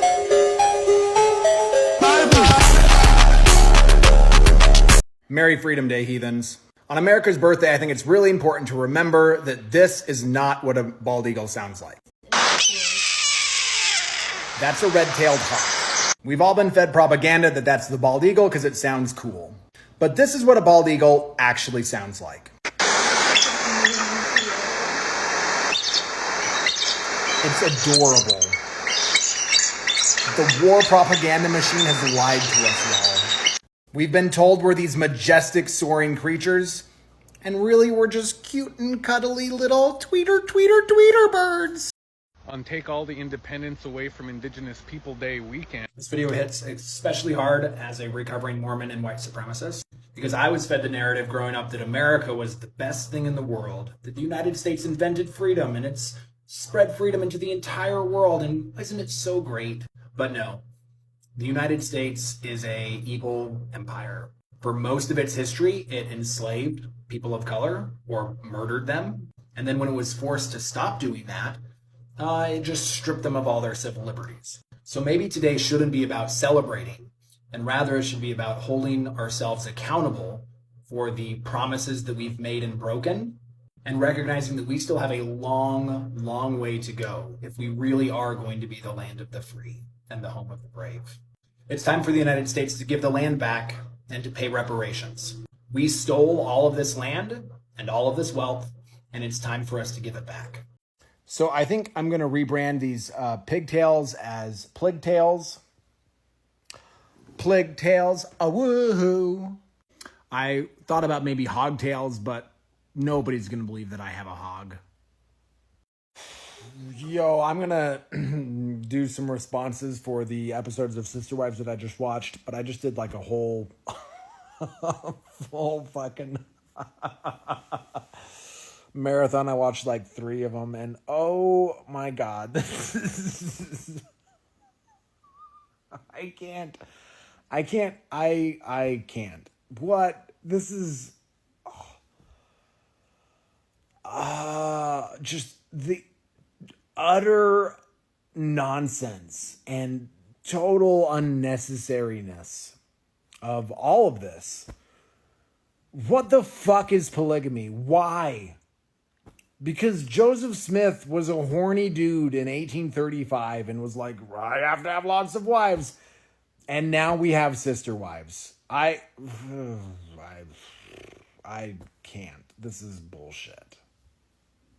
Hey, Sister Wives fans, just wanted to let you know that I'm going to be going live tomorrow, July 7th at 11 a.m. to watch the finale of season 1.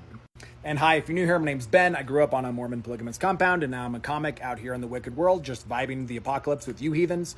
And I've been watching the Sister Wives show. I'm one of the nephews of the Sister Wives, and I've been watching to it and reacting to it here on TikTok. It's been wild and emotional. Anyway, tomorrow we're going to watch the season finale and some of the bonus after features. I'm excited for this episode because I was actually at the wedding, at Cody and Robin's wedding several years ago, I guess now like 15 or something. And so it'll be interesting to see if I show up in the episode. This will be a subscribers only live, so if you want to watch it with me, you gotta subscribe. I just launched my subscriber packages. There are 3 levels: Telestial, Terrestrial, and Celestial. I don't care which one you pick, but whichever one you do pick, that's the level of heaven that you'll go to when you die. Okay, peace out, guys. See you tomorrow. Number one sin, doing something to another person without their consent. That is a huge no-no. That's a big no-no. Do you want to know why? Because it's not that hard to get consent. And it turns out that if you ask for the things that you want, you can almost guarantee that there's probably someone freaky enough to do it. So, number 1, that's the first big sin. Number 2, the second big sin is manipulating and abusing children. We're just going to let kids be kids. In this fake pretend religion, kids just get to be kids. And do you know how adults respond to kids? We're big. We're big enough for kids can break shit. Kids can be obnoxious. Kids can be annoying. Kids can be disrespectful. Kids can do all of those things. And do you know what adults do? What adorable little children these are. I think soaking is really hot. I really do. Because, like, can you imagine, like, you're in there, trembling, and then all of a sudden a sneeze starts tickling your nose?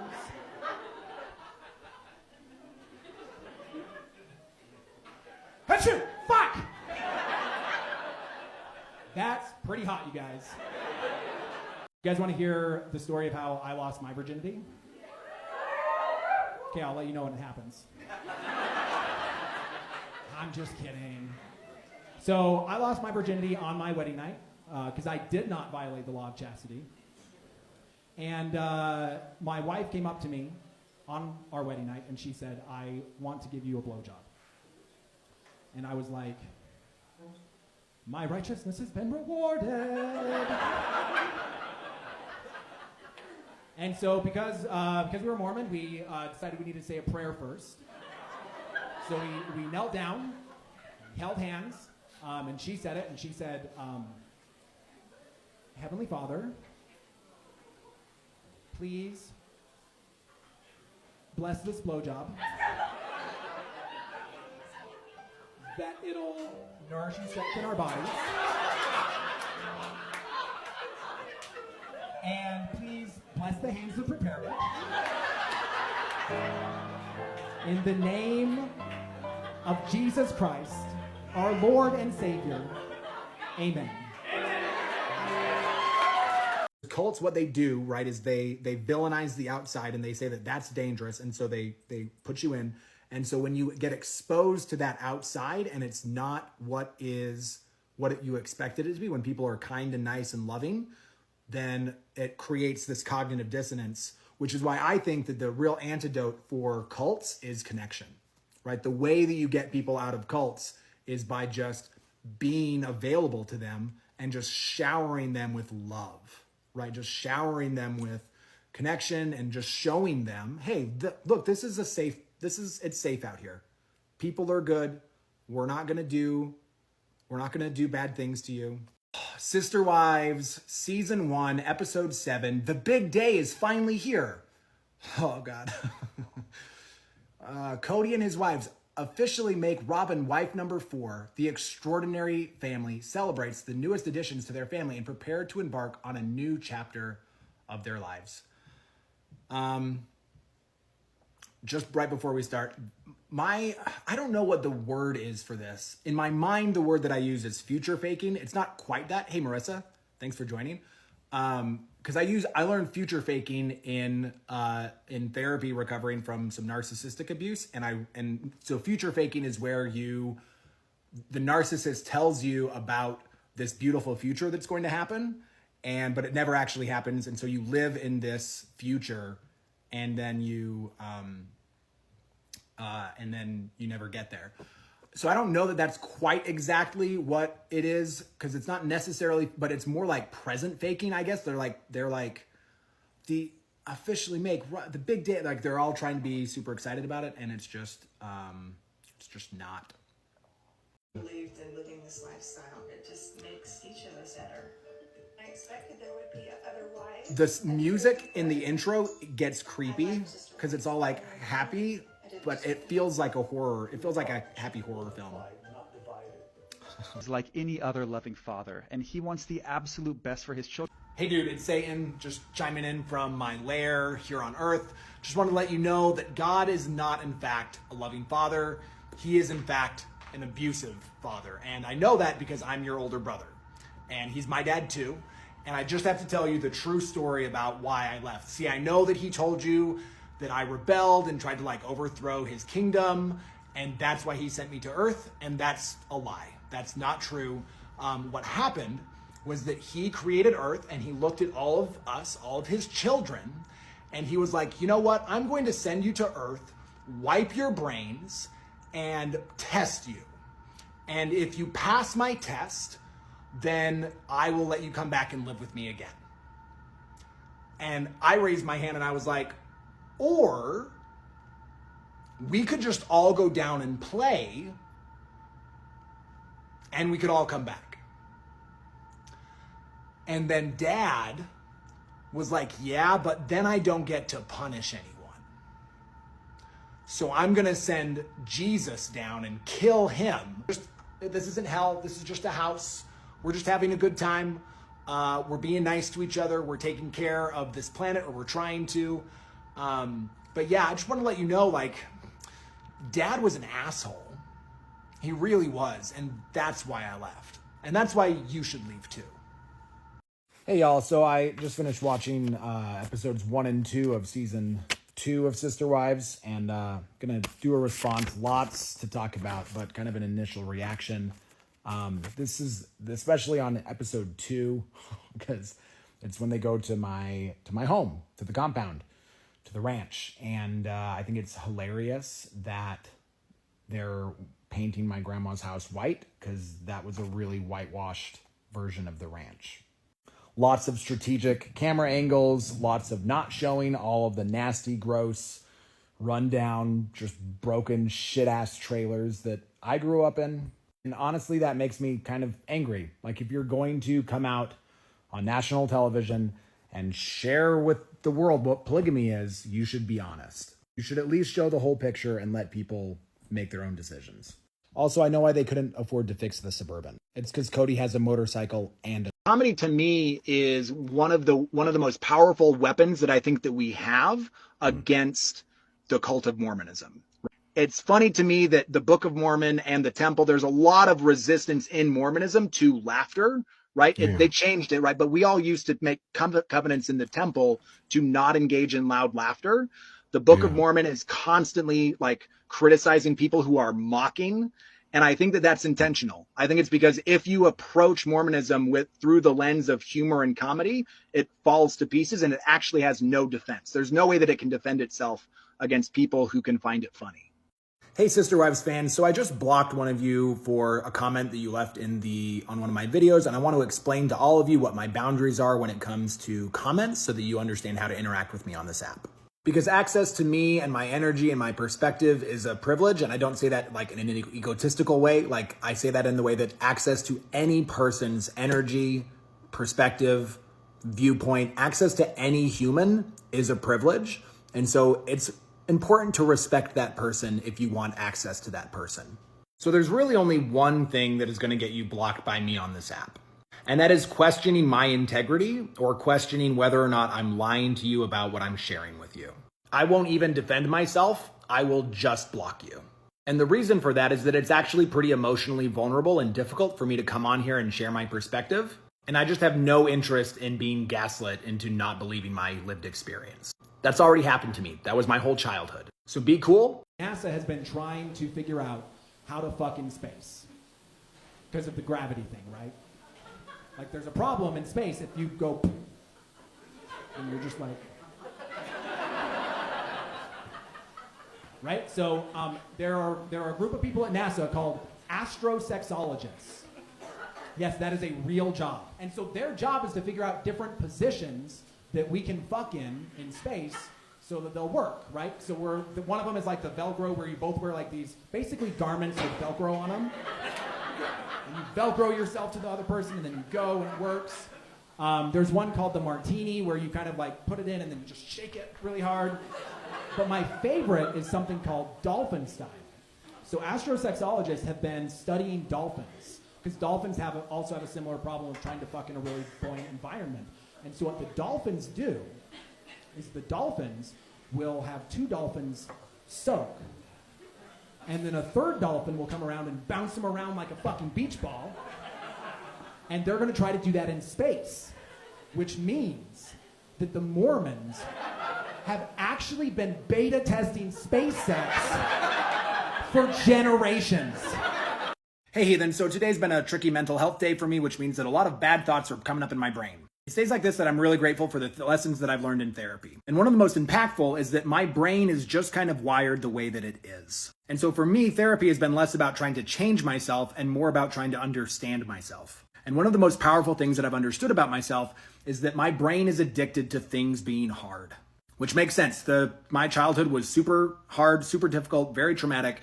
And so my brain was literally formed at a time when a lot of really difficult things were happening in my life. Physically difficult, emotionally difficult, spiritually difficult. And so knowing that about myself, here's one thing that I've learned. It's that my brain wants life to be hard. That's where it feels comfortable. But knowing that means that I have some control over it. And what I've noticed is that I basically have two options. One, I can make my life intentionally difficult and therefore satisfy my brain's need for life to be hard, or my brain will do it for me.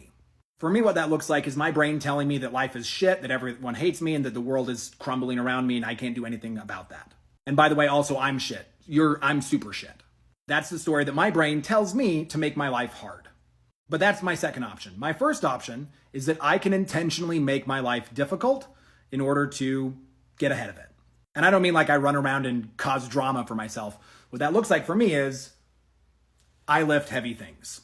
Because if my brain wants my life to be difficult, I can make it pretty fucking difficult by throwing a lot of weight on this body and forcing it to move it. And that has the added benefit of making my body stronger, which ultimately ends up making my life easier. Which then puts me back into that spiral again where I have to keep making my life harder.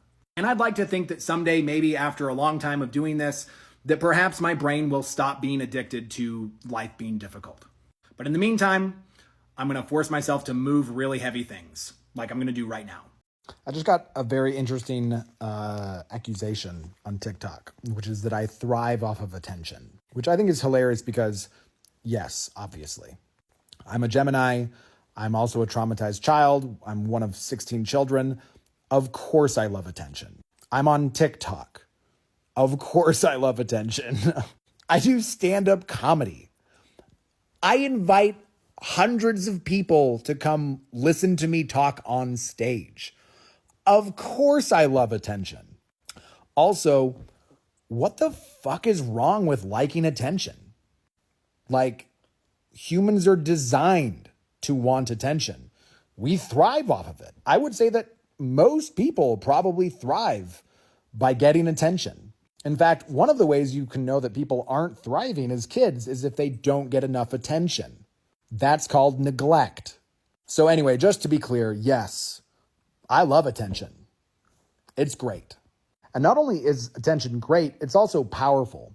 Because if you are good at getting attention, then you can direct that attention to things that need to be paid attention to.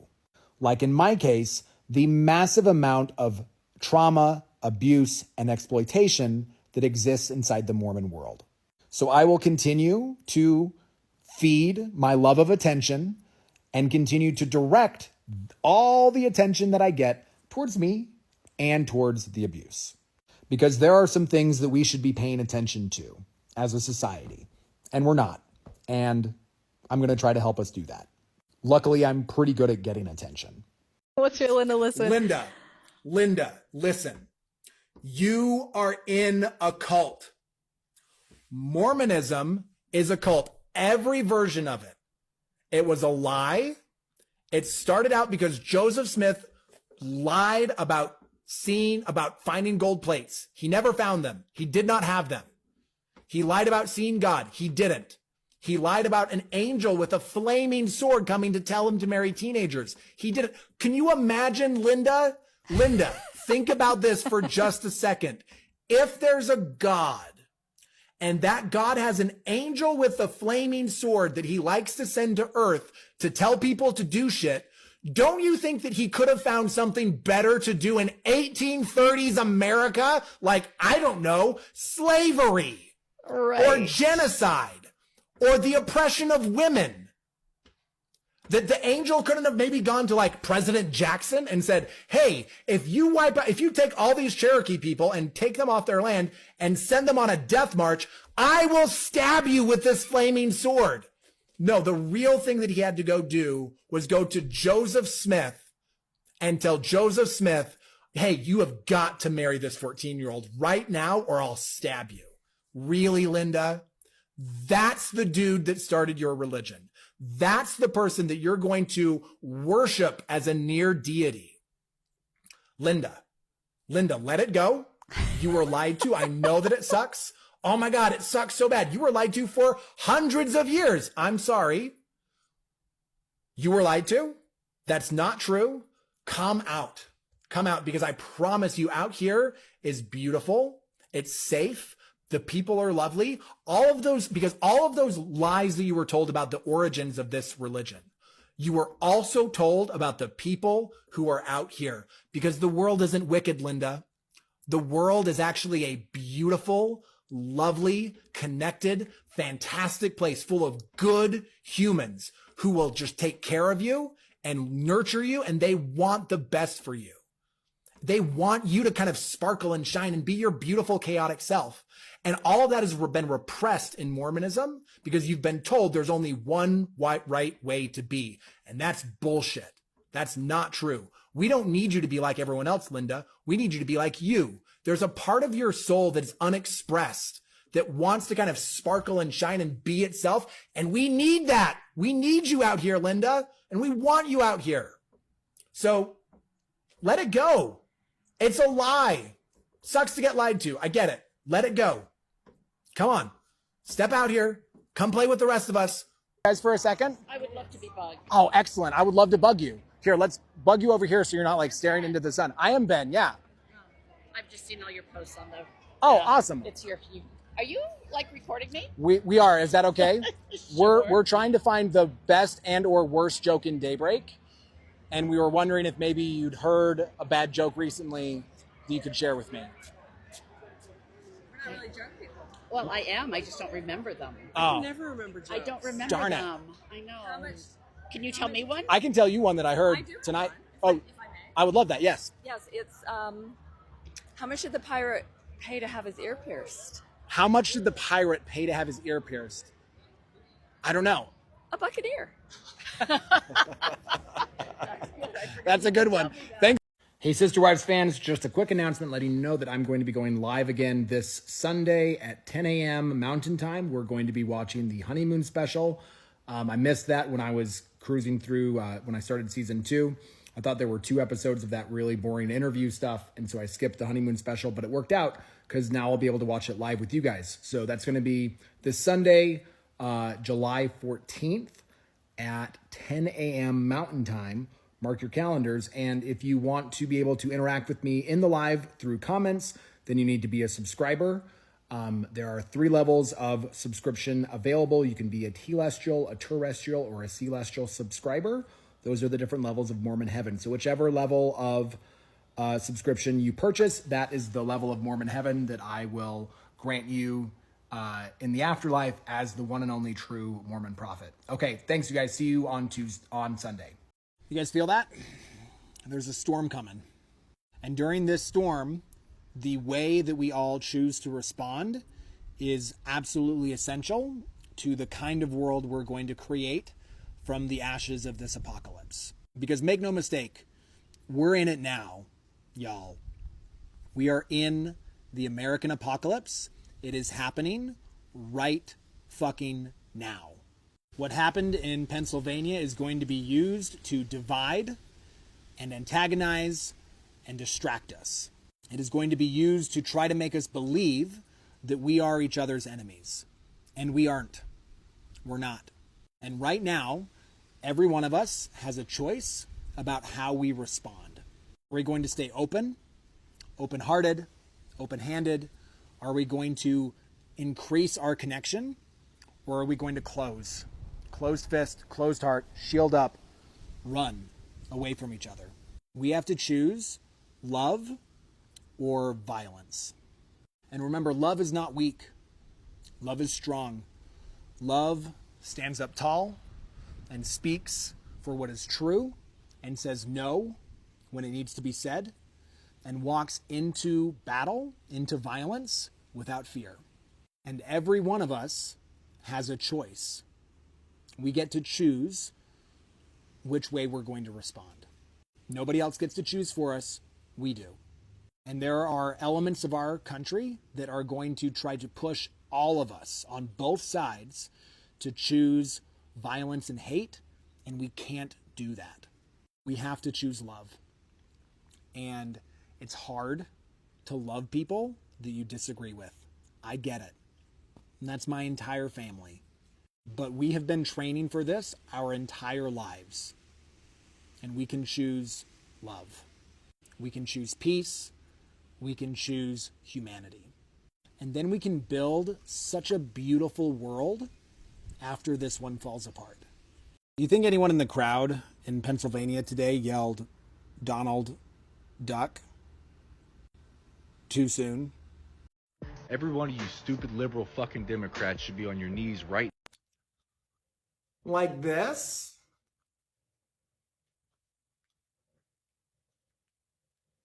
Daddy? But seriously, do you really think a Democrat shot at President Trump? We don't have any guns. Them missing their shot on Trump. That reminds me of how I missed my shot with you. Give me a call if you're feeling up to it. Maybe the stress of the gunshot will induce him into labor and he'll die in childbirth. The funniest thing that could possibly happen at this point is Biden passing away peacefully in his sleep tonight. This one's a convo. Already seen people say that Trump's assassination attempt was staged. Remember, no evidence, no conspiracy. Believing that this was staged requires believing Trump said, I need you to shoot me in the ear close enough to draw blood, but not enough to kill me. And then knee deep in cyanide says, all right, ear me, big sniper guy. It's going to be an attempted assassination, the biggest ever. You're going to shoot me close, like danger close, but don't worry, I'm the best president. Really, I'm the best. And you are the best sniper in the whole country. So you shoot me near the ear, near enough that blood comes out. I know, scary stuff. But we are tough guys, the toughest, so you do it, and I resist, and together we take over the best attempted staged assassination ever. And then Joe needs to upstage him. He's gotta come out as bisexual. In this age of big money and lobbyists, it's so rare for an ordinary person to get the ear of a politician. And then my favorite, do not get your ears pierced at Claire's. Oh, man. Oh, boy, y'all, we are fucked. We are fucked. We are so fucked. But at least we can laugh hysterically while we're fucked. And then lastly, for all my Mormon friends, Donald Trump as Samuel the Lamanite on Zarahemla's wall.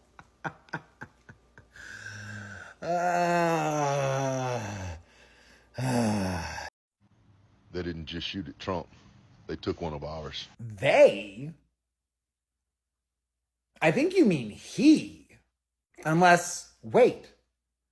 Have you guys finally gotten on board with pronouns? Are you using the assassin's preferred pronouns? Guys, they're doing it! They're doing it! They're on board! If you want sisterhood, there's a really cool way you could have done that. Hey, Cody, how about instead of an 11-day honeymoon, we take a 5-day honeymoon and you go on a 2-day trip with each one of your wives? Do you know what that would have meant to Mary and Christine and Janelle?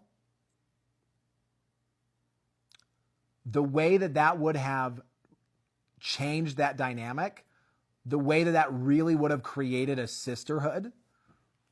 You could have had that. You could have done that. That is a thing that you could have done if what you wanted was sisterhood. I think that in these dark and divided times, there's one thing that all Americans, rich, poor, black, white, Republican, Democrat, gay, straight, queer, whatever, any kind of variety of American, I think we can all agree that when shit hits the fan, we eat the Cybertruck people first. It's not that assassination is funny. It's that we're trying to find the funny in the assassination. See, that's what comedy does.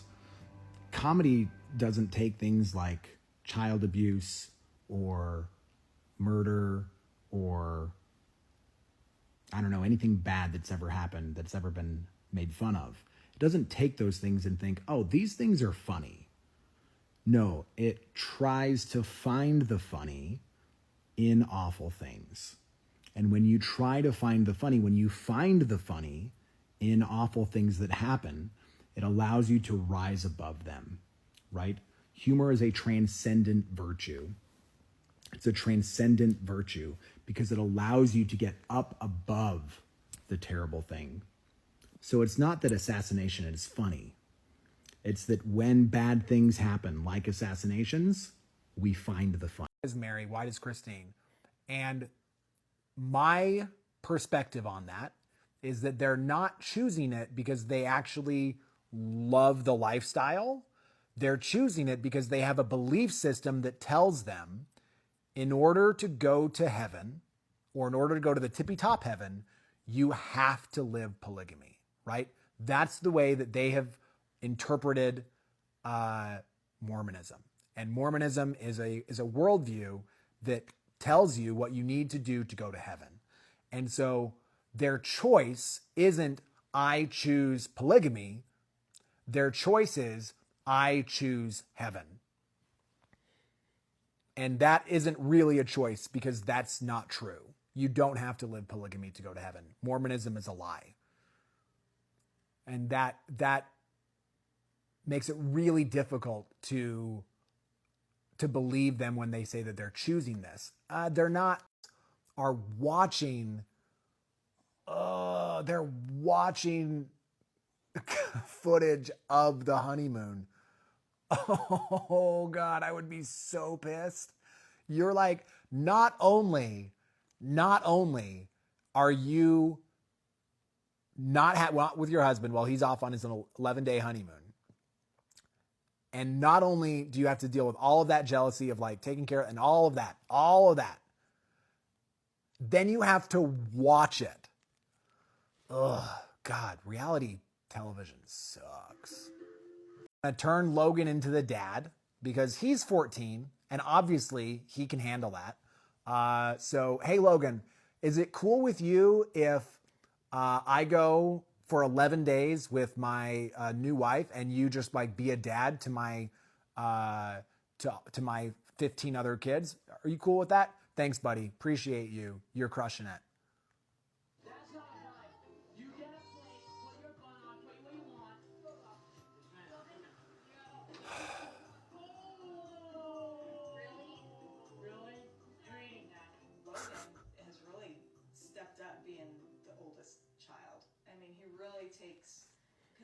He shouldn't have to. He's a child. God, that really makes me mad. It's really nice that we've got Logan to step in. It's just, we've got an almost adult now, and that's how we treat him. He's not an adult. 14 is not, and 14 is just barely an adolescent.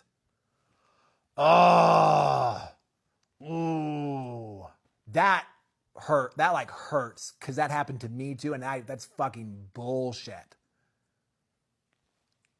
Children are not. The only time that children are supposed to be parents is if they made a baby. So if Logan went off and like made a baby with someone at 14, then Logan gets to be dad. Otherwise, Logan shouldn't be dad because he's not a dad. He's a kid.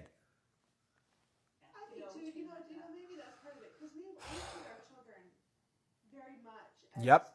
Saying the quiet part out loud.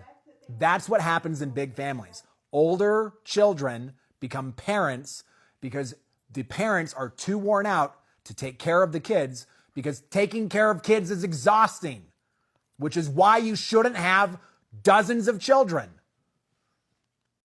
Good morning, Sister Wives fans. Excuse my bed hair. So I'm starting to schedule out my weekly lives. I'm going to start doing lives on every Sunday where I watch an episode of Sister Wives. And I'm just curious, as I'm scheduling those out, if there are any episodes that you guys think would be particularly good for me to watch on live. So so far I've done the season 1 finale and then the honeymoon special.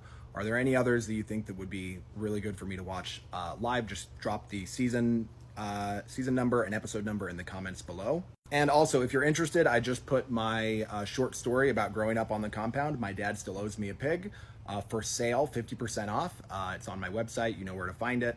Just talks a little bit about what it was like to be a kid on that ranch. Anyway, thanks, y'all. I'm going to go shower and try and tame this.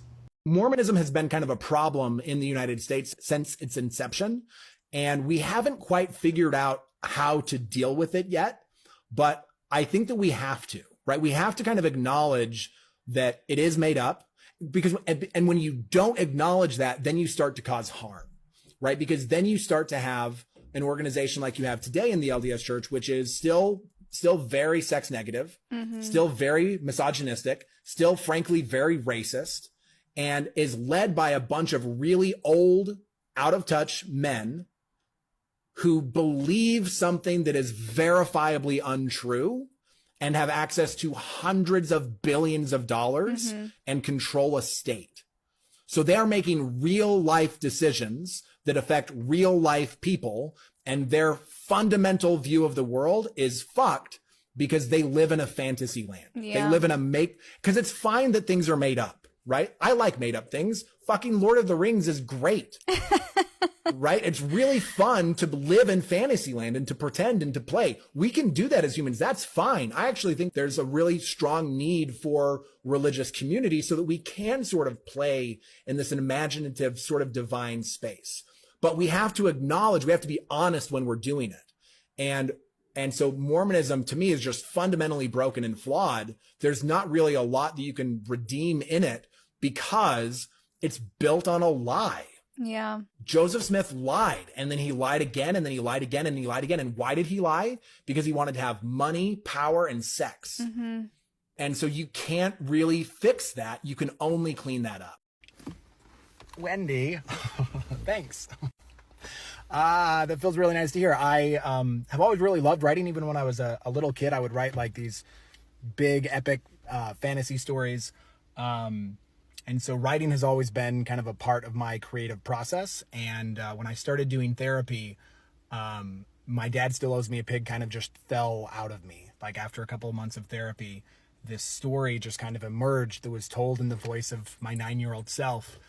That was just kind of about what it felt like to really want to have a companion, to have like a pet in my life, and then what it felt like to have that used to control me. And so I really appreciate that review. And y'all, if you want to check out the book, it's for sale for the month of July for $3.33. And you can find it on, well, you know where. It's over there. Guy, what do you think? Getting makeup make me look sexy like you? Whoa, I had no idea that Donald Trump Jr. was Mormon. Weird. I don't know if you guys have been paying attention to the news, but the world is a pretty crazy place right now. And there are a lot of people out there who are trying to tell us that we are a divided nation and that we should hate people who are different than us. And one of my very favorite things about the next comic that I'm going to bring up is that he's very different from me. He looks like a Mormon grandpa because that's what he is. And I don't know if you guys have noticed me, but I have pigtails. I'm the opposite of him. But one of the things that we really connect over is laughter. When I first met him, he made me laugh. And I've realized that anyone that can make me laugh, I can love. And I think that that is so important for us to remember in the world that we live in right now. As people try to divide us, to remember that we are actually indivisible and that the things that connect us are stronger than the things that want to divide us. And so please give a very warm welcome for my very good friend, Mike Agrilius.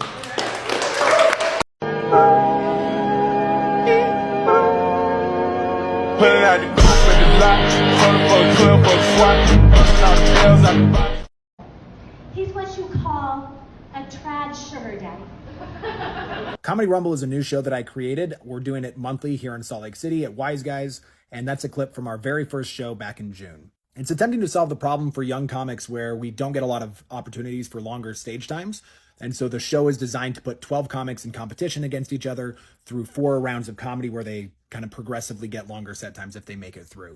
That clip is from round 1, which gives every comic 1 minute, and it has to be brand new material. And if they pass through that round, then they get to do 3 minutes in the next round. The show in June was a lot of fun, lots of great feedback. The audience loved it. It was a ton of just good times all around. On stage with me, you can see my buddy Mark. He was actually my comedy mentor when I first started in comedy, and so it was fun to have him on the stage. And during the first round, we would give feedback to the comics on their sets. Anyway, we just got booked for our second show on August 9th at Wise Guys, Salt Lake City. We'll have a whole new lineup of comics, and it'll be a great night of comedy competition. I'd like to humbly accept TikTok's nomination for President of the United States. If elected, I promise I will do only 3 things. Number 1, I will immediately end daylight savings. Why are we still doing that? Number 2, I will ban the TikTok ban. Banned, gone.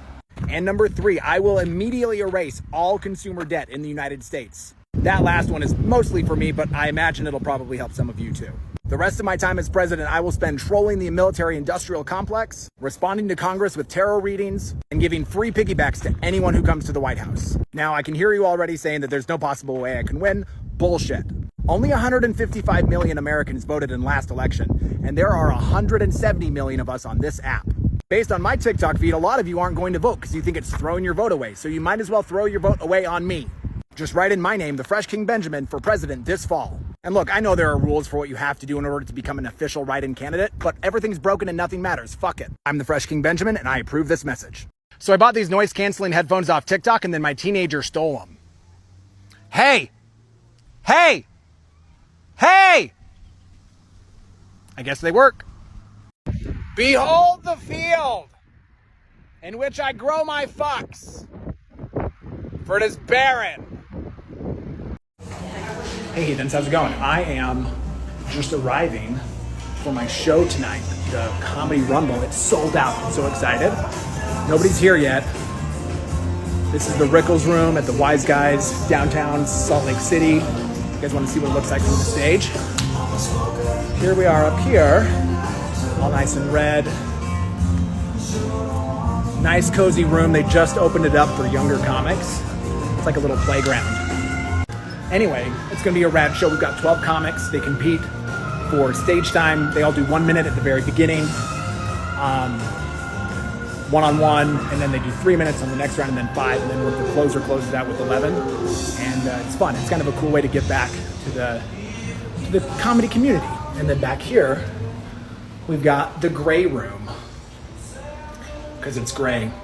Anyway, so that's what I'm doing tonight. It's going to be super fun. Did you guys have a good time at Comedy Rumble? Look at this. Somebody come look at this. Look at this.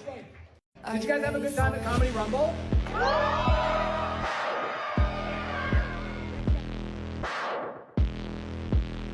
Breaking news. Somalia wins the gold medal in sailing. However, they were disqualified when it was found out that none of the boats were theirs. You'll get it next time, though. We are short one. Is there anyone in the audience who would like to maybe come up and do... You, sir, what's your name? Nick. Okay, so Nick, you're going to be on deck. How's everyone doing? Okay, we're going to make this... Well, let's actually... By the way, I like...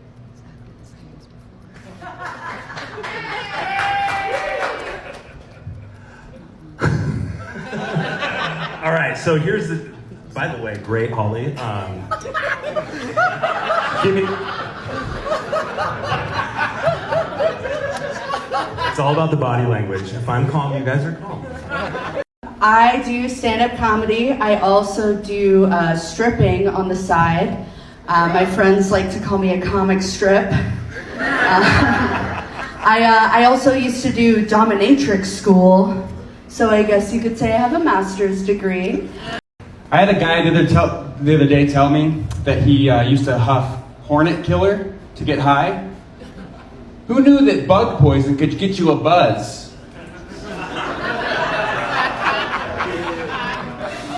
I wanted to be like cool and mysterious. I was the president of the improv club in high school. I was not cool and mysterious. I used to put a little cocaine in my weed. You've never seen someone do so little so fast.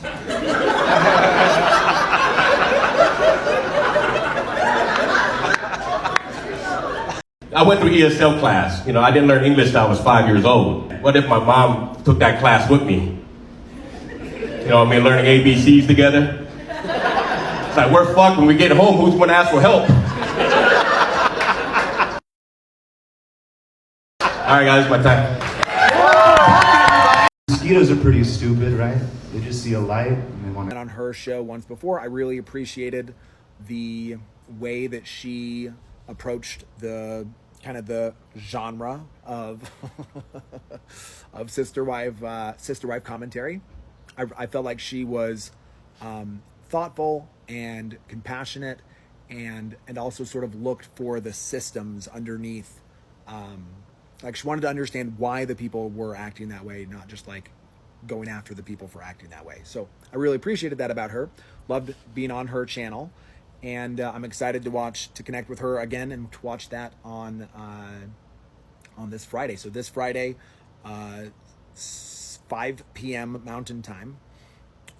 If you want to comment, you'll need to be a subscriber. So if you haven't subscribed and joined one of the 3 levels of Mormon heaven that I represent, you can. It's the telestial is, I think, $2.99.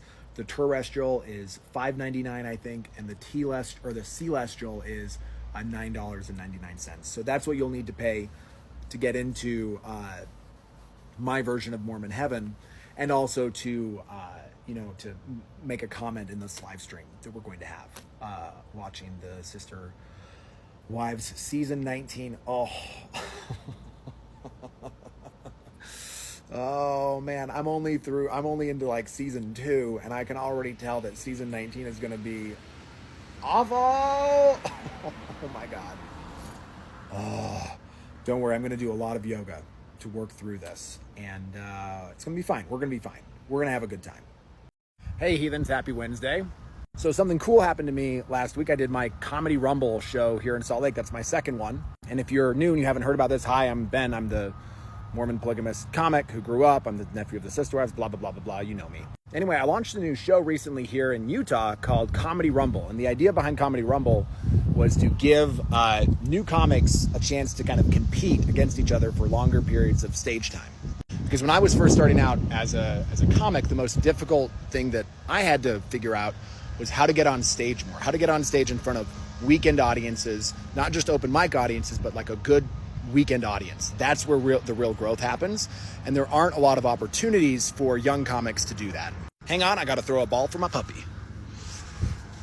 Go get it. Anyway, when I initially envisioned it, I thought of it as like a weekly show, like a weekly opportunity for comics in the Salt Lake scene to go up against each other and to compete for longer stage time. And it would start by doing 1 minute of brand new comedy head to head. So one comic would come up and do 1 minute, and then another comic would come up and do 1 minute, and then the audience would vote which one they wanted to see go into the next round. The next round would have 3-minute sets, again, head to head voting, and then the next round would have 5-minute sets, and then the winner would close the night with a 10-minute set at the very end. We did our first show back in June, and it was a great night. It was really cool. We packed out the room. We were like 15 tickets short of selling out. Tons of great comedy, tons of great feedback, lots of excitement about the format. And then we just barely did our second show last Friday. Last Friday night we did it, and we sold that sucker out. Anyway, and then like on Monday, I was messaging the owner of Wise Guys, and I'm like, hey, we sold out this show. I really appreciate you letting me play in this new room that you opened. Can we come back in September, on September 20th, and do another show? He was like, 100% you can come back in September. You could also come back on Saturday. Do you want to come back on Saturday? Anyway, so we're coming back on Saturday, this Saturday, August 17th at 9 p.m. at the downtown location of Wise Guys. And it's going to be an awesome show. I've got 2 comics from LA who were in for a different show and it got canceled, and so they're going to come on the show. I've got Cheyenne Jackson and Karan Reddy, who are 2 local comics that just absolutely crush every single time. And I've got the winner of last week's Comedy Rumble coming to co-host with me. It is going to be a super cool show, a really fun show, and I hope to see you there. I would work hard. I'd pop out some spirit babies for a FLDS fella. I mean, I got some different. You might think like a thug is ExMormons. That's the closest you're gonna get to a thug out here in Utah. ExMormons, they got their hair black dye, box dye, right? Tattoos. And I've dated one, and I knew he wasn't a thug because he slipped up and used the word ambiguous. And I was like, the thugs I know, they don't even know that word. What's up? It's Just Blaine. I'm here with the Fresh King Benjamin. He hit me up all shook up. What's up, Fresh King? Well, I just got given the most beautiful gift. I got given a ticket to Burning Man and a spot in someone's RV. What? And I am in such a giving mood, and I actually have a gift to give away right now. I have free night break this Saturday at 7:30 p.m. at Biscott's Cafe right here in Daybreak. You go to my website, thefreshkingbenjamin.com, you scroll down to night break, you click on that. You go to Saturday's date, August 17th, and that show is free. Now, you do have to get tickets. I can only have 69 people in the building, so you can't just show up. Is this open mic night? What's going on? No. I bring professionals to Night Break. In fact, I have Garrett Gunderson on the show this weekend. This guy from Amazon Prime's the special, The American Ream? No way. Yeah. This guy is a good friend of mine. He actually gave me the gift of getting into comedy, and he's going to be on this weekend. Holy cow. So in Daybreak, you can see this guy, Garrett Gunderson, for free. Like he sells out tours all over America, man. This is wild. Hey heathens, just a reminder that I'm going to be going live this evening at 5 p.m. Mountain Time here on TikTok with Sarah from Reality Squad. We're going to be watching the Sister Wives season 19 trailer, which I have not seen, and then we're going to be chatting about it. So if you want to come and join that live, the link is there, and it's going to be a good time. All right. That's my time. Y'all, something pretty magic just happened. Somebody gave me this book a couple days ago, Ironic, The Go-Giver. Of course, it was given to me. And it's fantastic. I read it in one afternoon. And it's a business book, so it talks about like making money and success, but really it's about creating abundance for yourself and for the people around you. And it says that there's a pretty simple way that humans do that. It's through giving. And the whole book is a parable about the 5 stratospheric laws of success, which is a really gimmicky name, but it's actually pretty brilliant. Law 1, the law of value. Your true worth is determined by how much more you give in value than you take in payment. Law 2, the law of compensation. Your income is determined by how many people you serve and how well you serve them. Law 3, the law of influence. Your influence is determined by how abundantly you place other people's interests first. Law 4, the law of authenticity. The most valuable gift you have to offer is yourself. And law 5, the law of receptivity. The key to effective giving is to stay open to receive. And the overarching idea that really stuck in my brain was, if you're stuck and you need more success and abundance in your life, give something away. Like a true gift, without any expectation, just give. Get that giving energy going, because then it starts to move. And so I decided, what the heck, I'll give it a try. For those of you who don't know, I host a weekly comedy show here in my neighborhood called Night Break Comedy, where I kind of vet and curate some of the best local comics here in Salt Lake and then bring them down to perform in front of a daybreak crowd. Which I have one this Saturday, and I decided to give it away. Tickets are usually $22, so if I sell out, I net about $1,500, and I was just like, hey, everybody, free Night Break this week, my gift to you. It gave out in like 12 hours. That show is packed. It's happening tomorrow night. It's going to be awesome. There are no tickets left. Like, I posted it last night, and then by this afternoon, they were gone. So that was my gift to the community. And then something really interesting happened. I went over to have a conversation with a contact at a place called Novel Apartments, which is a cool little apartment spot that just opened here in Daybreak. They have like a pool. They have a bunch of activities, amenities. It's like a really, really awesome location. We've been meeting there for several months with my Daybreak business community.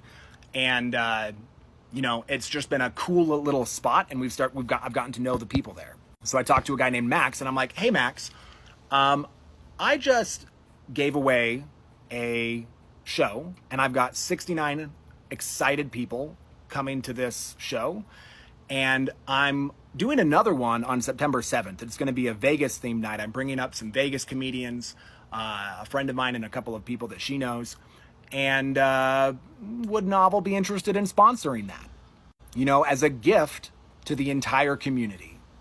The sponsor package is $1,500, which was the exact amount that I just gave away. And Novel said yes. I just got confirmation. Giving works, y'all. Hey, heathens, 2 quick updates. First, I got my nails done. Aren't they sparkly and fun? Second, if you are local to Salt Lake City, you should come out tonight to see me host Comedy Rumble at Wise Guys Salt Lake City. This is a brand new show that I just started a couple of months ago, and it's taking off. It's really fun. We sold out the show last Saturday, and then the owner of Wise Guys invited us out back this week to try to do it again, so we're going to. And we have a banger lineup. I have 5 of the best local comics going up tonight, and then 3 people from out of town. 1 dude from Austin, 2 people from LA that were here for another show. It's going to be an awesome, awesome night with just some really high caliber comedy. And if you don't know what Comedy Rumble is, it's a competition show. So every comic starts the night with 1 minute of brand new material, and then the audience votes which ones go through to later rounds to longer sets. That is tonight at 9 p.m. at Wise Guys Comedy in downtown Salt Lake. Come check it out, you guys. It's going to be rad. She took my penis in her hands. Okay, she took my penis in her hand. Come on, guys. Okay, she took my penis in her fingers.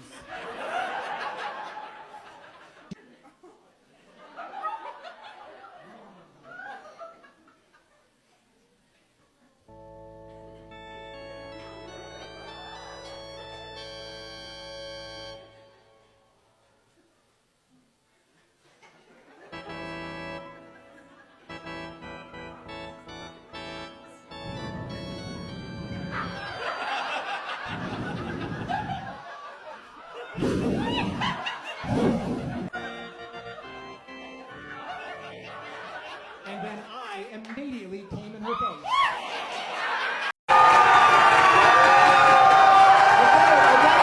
Okay.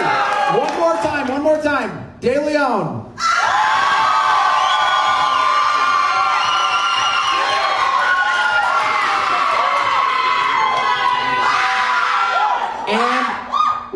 person who's screaming in the back, you could just blow him later, okay? And now Garrett.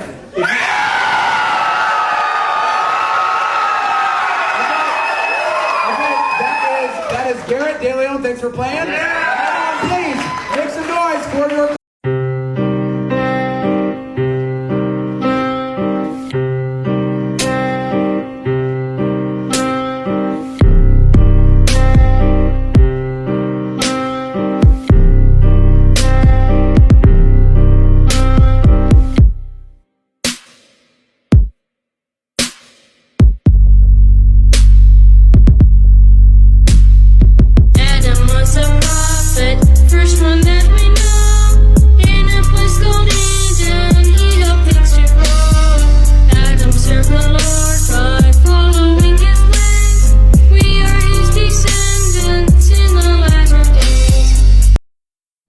Jesus. Except Jesus was celibate, so he didn't even come the first time. Heathens, I'm back! Sorry for the radio silence. I know that I've missed the beginning of Sister Wives. That is coming. I'm going to watch that show. But at first, I want to let all of you guys know that I'm going to be in Vegas tomorrow, Saturday, hosting a new show called Comedy Rumble. That's actually what I've been doing. That's why you haven't been seeing much of me, is that Comedy Rumble's like exploding here in Utah, which has been super fun. And it went so well in Utah that the owner of Wise Guys was like, hey, you can take this to Vegas. So I'm taking it to Vegas. It's going to be tomorrow night at the Arts District Wise Guys in Vegas, 9:30. And it's a really cool show because I don't know if any of you have ever been to an open mic before, but when you go to an open mic, generally what happens is about half of the comics get up there and you're like, oh my God, these people are dog shit. They are not funny. They're trying hard. You as the audience decide who goes through to the next round to do more time. And every round the time goes up. So in the first round it's 1 minute, in the second round it's 3 minutes. Him later, okay? And now Garrett. Hey, did you guys have a good time at Comedy Rumble? Hey, did you guys have a good time at Comedy Rumble? Did you guys have a good time at Comedy Rumble?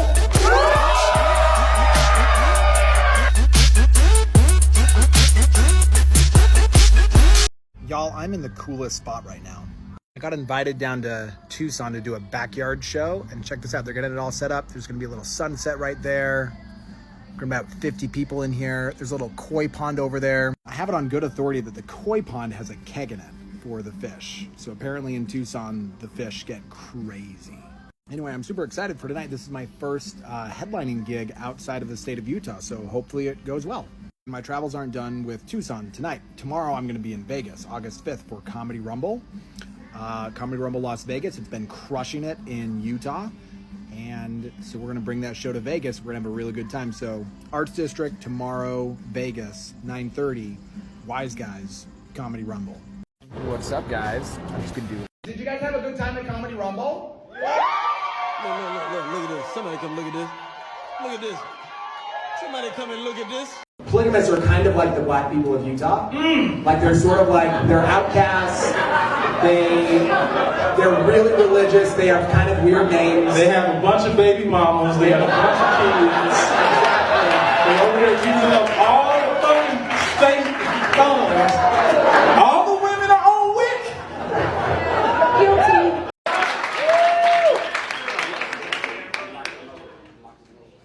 I'm colorblind. So I'm pretty fucking good at solving Rubik's Cubes.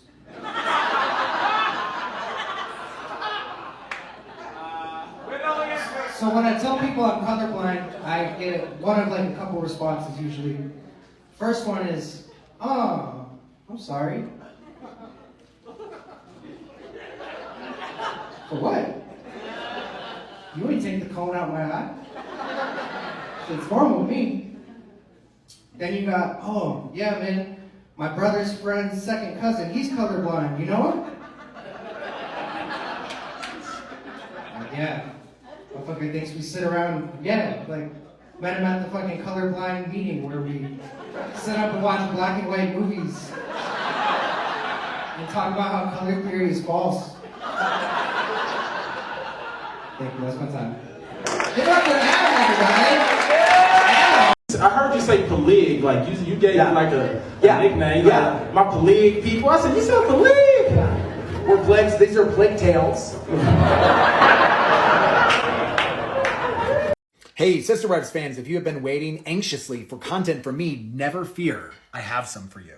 I realized after I watched season 1 that there was no way that I could possibly do Sister Wives by myself. Because I have the most fun when I'm talking to other people, and when I'm just me like talking to the camera, it doesn't work for me.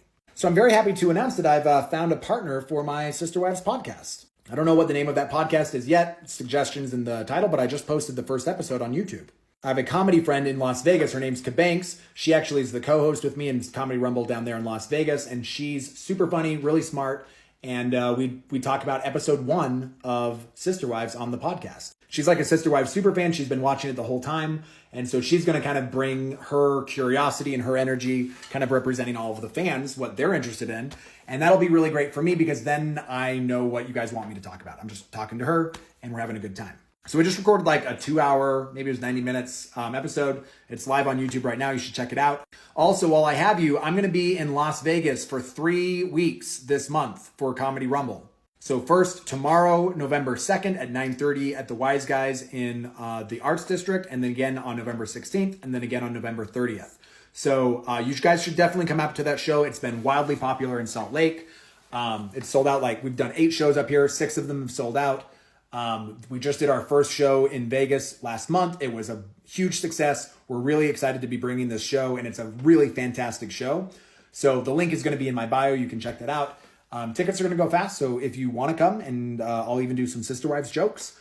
If you want to come, you should get your tickets ASAP so that they don't get sold out from under you.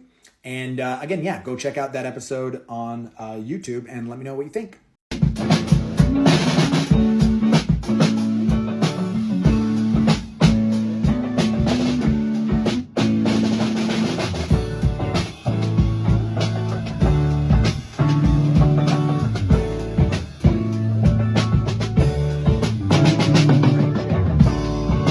Grew up on a Mormon polygamous compound.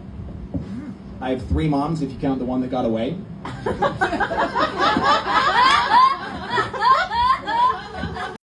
What's up, heathen? So I'm here in New York for the New York City Comedy Festival, and I'm looking for some recommendations for things to do.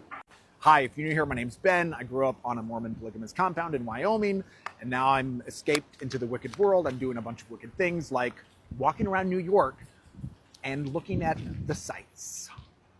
I'm here until Saturday, and I am super excited. I'm checking out a bunch of cool shows for the New York City Comedy Festival. Went to an awesome show last night with a couple of SNL cast members. It was super funny. Did an open mic last night. And what I'm looking for is just recommendations for things I should check out here. I want to know more than just the touristy stuff. Like I'm down here at Battery Park. That's the Statue of Liberty. I know that. I know those things. I want the fun stuff. Like what are the stuff that you guys don't tell anyone about? That's what I want to know. So leave a comment. Tell me some stuff I should check out. I've got a bunch of time during the day I can walk around. And if you're a comic here in New York and you would like to connect and kind of build your network, I'm a great friend to have, and I would love to connect with you. So just reach out. Let's play.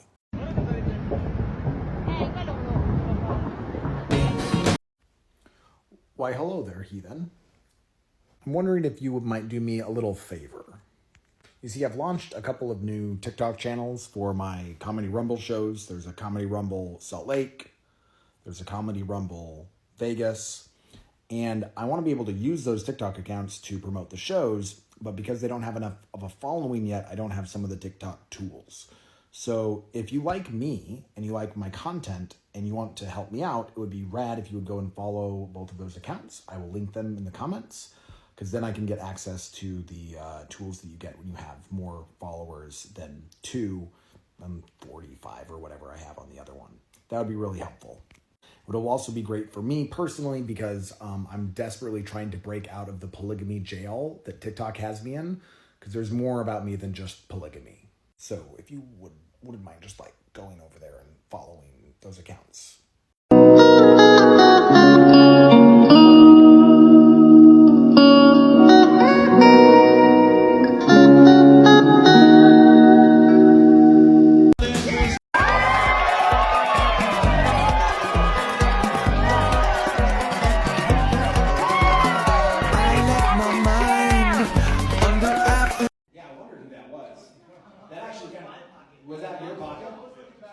Yeah, you're interrupting my prayer with God. It's okay. It's okay. I forgive you, but God might not. Honestly, if you still use a BlackBerry, we should seize your house. Like, you don't get to have a house anymore. Especially this guy. If you bring your BlackBerry to a funny show and then play it in the front row on Talking to God, you definitely should end up homeless. Come on, man. I'm just kidding, sir. I love you. Who wants to go storm the Capitol? We'll take a shit on Pelosi's desk together. I heard you say plague, like you gave it like a nickname. Like, my plague people. I said, you said plague. We're plagues. These are plague tales. Polygamists are kind of like the black people of Utah. Like they're sort of like, they're outcasts. They're really religious. They have kind of weird names. They have a bunch of baby mamas. They have a bunch of kids. They're over there using up all the fucking fake thumbs. All the women are on wick. Guilty. Do people actually say Nevada? Okay, new plan. Let's kill those people. They want to. You all do. Okay. Care way too Okay, much. guys, after this show, we'll march down. No, I'm just kidding. We'll storm the Capitol. No, alone. As outrageous as yourself might be, clearly, you can't make this shit up. As outrageous as yourself might be, do it because an audience is going to root for you 10 times more if you're just doing your thing as you. Totally. And not trying to be anybody. I think that is one of the things that draws people to comedy is the seeing people in sort of this absolute free expression of themselves. Yeah. Where they can say, and I think, because I really believe that there's a really deep purpose or a deep meaning underneath what we do as comics. And it's silly, haha, funny at the top. It's stupid and fun. But I think underneath that, there's actually some really deep societal and spiritual value. And I think part of that is that in so many ways in our world, our self-expression is restricted. Nervousness is just excitement without the breath. Yeah. Yeah. And that's the other thing. Every time, so I started the show with breathing, but every time before Kay Banks and I went in and chatted, we breathed together. Before I go up on stage, big inhale, powerful exhale, and then that's the first thing, and then I go up because that gets me. I saw someone do, I think it was a joke actually, but it was mocking the dude. It was what was it? It was a guy that was like, he was like shooting an arrow on some TV show, and he was like this over the top like big. But what he did is he before he went, and then he did it, and I was like, oh. That's you're clearing your system, right? As outrageous as yourself might be, clearly, you can't make this shit up. As outrageous as yourself might be, do it because an audience is going to root for you 10 times more if you're just doing your thing as you. Totally. And not trying to be anybody. I think that is one of the things that draws people to comedy is the seeing people in sort of this absolute free expression of themselves. Yeah. Where they can say, and I think, because I really believe that there's a really deep purpose or a deep meaning underneath what we do as comics. And it's silly, haha, funny at the top. It's stupid and fun. But I think underneath that, there's actually some really deep societal and spiritual value. And I think part of that is that in so many ways in our world, our self-expression is restricted. I think all prejudice should be let go. I think it's not necessary, certainly. And not because I'm, if you couldn't tell, a raging homosexual, but also because I think that who has time for it? I mean, my God. I have so between my hair. Is a busy place. You can't be prejudiced. I'm busy. I'm too busy doing my hair and makeup and cleaning my bunker. I mean, I have too much things to do. You know what I mean? Like in Star Wars, was Yoda prejudiced? And that's 5,000 light years in the future. No, You know what I mean? He took a dumb kid, showed him how to use a dumb sword, and he saved the world. I mean, history. I would say everybody who is a prejudice, with all love and due respect, go fuck yourself. No, no, seriously. I just think. Actually, seriously, go fuck yourself. Like, go. Well, no, but when I say go fuck yourself, I don't mean less prejudice. But I don't mean in the way that they are going to say, oh, look at this. No, I don't mean in an aggressive way. I mean, go educate yourself. I will do anything for the sake of comedy. Well, not anything, but just about anything for the sake of comedy. Yeah. And you have to have that commitment, right? And tattooing is about commitment, and it's about the attention to detail. So for me, my brain is kind of crazy. I've actually recently been diagnosed with ADHD, and I know everybody throws that around, and I hate even saying it, but like I had a legit therapist be like, you know why you're so crazy? You have anxiety because you have ADHD. Yeah. So, but I mean, the good thing about it, and the reason why I tell people is because I'm like, just bear with me. My brain's fucking crazy. I've got 15 windows open all at once, and sometimes they all crash, and I forget what we were talking about. And I'm like, shiny. I learned at an early age that like if I could make people laugh, that it was almost like I was accepted. And so my brain was like addicted to making people laugh. So I learned early on like kind of how to set up jokes or what made people laugh. And just ever since then, I've just been like chasing that high, I guess. Yeah. So what pushed you from doing the tat? You're sort of doing it in you're tattooing people. You're making them laugh, right? It's kind of like a thing that you're doing, and then you're like, now I'm going to go do it on stage. What? Right. So the I guess the stepping stone there was like, again, I had coworkers, friends that were really pushing me to do it, and I was kind of pushing back. And I don't know if it was because I don't think I was scared of bombing. I think it was scared of like, I guess maybe being successful, which here we are, and it is kind of terrifying. If you're going to step into spicy territory, you better have something worthwhile to say. Right. You better have prepared for that moment. And I think a lot of times when I see young comics, when I see them starting, what's difficult about comedy, and I know you've experienced this because it's the worst feeling in the world, is you think something is funny and you say it and you're like, this is going to work, and nothing.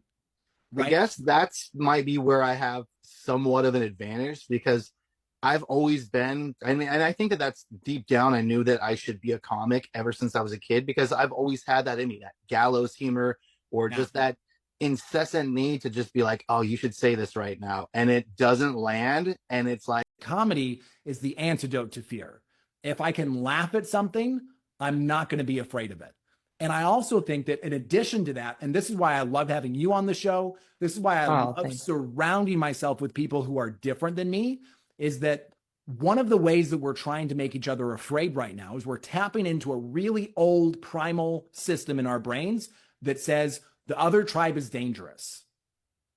So the other tribe is dangerous. We got to be afraid of them. And what we don't understand is that the other tribe actually has assets that we need. The other tribe, that's the power of a diverse community, is that in a diverse community, you've got fucking options because you have more ideas. Live your life, like be aggressively involved in creating the world that you want, and don't just detach from it, be doing. And then if something crazy happens, I would way rather be with a bunch of people who are doing shit. Yeah, 100%. Well, I figure too, like, anybody who's going to be creative, they're going to be a little bit more sensitive, and they're going to be more inclined to want to see everybody do well and thrive. Whereas people get so caught up and they're worried that it becomes a survival mentality where like, if I can't have it, no one can, you know what I mean? And I don't think that kind of mentality does anybody good at any time. Yeah, I agree. Hell yeah, dude. Is there anything that you want to promote? So are you on any shows coming up? Do you want people to follow you on Instagram? Hi, everybody. I'm the Fresh King Benjamin. I'm the host of Comedy Rumble. And as you may know, at one of our Comedy Rumbles, there was a little bit of a racial incident because we had Kid Q, who's this fabulous black comic, and we had Jason Paxman, who's a fabulous white comic, and they were up against each other. There was a tie, and we had to flip a quarter to see who would win. Unfortunately, the only quarter that we had George Washington on it, who, as you all know, was pretty racist. He owned slaves. So not a fair, not a non-biased quarter, and Kid lost. And I'm committed to racial equality and justice in Comedy Rumble. And so I came to my friend Mary's thrift shop. This is Mary. Mary, say hi. Hello. She owns this fabulous thrift shop in Salt Lake. It's called Lilies of the Field. And look how marvelous this place is. Just look at all of the cool stuff. And I knew that she had a solution for me. So Mary, do you have a solution for me? Yes, I have a Sacagawea quarter, Perfect. which is non-biased. Non-biased. So we're going to have this Sacagawea quarter right here. A dollar. It's a dollar. A dollar. It's Sacagawea dollar. And it will decide all ties from Comedy Rumble from now on. So Mary, thank you so much. Yes. And come check out this shop, you guys. It's super rad. Thank you. Hi guys, these are my friends Dave and Shannon. Dave, you just hired me to do a little comedy at your corporate party. Sure did. Yeah. And how did it go? Were you thrilled with Amazing. what I did? Awesome. Amazing.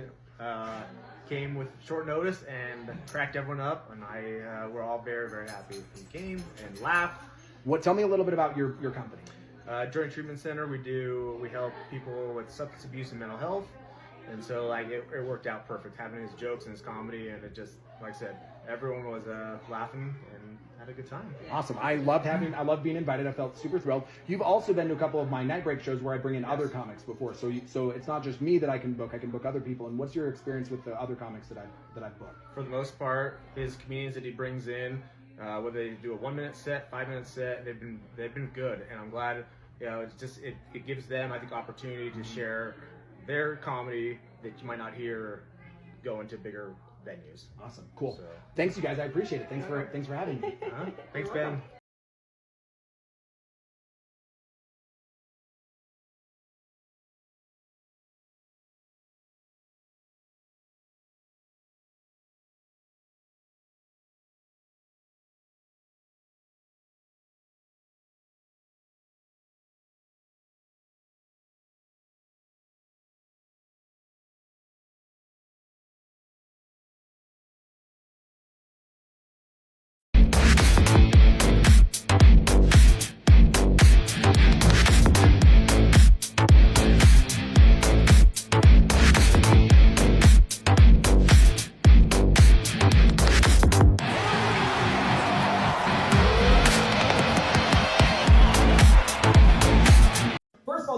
Not know. Do we have any soaking virgins? You guys, yes! Yes!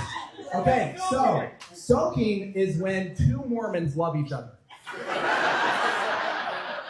But sex is bad. And so they just sort of go, so it's like this is her and this is him. That's it. That's all. You just soak. Because it's the thrusting that's bad. So this, wicked. This, not wicked. Not wicked. And what I love about that is, can you guys imagine, just for a moment, like being in there, like you're so horny, you're sticking it in, and you're just like trembling. And then all of a sudden, you feel like a little sneeze tickling. And you're like, oh, fuck! Achoo!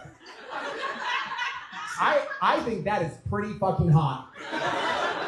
That is super kinky. And so then the other thing that he was talking about is called jump humping. So jump humping is when two people are soaking, and then a third person, Will, jumps on the bed. Because then it's not a sin, because it's just something happens, just shaking. It's like an earthquake. If you soak and there's an earthquake, that's God giving you a freebie. And my favorite thing about soaking is the conversation leading up to soaking. Because I imagine it goes something like this. I've had a lovely time with you, Brexley Lynn.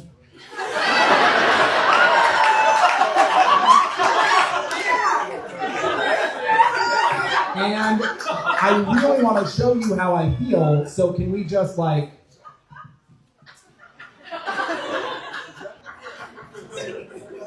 We need like a really, really vigorous one. Like the Shake Me Down 3000.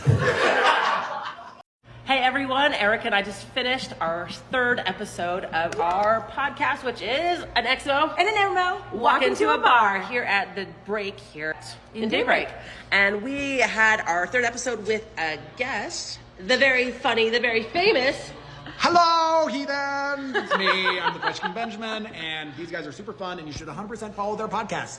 Absolutely. Definitely, we think so too. You guys are the best. I'm glad that we finally have some women talking about Mormonism, because the men have been talking about it for forever. Since the beginning. Yeah. And we are done. Yeah. We're done. We've said it all.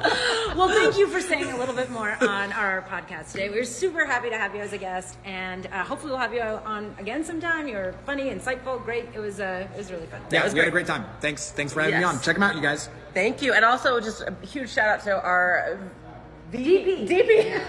Colin. Thank you so much, Colin, for all your help. It's been a great time, great experience here at the break. So lots of love, and cheers to deconstructing Mormonism.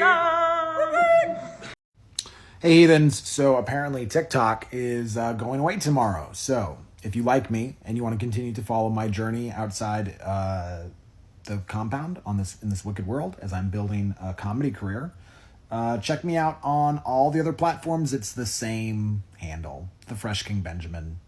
YouTube, Instagram, Facebook. You can find me on all of those. And we'll see you back here like next week when TikTok comes back.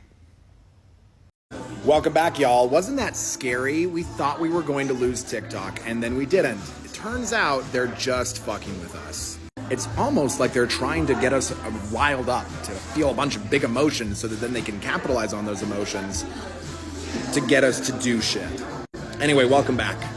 We're going to have a good time now that TikTok has finally been returned after 24 hours. So a lot of people are talking on this app about how the orange guy is not going to become president tomorrow. That there's some secret thing happening behind the scenes that's going to surprise us all, and it's not going to happen, and don't worry, we're going to be fine.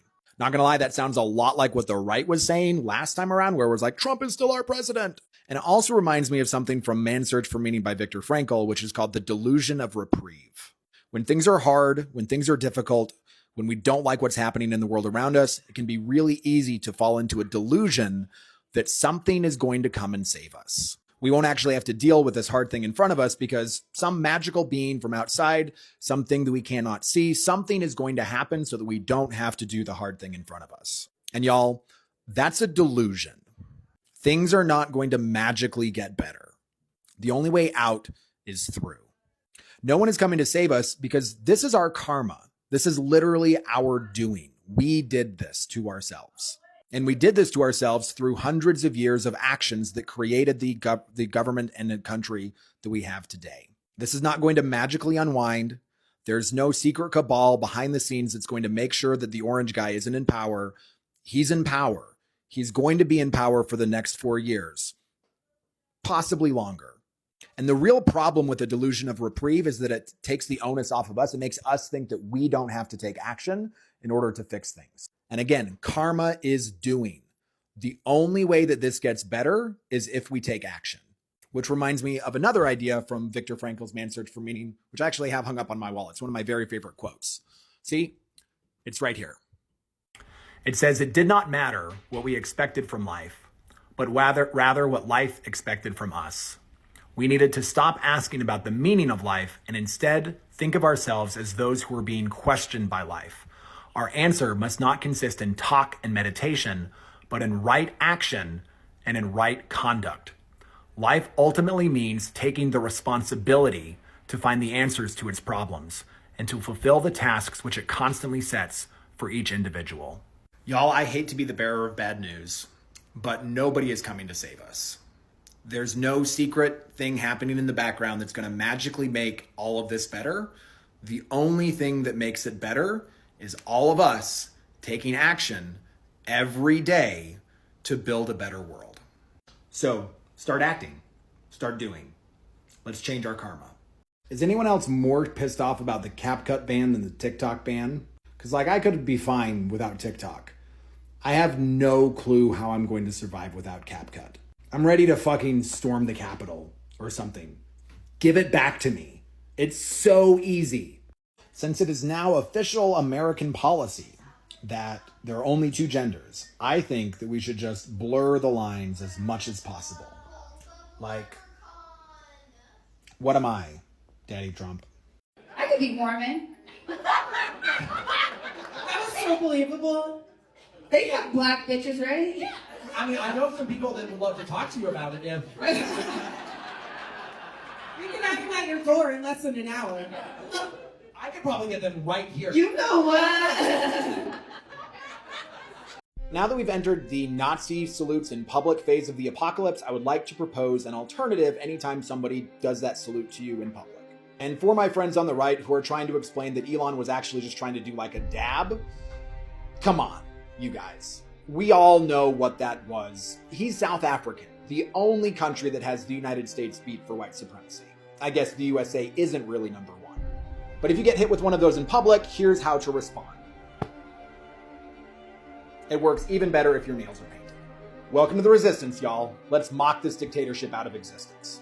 Hey, what's up, Las Vegas? It is your host, Fresh King Benjamin. I am coming to you from the Great White North, Beaver, Utah, on my way down for the Comedy Rumble tonight at the Wise Guys at the Arts District. It's going to be a banger show. Just wanted to jump in here and let you know that we are already at 60 tickets pre-sold. And historically, we double pre-sales. So we're going to land probably around 120, 130 tickets sold tonight. And last time we sold that many tickets, Wise Guys ran out of chairs.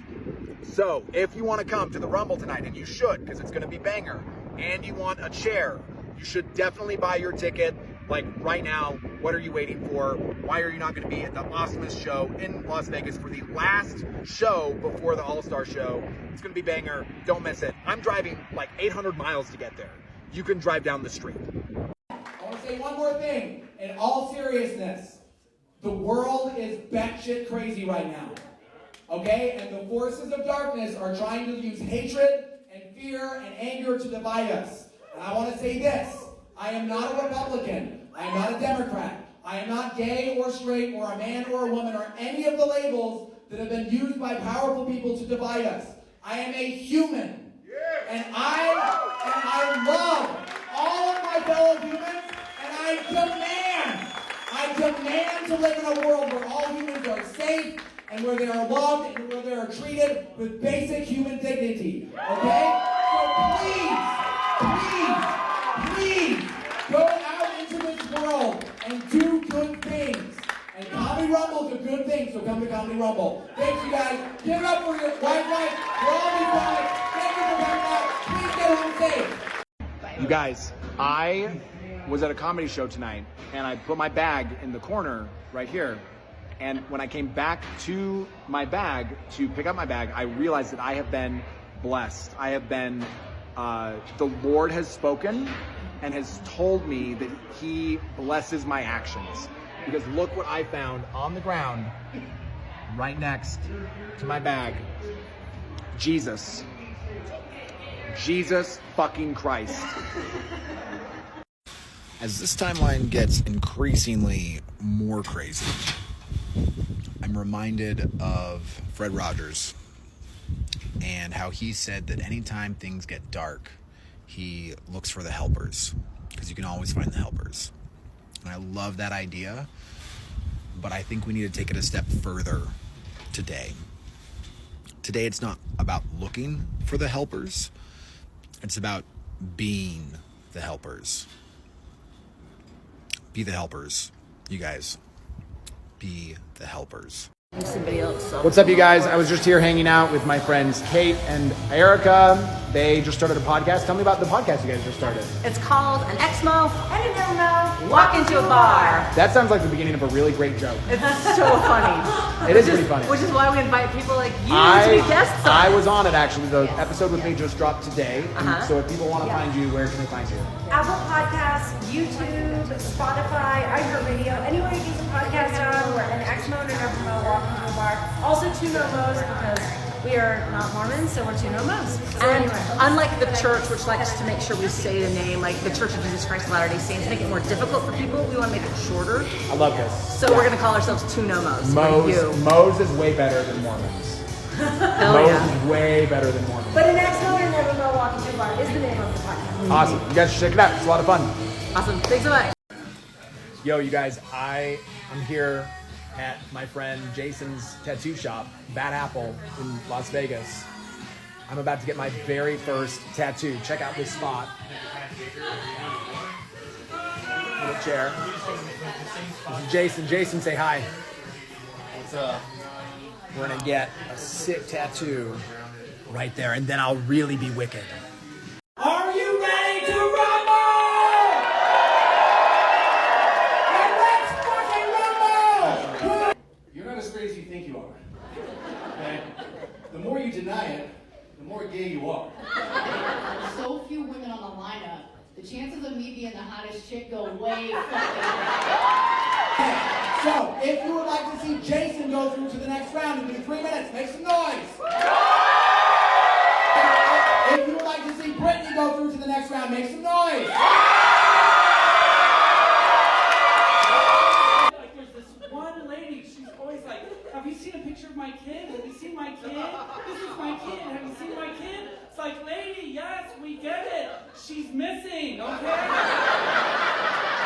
If John was a woman, she would have not flopped on the G-spot so hard. It looks like, you guys look like father and son. When people ask me what I do for work, I tell them I'm a freelancer. Because it sounds a little bit better than unemployed. I was driving over here and the highway had the signs. It was like 127 people died, last year. And I was like, oh, that's pretty cool that they're keeping score. Their language, I think, makes you fat Jesus. Walking on oil over here, baby.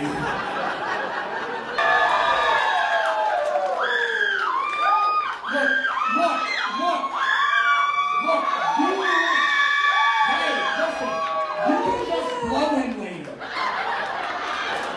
Okay, you've had a woman, you've had a gay up here already. Can you guess which one I am? Boom! Because my pussy's in the back, okay? What the fuck I tell you about eating Skittles and sucking dick? If you would like to see Ray go through to the next round, make some noise!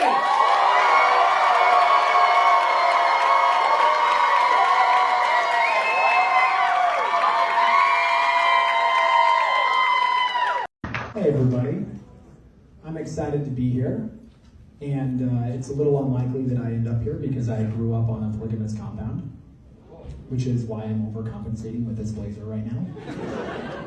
I call this look Mormon polygamous glow up because I look really good, but you still can't see my elbows. You have to understand that seeing elbows is like third base for polygamists, mostly because we never play baseball and have no idea how bases work. I've been to third base with 37 people today. I have a boner all the time. I just started wearing shorts like a year ago, and every time I flash my calves in public, I feel kind of like the Whore of Babylon.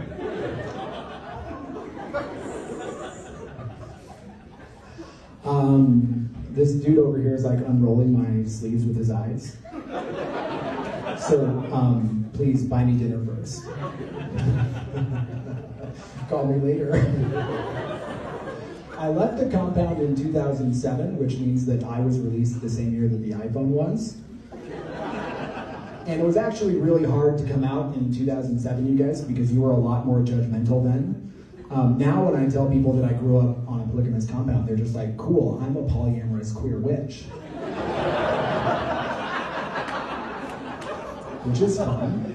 That's a cool thing to be. And what I was warned about.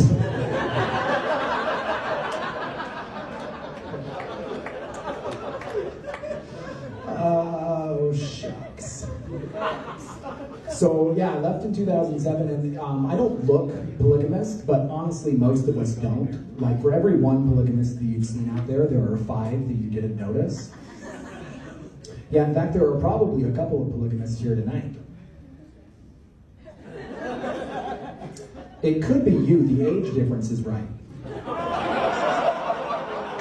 If you guys are looking around trying to find a dude with 3 women, you're doing it wrong. Wives 1 and 2 didn't come out tonight. They're at home doing laundry. He only brought wife 3 because she's fun and new and 12. I'm just kidding, you guys. They don't marry 12-year-olds. The youngest wives I knew were 14. Or as the Mormons say, several months shy of their 15th birthdays. On the compound, you get a lot of really weird names. I got lucky because my name is Benjamin, and that plays well in the modern world. My brother Mahanrai's fucked. And Mahanrai isn't even the weirdest blood name I know. Back home, there was a kid named Tiancum.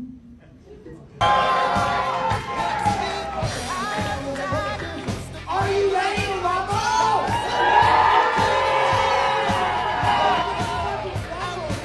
Go. Hey, what's going on? It's Stoner Rob, and right now I'm in Salt Lake City. I was just at Wise Guys, and if you weren't there, you fucking missed it. I was there for one night only. I was giving away fucking chicken wings. What else do I gotta do for you, Utonian Utonites? Huh? Catch me the next time I'm back. Wise Guys, right here in Salt Lake City, Utah. Well, next time I come, I'm going skiing. Hey everybody, I'm Ben Brown. I grew up on a Mormon polygamous compound. I left in 2007, so I was released the same year as the iPhone. And it was kind of hard to come out in 2007 because you all were a lot more judgmental back then. But now I tell people that I was raised polygamous and they're like, cool, I'm a polyamorous queer witch. Get a lot of really weird names on the compound. I got lucky because my name's Ben, and that plays pretty well in the modern world. But my brother Mahanrai's fucked. And Mahanrai isn't even the weirdest plig name I know, you guys, because back home there was a kid named Tiancum. Yeah, Tiancum, which is a weird name for Mormons because that's 2 things that they're not allowed to swallow. It's fun being out. I'm doing a lot of new things. I'm dating. Dating is different out here. Dating on the compound is basically going up to someone and saying, hey, I noticed that you're not related to me. Would you like to be? Like I'm dating this one girl right now, and she opened up to me recently about her kinks, and she told me that she's into consensual non-consent. You guys heard about this? Somebody wooed a little too enthusiastically, sir. I had to Google it, and what I learned when I Googled is that she wanted me to force myself on her aggressively. Do I look aggressive to you? But I'm a generous lover, and so I was like, I'll give this a shot. And then I started getting in my head, and I was like, I don't know how this is gonna work. Like, what if she wants me to like chase her down in a park? Because this bitch runs marathons. I'm gonna have to rent a scooter. So I told her, I was like, look, I'm feeling a little insecure about this. Like, I'm feeling kind of nervous about doing this. And she said, well, don't worry, I'll take it easy on you.